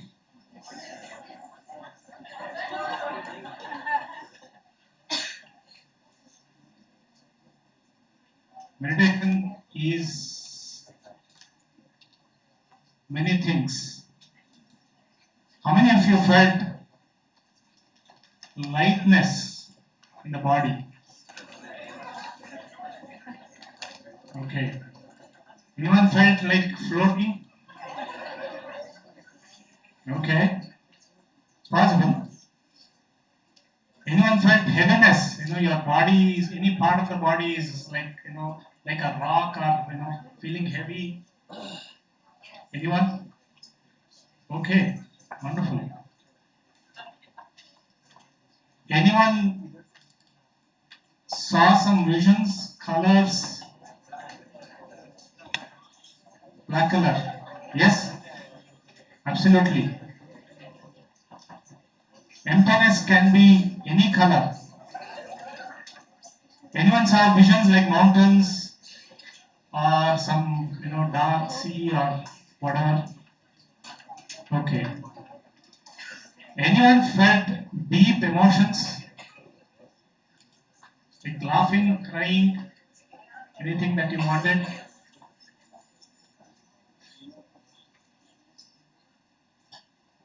Anyone felt their body part is not existing, like your hands is not there or any body part is not there? It's okay to say yes. The reason we are talking about all of this is, friends, you can experience. I told earlier that we are mostly energy. When we experience energy, when you close your eyes, you are experiencing energy. And that energy form can come in different aspects. You don't have to fear it. It's all the most normal experiences. I used to feel a lot of sensation in the body, like as if like some electric current is passing through. Anyone felt that sensation, body sensation? Some pain in the body, anyone? Okay. In your toes. Okay. A lot of times it happens when your body is healing, some energy blocks are there that gets cleared with meditation. And at that point in time, you feel intense pain, which is perfectly okay. Right? How many said, I had no experiences? How many can say, no, I have absolutely lot of thoughts? How many? Nobody? I'm surprised. I was expecting half of this one would say I didn't have any experience. Because I didn't have any experience. First meditation, I have absolutely nothing, no experience, a lot of thoughts, which is perfectly fine. Remember, this meditation is not to control your thoughts, but to train your mind to bring your attention to the breath. As long as you consistently practice, how many of you felt this is, you can go home and do it? How difficult was it to practice at home? Wonderful. So all we do is do it for 15-20 minutes every day. Even youngsters, 15-20 minutes is great, right? But it can bring a lot of benefits, right? I'd like to invite Madam Renuka. She's a senior professional, and I'd like her to share a little bit of her experience in her journey. Hello everyone. I'm Renuka. I'm working in IT. I'm working in a company called Pure Storage. It's recently rebranded to EverPure. We manufacture data centers, so all your Google Drive files, Meta photos, it gets saved in our hardware. And I've been like meditating for 10 years now, more than 10 years. Initially, there wasn't much. Like I started off very with a lot of self-doubts, and I felt like this is something that will not work. But then slowly I started noticing a lot of good things happening in my life. Like all I had to do was, before I go to sleep, I wanted to make it a habit, so I started doing it before going to sleep, so that it's part of the routine. I was told that it will help me deal with my anxiety issues, with my self-doubts. I had a lot of mental health issues in my school days. I was in IIM Trichy in the year 2011-13. We were a new IIM and we didn't have a lot of infrastructure that IIMs usually have. We had a lot of power cuts, and there was a lot of fear about the jobs. Like how today you have fear about AI taking over jobs. That time we had fear on whether we would even get a job because we were in a new IIM in Trichy. And that time there was an airport in Trichy, but not too many flights also. And the neighborhood college, which is not well known, BIM Trichy, seemed to have better placements. And I was wondering, why did I even come here? So I couldn't sleep, I had a lot of anxiety, so I was told to do meditation before sleeping. So I just wanted to trust the process, I did it every day. And slowly I started seeing life aligning. Like suddenly there were new companies visiting our campus. Suddenly my name started figuring, and that is I was no topper. I was a very ordinary student. I was like there was nothing extraordinary about me, but still my name started appearing in the names of the shortlists. And then I got into a good job. And after I started working, I continued to still meditate because it helped me sleep. I continued to have anxiety issues, so I couldn't sleep. But whenever I was meditating, I was sleeping. A lot of good things, more good things started happening. Like I discovered an art center right outside my house, and I did clay modeling and a lot of other hobbies that people normally don't do after they start working. So as I was doing more of that, I was becoming more happy. I was becoming more trustworthy of my own self. Like before I get there, just a show of hands, how many of you are self-critical to yourselves? Like you don't do well in an exam or you don't do well in an interview. How many of you scold yourself inside? That's it, only this many. Okay, this is a good crowd. The same question if you had asked someone my generation, all the hands would have gone up. Those hands that did not go up means that they were lying. I hope that's not the case here. Today I can tell with certainty after doing so many hours of meditation, I do have that self-critique in me, but I know to stop her. The moment she starts scolding, like before coming here I went to the other MS Ramaya campus and there were temptations inside to start scolding myself. You should have checked properly, you wasted 1 hour, unnecessarily you went here, you wasted so much money, but I was able to catch it. Within the first few moments I was able to catch it. I was like, no, there has to be a reason why this happened. As you go through this program, you will encounter a lot of book recommendations. One of the book recommendations that Buddha CEO program had given me when I did a 40-day program with him was Dawson Church, Mind to Matter. Yeah, Mind to Matter. So in that book, he talks about synchronicities, about how every delay, it actually means a protection. So of the people who died in 9/11, in that bomb blast that happened in 9/11, only half of them ended up dying. Like they did the head count. So half of them were missing from their desks during the time the bomb blast happened because they were delayed by traffic, they were delayed by the unnecessary phone calls that we get from marketing guys, they were delayed by people crying, like the kids in their home crying, something or the other. They were missing the traffic signal, something or the other, which normally would irritate us. So that was the first thing that came to my mind today when I was delayed. I was like, no, this had to happen for a reason. So that was my way of silencing that inner critic. And as I started silencing my inner critic more and more, I started liking myself. I became my own friend. And when you become your own friend, you start doing things that you really love doing. Like the art that I gave you, that example. Or being in front of people and talking. I'm a regular Toastmaster, so I don't have stage fear to do. But 10 years back, I couldn't have said the same thing. And I conquered stage fear because I started liking the speeches I was giving on the stage. And like that, I can list so many things that I started liking to do. And it might seem like overkill that I'm attributing all of this to meditation, but it's not. Honestly, it's not. Only when I started doing meditations, I was able to align my life in a way that's beneficial for me and for the people around me. And today, thank you to Rakesh sir.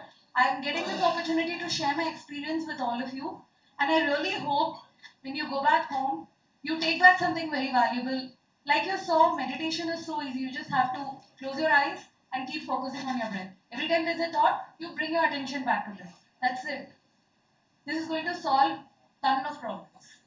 Anxiety, sleeplessness, all the health challenges. Sir was talking about bronchitis. I had spondylosis when I started. Although I was meditating regularly, I didn't do long meditations until I started volunteering with Buddha CEO.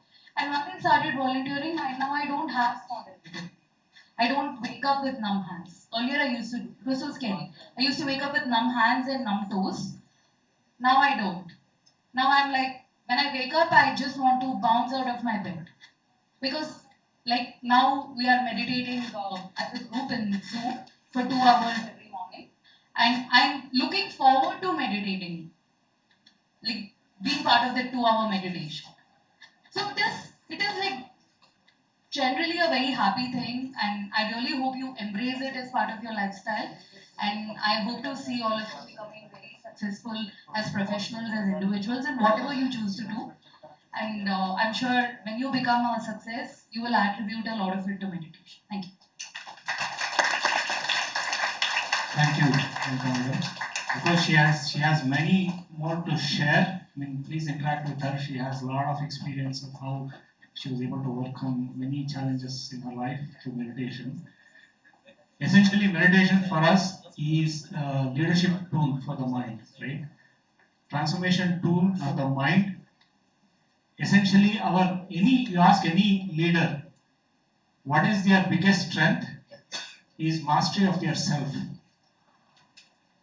When I started understanding and I started researching about meditation, I started realizing many of the world leaders actually practice some form of meditation. Bill Ford, I came to know, the chairman of Ford Motors, he said he was able to navigate through the biggest challenges of his life because of meditation, especially during 2008 crisis. Many of you may not even be aware. The biggest crisis in the automotive industries and industry in general. He said he was able to survive and thrive only because of meditation.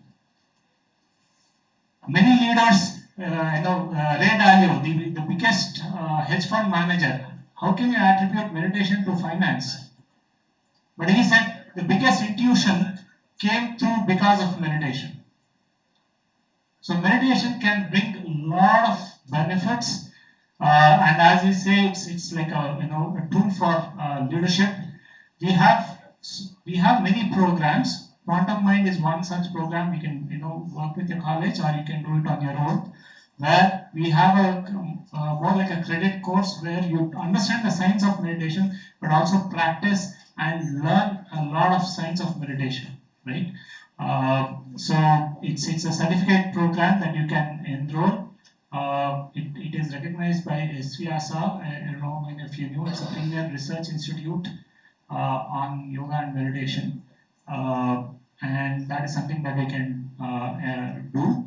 Of course, we can support. It's a great initiative to have a club focused on mind, mental wellness. Meditation is a fundamental tool that we see. We are organizing a global conference of meditation leaders in Bharat Mandapam. How many of you heard of this AI Summit? AI Summit happened. AI Summit, right? So the same event, same venue, we are organizing global conference of meditation leaders. We have Vice President of India joining, because that is the importance of meditation in this current world, right?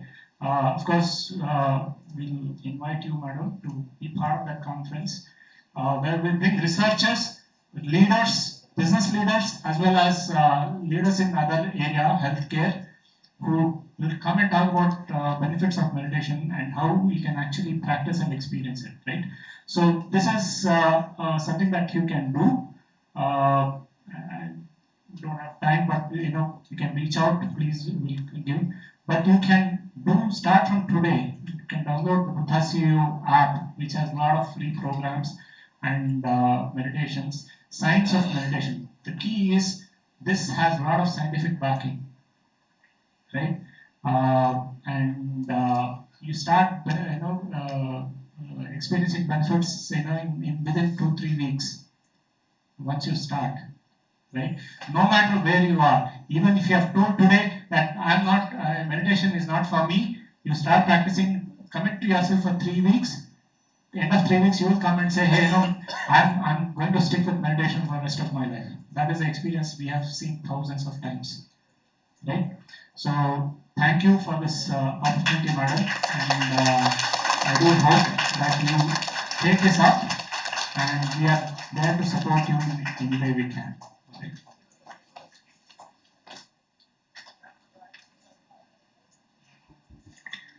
Thank you very much, sir, for your wonderful session.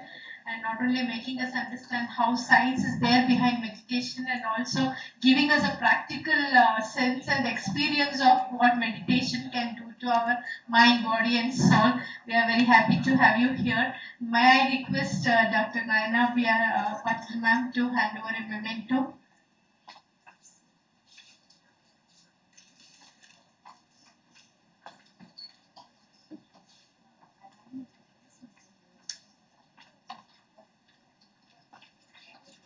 Thank you so much, sir.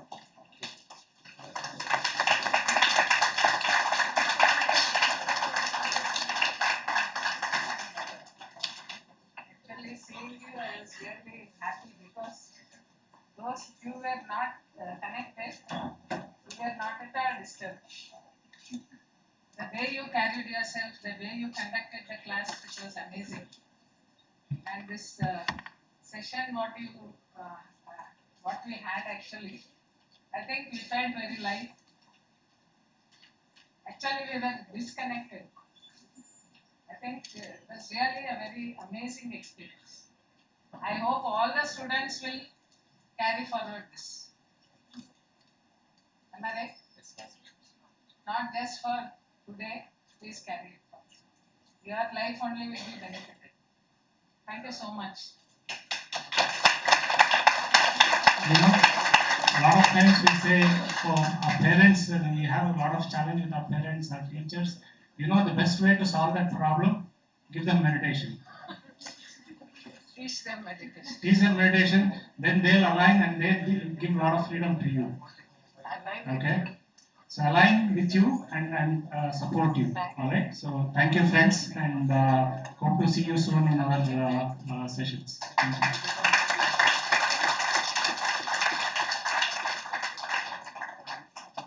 I'd like to thank Renuka as well, because she has motivated us so much that she has given so many avenues. Why do you have to start with meditation? I said. So I think she is a real inspiration for all of us to start our meditation journey. Thank you, ma'am. One last thought, I have loud voice. So, how many here fight with your parents every day? Yeah, I was also one of them. After I started doing Buddha Yoga meditation, I don't shout at my dad at all. It's remarkable. Even he's surprised that I don't shout it. I'm not Does he shout back? Does he shout back? No, even I've attracted the kindness in him as well by becoming kind to him. So meditation definitely helps stop that temper and keep it in check.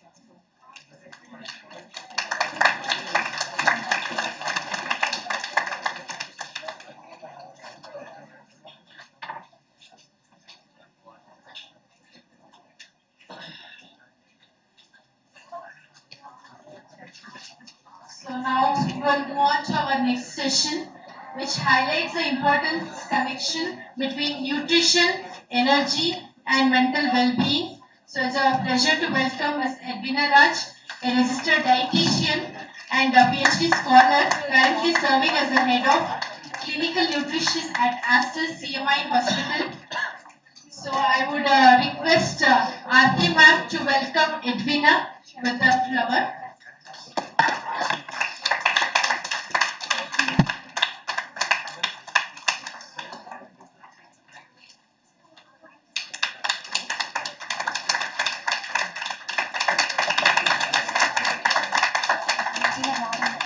So with over 17 years of experience in clinical nutrition, she's an LLL SPN certified professional, the national co-chair for a CIHO Dietetic Forum Pan India, and an executive committee member of the Nutrition Society of India, Bangalore chapter.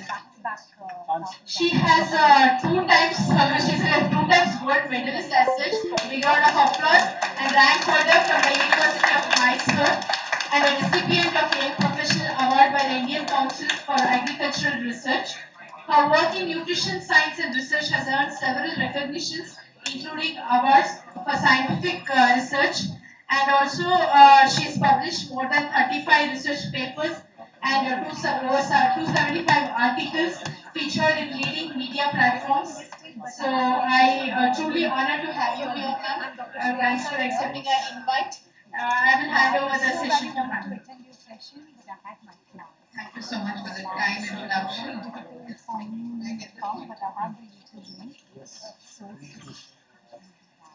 So I was worried, mine is the last session, how can I grab your attention? So I'm sure after that power-packed meditation session, so all of you are more attentive today at this time.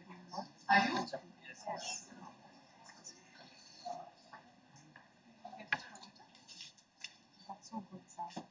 So the topic for today is about nutrition and energy management. The moment you see a direction, what comes to your mind? So I'll be given a list of foods that I'm supposed to avoid. Do not feel the same, right? So today we'll make it different. We'll keep it more interactive. So we try to understand the science of intuitive eating, how science has evolved from restrictive eating. It's not about diet, it's all about our mindset. So from dieting approach, we shall move to anti-dieting approach. So how many of you visited a dietitian? None of you? Sorry, what? You're too young. Too young. Okay. So I see patients as young as 1 day old. As young as? 1 day old. Okay, so we see from pediatric to geriatric cases. So we see babies becoming diabetic, children with high blood pressure, heart disease. So cancer is becoming rampant. So let's see the importance of nutrition and energy management in your specific area. How can you deal with this? So nutrition is nothing but we need to nourish our body with optimal nutrients, like it could be macronutrients. How many of you from science and nutrition you would have studied in your lower grades? Very few. Some of you. Fine. So we need to ensure our body is nourished with adequate nutrients, which we call them as macro and micronutrients. Specifically, macronutrients are the ones which provides you adequate fuel to your body, which takes care of your repair system, body's repair system. So you need to sustain your energy system get going well, just like how a vehicle needs fuel to run. Similarly, nutrition is something where you should not deprive your body from nutrients that you're supposed to take. Rather, sustainable energy is something that you require to prevent fatigue and support. Fatigue is something, when I talk about fatigue, I deal with adolescents, young students who come to me. There are two categories of patients that I see, the clients that I see. One set of students would come and they complain about, especially parents or whoever accompanies with them, they talk about obsession about nutrition. They're obsessed with nutrition, dieting. And another group comes to me, they talk about deficiencies and they are ignorant about nutrients. So both the population, somewhere they end up in malnutrition, they end up in nutritional deficiency. So what does research talk about? So if you see research, especially nutritional challenges that especially students face in today's life, one is what we can see, the deficiencies, stress levels are high, and they're not able to cope up with their nutrition as well as their academic pressure that they are going through. So I'm sure bringing in this concept of meditation, thinking about your mind, how to cope up with your stress levels really works, and how today's session, now whatever I'm talking about makes sense to whatever the topic is. So if we see mostly the young adolescents, what they face. So they, in the research studies, even the research study which we carried out, in that we saw young girls are mostly the ones who skip breakfast. Majority of young girls. So compared to boys. So what we saw in what I was going through the research recently among Indian students, most of these boys are the ones who are deficit of vitamin C nutrient, and young girls are deficit of iron, folic acid, vitamin A, C, and so on. So how do we tackle this? Basically, our focus has moved out of healthy eating, intuitive eating, towards fad diets, crash diet, whatever we go through online, we just believe it.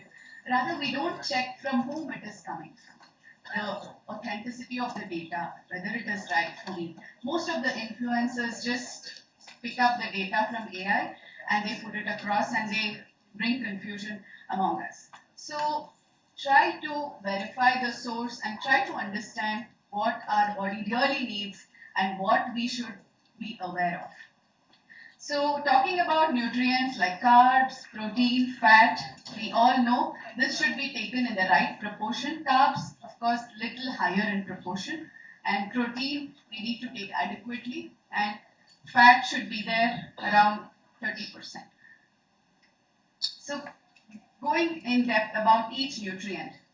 Carbs are the ones which will give you energy, specifically coming from cereals, vegetables, and some small amount of fruits that we take it. And protein, it is required not just to build muscles, not only for those who go to gym. How many of you go to gym? Okay, yoga? Some of you, okay. So, not many of you are aligned with exercise, is it? Not all of you, okay.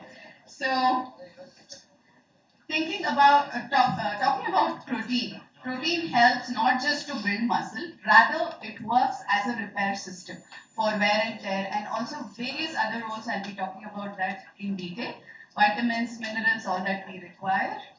So moving on to processed food and health. So what's going on nowadays is that we are not just eating food, rather we are eating products. Do you agree with me? Yes. So whatever naturally that has come, has been given by God, we have neglected that and we go about processing it highly, whether it is ultra processed or whether it is minimally processed. Still, we end up eating processed food every day. So how many of you can tell me that I don't eat processed food at all? None of you? You are exposed to processed, right? So I'll come to that. So how this processed food has made a difference. We all understand eating a lot of junk, processed and ultra processed food. What has happened to us is that it has an impact on chronic diseases like diabetes, high blood pressure, heart disease, and so on.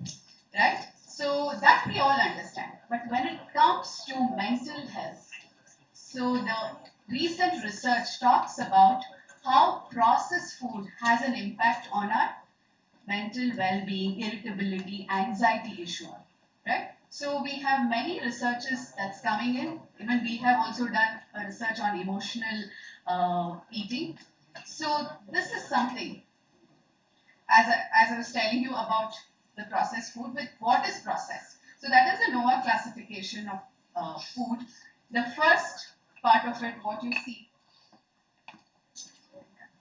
So that is the natural food that's minimally processed. And the second part of it is processed. So can I get the mic? I think I'm not able to visualize. Okay. So the third and the last portion is something where you fortify these foods, right?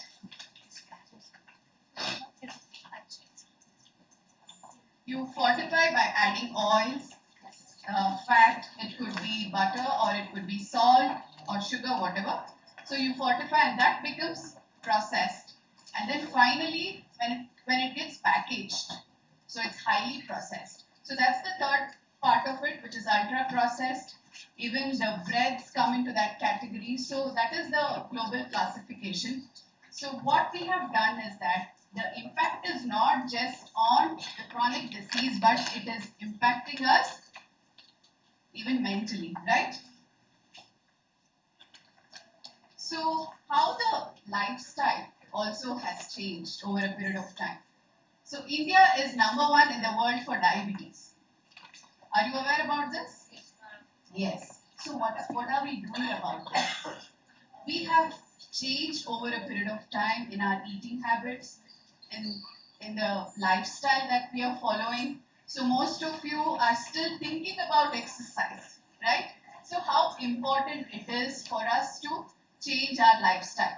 So these are 6 pillars of lifestyle medicine in which nutrition should also play one of the primary role. But what are the other factors? Stress management. I'm sure universities like these should actually come forward and talk about mental health, stress management, as well as nutrition should be prioritized in the health of students, right? Where I don't see this among all institutes. Really, the credit goes to your management. So, sleep hygiene is something that was talked about. So, avoiding all the tobacco products, or it could be alcohol, all this comes to the next topic. So these are something which are called as categorized as lifestyle issues that needs to be tackled. If not, very soon we will have to see the lifestyle diseases. So why is this happening? We have stopped respecting our biological clock. We call it as circadian rhythm. So God has placed a clock within our body. What we do, generally during the day, when there is sunlight, we are supposed to eat, feed our body. When after sunset, we have to limit our screen time. We will have to get to bed early. We will have to limit our carb intake. So I'll come to the circadian rhythm gradually. But this is the major change which has happened in our community, especially among Indians. Few years ago, probably our ancestors, there was no electricity, right? So we all slept early. We all ate early. And there was no late night party, binge eating. After going back home, our favorite foods that we don't spread it out, or all these habits have changed over a period of time. That is where, according to research, we have come across that the lifestyle diseases are increasing, especially among our population, right? So we've talked about smoking, alcohol. So smoking is not the only problem. Sitting is also called as new smoking, right? So this is something that we will have to think about. So sitting for a prolonged period of time also has the risk to increase lifestyle diseases. So this Mentimeter, this quiz, we will take it up later at the end. So all of you have phones with you? Okay. So I'm a little poor in technology, so hope it works. So healthy eating philosophy. Now I was talking about, it's not about dieting. It's not about the dieting approach that over a period of time people have brought that fear within us. So most young students who come to me, they would have gone into already eating disorder. They would have got obsessed about their body image. They would have gone a step ahead where they think only about food. They would have developed fear about eating healthy food. So that is increasing in our population. So how can we get into anti-dieting approach and respecting our body? And this is called as, it's not about dieting, rather it's called as intuitive eating. Respecting your body's feelings. When you're feeling full, when you're feeling hungry, you need to understand that and feed your body. So when to eat is a good question. Most of them ask, when should we eat? So this is what I was talking about, circadian rhythm. Our body has a biological clock during the day. The cortisol levels, the insulin levels, as well as the hormones like testosterone, thyroid hormones, it works differently. So when there is sunlight, that is the time for us to get up, eat well, and that is when our carb digestive ability is good. So late in the evening, there is a drop in the insulin, and that is the time where your body is preparing to sleep. It releases a hormone called as sleep hormone, right? So that is not the time for us to sit and binge binge eat. So what we all do throughout the day, we are so hungry, we are so tired, we would have neglected our food. Once we go back home, that's the time we are busy with many things. And then finally, by the time we sit to eat, that's the time where your body is preparing to sleep. So it is not the time for you to binge eat or eat a lot of carbohydrate foods. According to studies, what has been proved that after sunset, we have to stop or limit eating, or we have to take limited proportion of carbohydrate. If not the maximum amount of carbs that we eat, it's converted into fat, right? So that is the research that is, which has been proved that morning our breakfast should be wholesome. And what we have observed in our studies that most of the young girls skip their breakfast. And by afternoon, you need to fuel up the right type of food. Balanced diet should be your focus, and a light dinner, easy to digest. And limit your screen time after about 7, 8 o'clock so that you can sleep well, and limit the intake of caffeine basically. So energy drinks or chocolates filled with caffeine, or it could be aerated drinks, or it could be coffees. So that is how coffee, tea, excessive intake of caffeine will also disrupt your sleep hormone called as melatonin. So the sixth point is that you need to ask yourself when you are sitting with people, when you're socializing, what you're eating, how much you're eating. So these are some of the questions that we forget to, we do not focus on that. We forget about what we have ordered, how much we have had. So when you socialize, this is something that you will have to be mindful about. It's not about dieting. Again, I will come to what you're supposed to have, how much you're supposed to have. So getting regular sleep is important. What happens if we eat heavy meals?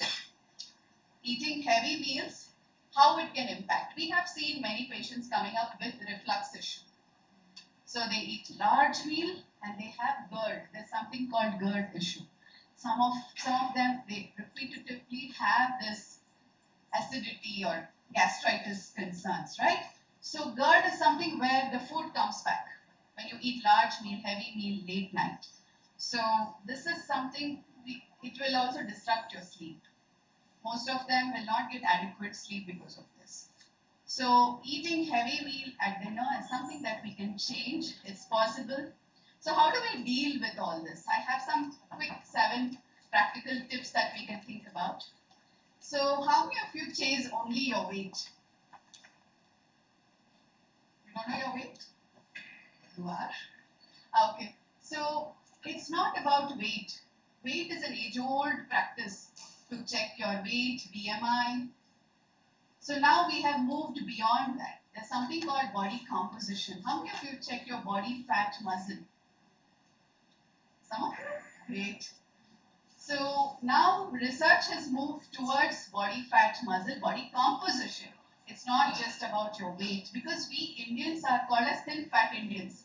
Externally we appear thin, but internally we have more fat, less muscle, and that is where the prevalence of diabetes is increasing in our population. It's not just about weight, it's also about our waistline, right? So where the fat is getting deposited in your body, whether it is apple-shaped obesity or it's lower body obesity, pear-shaped obesity, right? So apple-shaped obesity has more risk. Fat depositing around your waistline has more risk for developing diabetes, PCOS, hormonal issue, and most concerns, heart disease, and so on, with male type of obesity. So trimming down your waistline is something that you need to prioritize first. It's not just about your weight, right? So how much of cutoff should be there, fat percentage, for women and men? For men, the cutoff is lower. For women, it's much higher. So you need to look at that where you stand. And how many of you checked your waistline? Just to buy your pant? No. So this is a different way of doing it. So 1 inch above your navel, you need to measure your waist circumference in centimeters. The WHO cutoff for women is 80. For men, it is 90. So you need to check all these. Apart from weight, there are so many other parameters that we will have to look at when it comes to health and preventing lifestyle diseases. So another important point is that strength test. So there's something called hand grip dynamometer test. So how many of you have done that? 1, 2? Okay, great. So this test will tell you your functional capacity, your muscle mass, whether you carry a good muscle strength or you have a weak muscle, lean muscle to be on a lower side. So you need to look at these parameters before deciding how much of carbs, fat, protein, how much, whatever. So you need to assess yourself before you understand how much carbs, fat, protein that you're supposed to take. Everyone's body is unique. It can't be the same. Everyone's parameters will vary. Depending on this, you need to personalize your daily diet.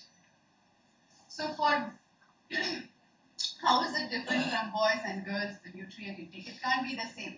So whatever boys are eating, the similar calories, fat, protein, you can't eat the same.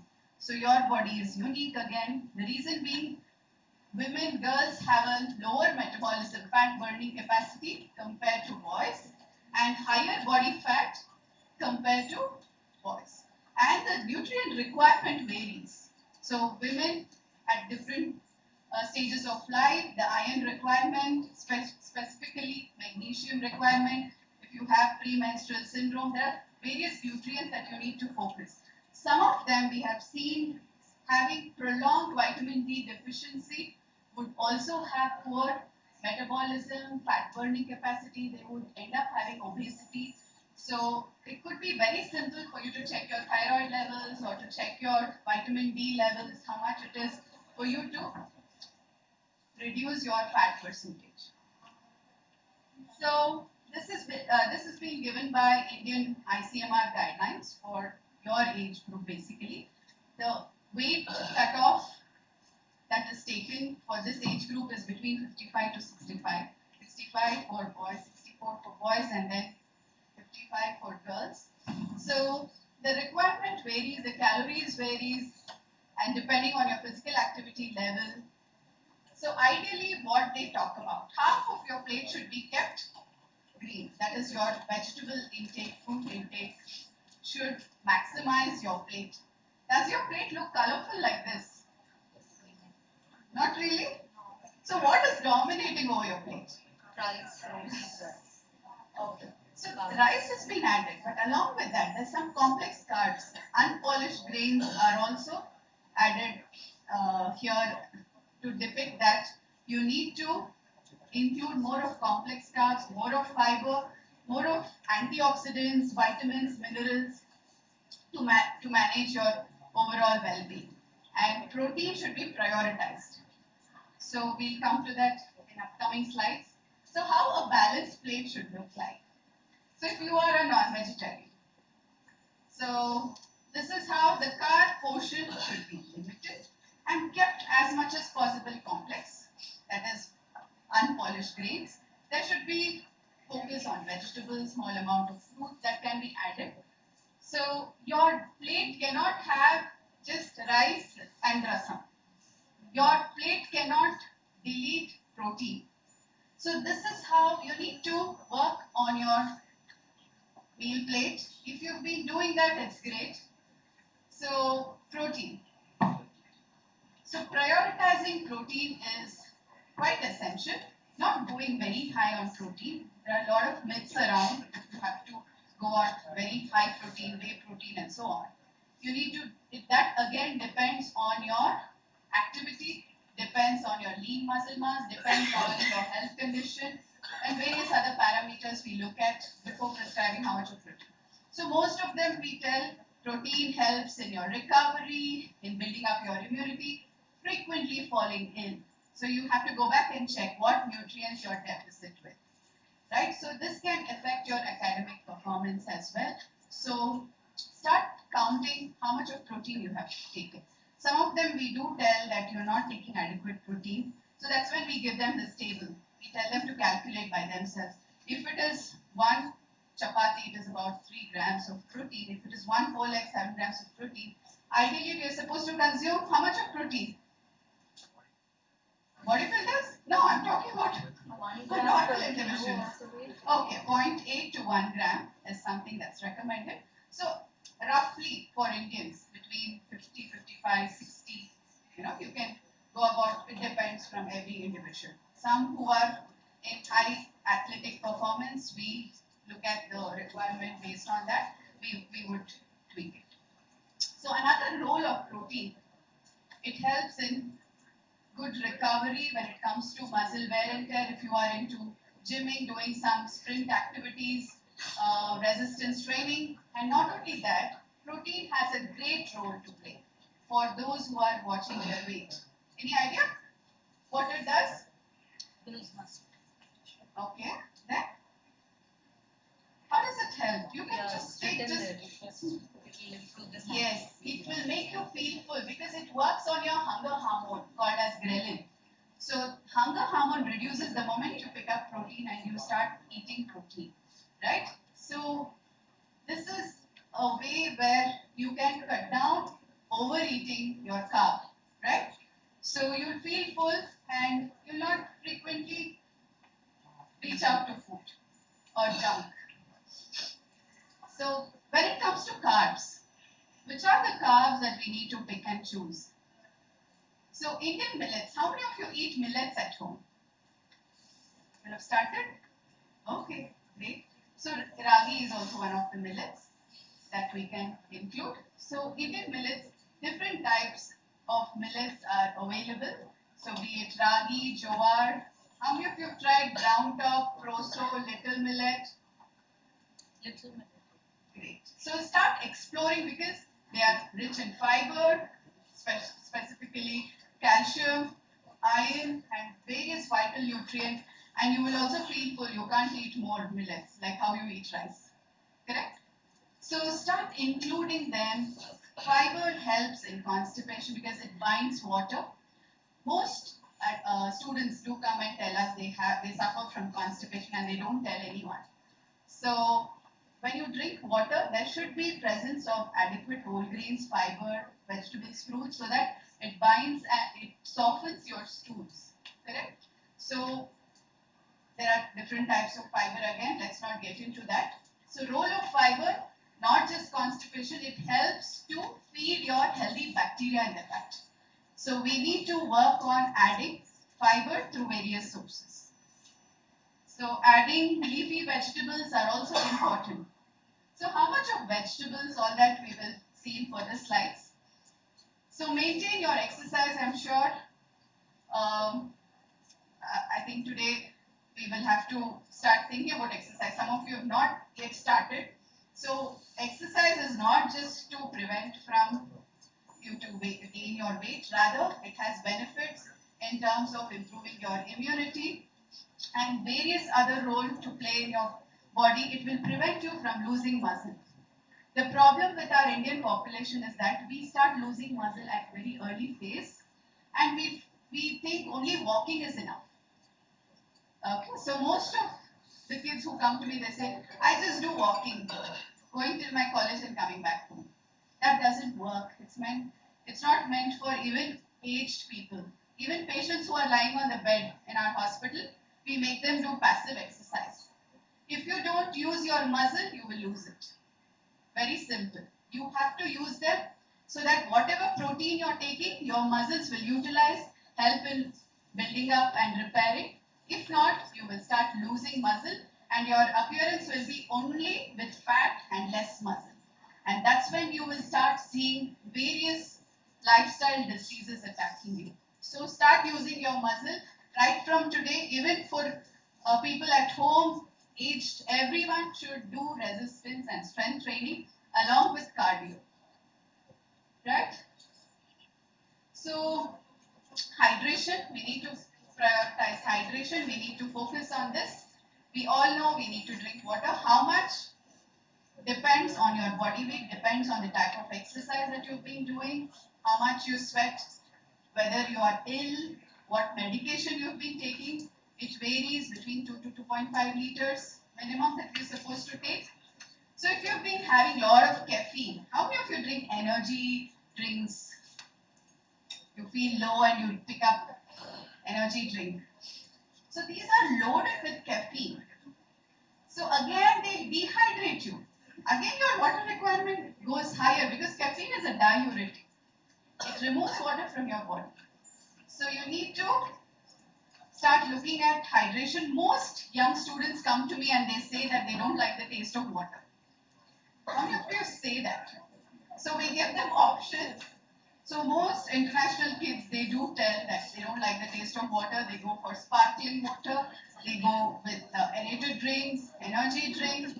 So we give them option. There's a new option for students that is called as fruit infused water, where you add fruits and then flavor gets added to that, and you feel now summer you'll be forced to drink, but most parents do complain that kids don't drink water adequately, right? So water is essential for our body. It flushes out toxins from our body. We need to ensure that we drink adequate amount of fluids. So caffeine, 1 or 2 cups. How many of you are addicted to more than 2-3 cups of coffees? None of you? Huh? So moving on to the most important part. So how many of you have heard about anti-inflammatory diet? Yes. All the celebrities, like Vidya Balan and so many other celebrities have started endorsing this. So what is this anti-inflammatory diet? Something fancy we all like to know, but are you ready to embrace this? So this diet avoids all processed food, where you will be exposed to ultra processed food, especially ingredients like high fat, sugar, salt. So these ingredients, if you have to limit, you have to avoid packaged food. So you will have to resort to these foods, not that. Why? Reason being, according to research, this causes more inflammation in your gut. Gut today, this Manasu is talking about mindful being, your mental well-being. So this is something that will focus on your gut health. So gut is called what? Second brain, right? So we need to keep our gut healthy. We need to reduce inflammatory foods. So these are inflammatory foods.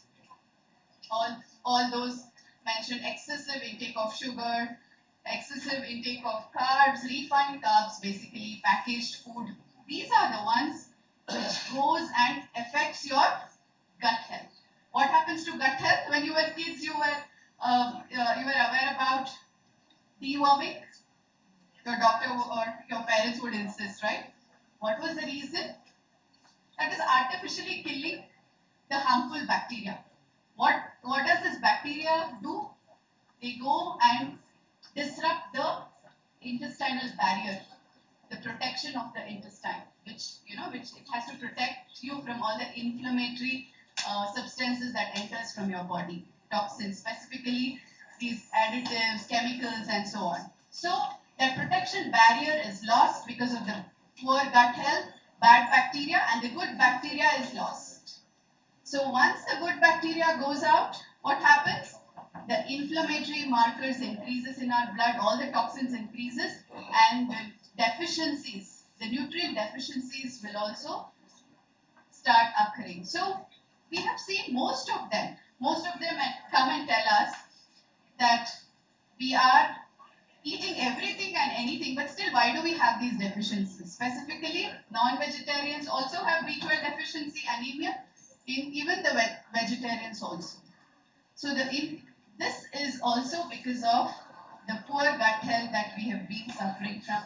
So looking at anti-inflammatory foods really help, and looking at our traditional food items would be helpful. So the fifth point, including all the different food groups, the food pyramid, majority of our diet should be focused on fruits and vegetables and going the Mediterranean way. So this is the Indian plate. Consider this as your plate. So ideally, half of your plate should be kept vegetables, kept green. Leafy vegetables some of you eat leafy daily? Very less. Okay, quarter portion should be carbs and equal importance for protein. So adding protein, how much of vegetables in a day we are supposed to have? 400 grams. Are you able to meet? According to guidelines. And every day 100 grams of fruit. Are you able to meet the requirement? No. That is when we will have to resort to supplements. So these are some of the swaps. It's not about stopping the foods you love to eat. It is about swaps. We can look at swaps. So when you have parties, don't promote always unhealthy. Try different. Correct? So look at some healthy fresh food options. So our homemade chikkis or laddus were the best in fact. Right? So these are all highly processed, including your samosas, whatever. Because samosas are dominated with more of carbs. So how you can control your hunger with protein? By adding some nuts in your daily diet. So even the ketchup, mayo and all these sauces are considered to be ultra processed. So how we can go healthy? Going back to our chutneys, spreads, hummus, these would be a better option. Eat seasonal food. Reason being, our genes are adapted to seasonal food. You should always eat what your ancestors ate. Right? So protect your gut wall by eating adequate prebiotic and probiotic foods. What I mean is that the healthy bacteria is killed if you take these killers. Excessive intake of caffeine, overuse of antibiotics, or it could be smoking, alcohol, genetically modified foods. Tomatoes, olden days it used to look too tiny. Nowadays it's blown up. Right? Most vegetables, the genetically modified foods we are exposed to, and stress, emotions, all these can kill the healthy bacteria in our gut. So where the second brain is in our gut. So we need to keep it healthy. Less inflammation is something that we can look at. So all our probiotic foods which are mostly fermented. Fermented foods, what it does, it improves healthy bacteria in your gut. So gut inflammation is something that we have to start looking at. All the prebiotic killers, excessive intake of westernized food, be it with high amount of added sugar, refined flour, all these would impact us. So how much of salt we're supposed to consume in a day? Yes? Just 2 grams. Yes, 1 teaspoon is recommended. The hidden sources of salt is what? All the bakery food which has added sodium, right? So we are going overboard. We Indians have around 11 grams of salt per day. So these are some of the recipes that we can think of. It's not about one specific food that we will have to include. Something is superfood, include only that. Something is healthy, avocados are healthy, or broccoli is healthy, or some leafy vegetable is healthy. Not the food cannot work in silos. It has to be combined with different grains and different food groups which I've already mentioned.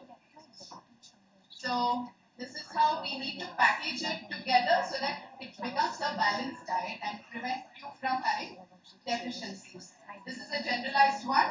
If you have any health conditions, you should check with a qualified dietitian. So be the change you wish to see in the world. So become a nutrition gatekeeper. Back home, you should start practicing healthy and intuitive eating because it takes care of your mental well-being as well, because gut is called the second brain. Keep it healthy with adequate amount of prebiotics and probiotics so that the nutrient absorption is good, your irritability is less, depression, everything can be tackled with a good balanced diet. Thank you so much for your patient listening. We are done with the slides. How much is there is only one activity. If you can answer those questions, that would be good.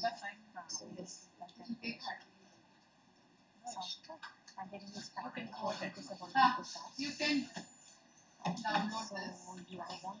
Just see if it works. I'm poor in technology, not like you.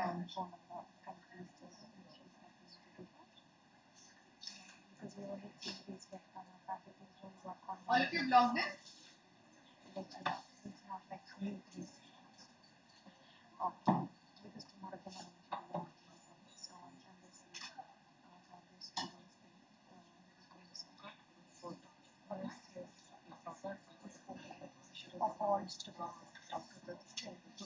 Are you able to log in? No? No? Yes? No?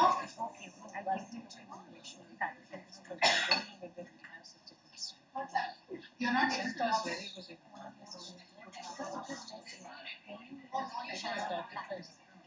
has to be connected. Okay, I think we have to connect it, right? You have to. Yeah. So I think we do not have so much of time. So any questions? Do we have any questions related to today's topic, nutrition?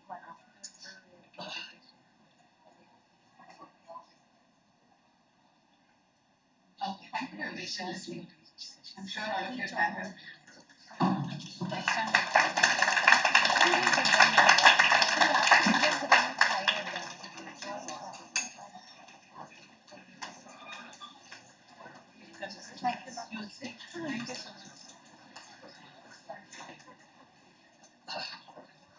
Thank you, ma'am, for your insightful session.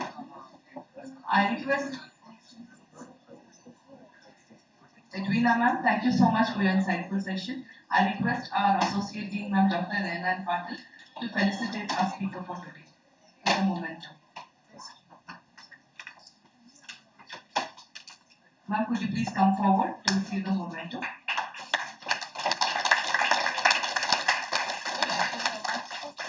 I think all of us are benefited by this session. Wonderful.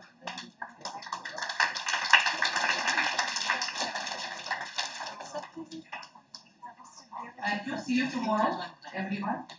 I think we will conclude for the day. Thank you so much. No, I think they have tea and yeah, we have refreshments outside. Yeah. And also, how many of the students are from other campus? Bus is ready. Actually, 4:30 it will be. You can have your snacks very coolly and then take off. And come back tomorrow. Again, we are having very good sessions. Tomorrow we have interesting topics to be covered. So look forward to meeting you all tomorrow. Have a wonderful evening. Thank you all. So today it was basically mind. Second mind and first mind. Tomorrow is digital detox, which is very important to everybody, for you as well as for us. Okay, so let's try not to miss it. Okay? See you all.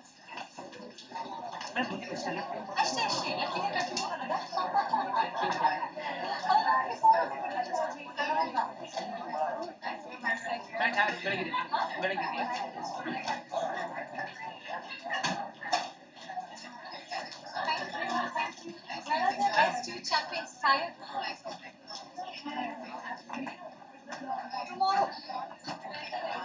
I told them to give half today and half tomorrow. They've got everything today.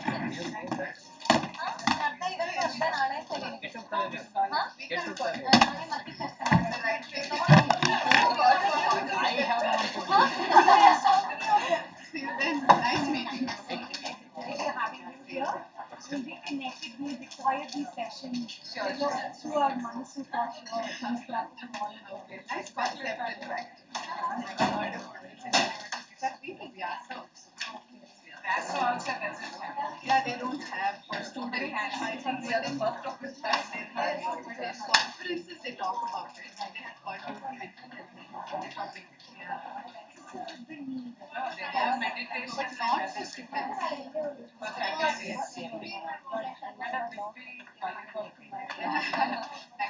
We have built the connection. Yeah, I think network is poor. Thank you so much. Yeah. Please share the link.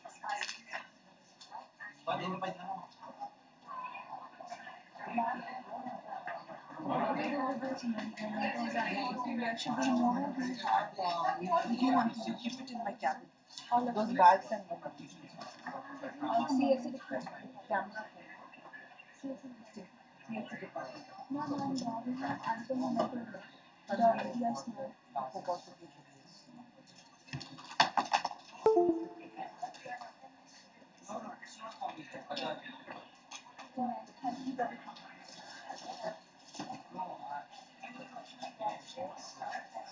There is also trays. We will need it tomorrow, but we won't give it to someone. Okay, you can ask some students to help you, some of your friends to help you. Give me one tray, a small one, and a big one. You keep it here. Rest has to go to Somanna. Somanna in the board. I wanted to have another keep this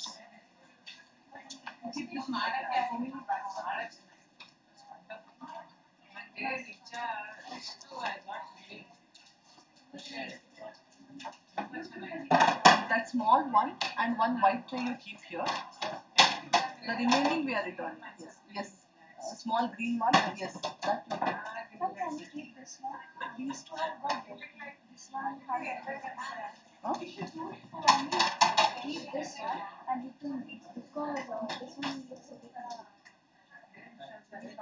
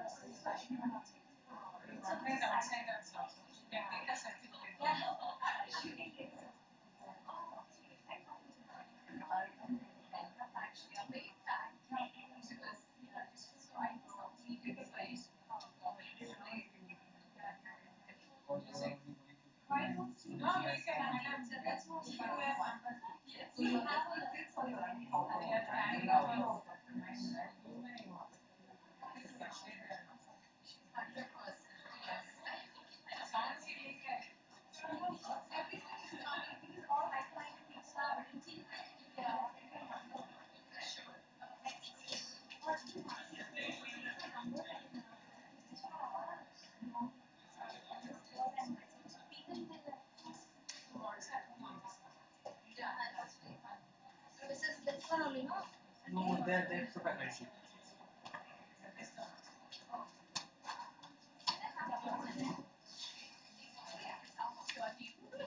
Bro, that thick color book, thick book is there.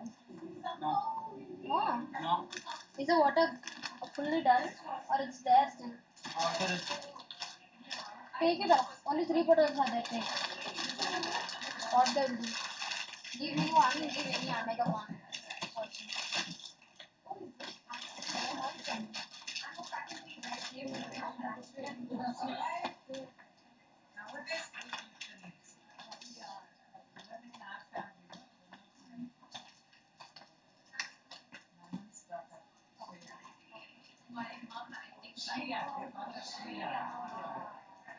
Shreya means Lakshmi.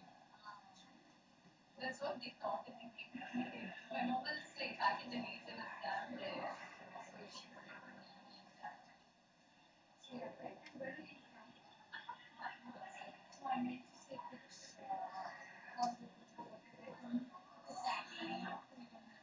oh my it's really interesting. My background is actually like planting and then so I started how much creativity and design and family in life. So I do workshops as well. So there's one major workshop which is saying about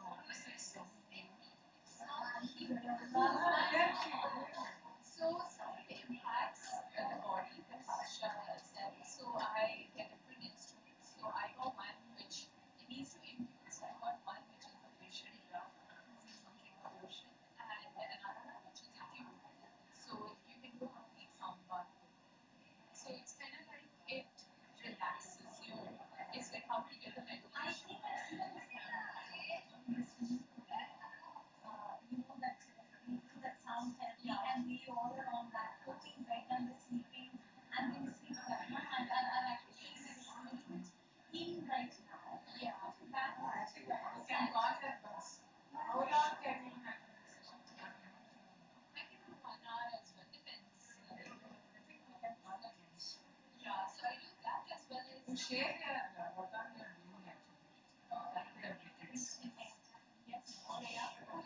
And that's why Gen Z will connect with you. Yeah, right. Their age, no? That's their age. No. I got a Gen Z. Not little bit later. I have really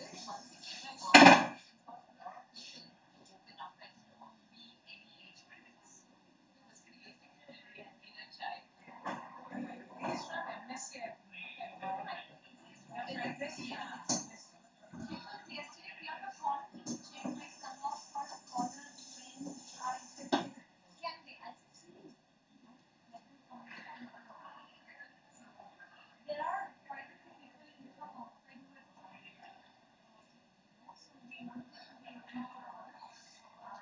Actually, our team was very much interested. We wanted it to be from outside. Good, some of you are joined.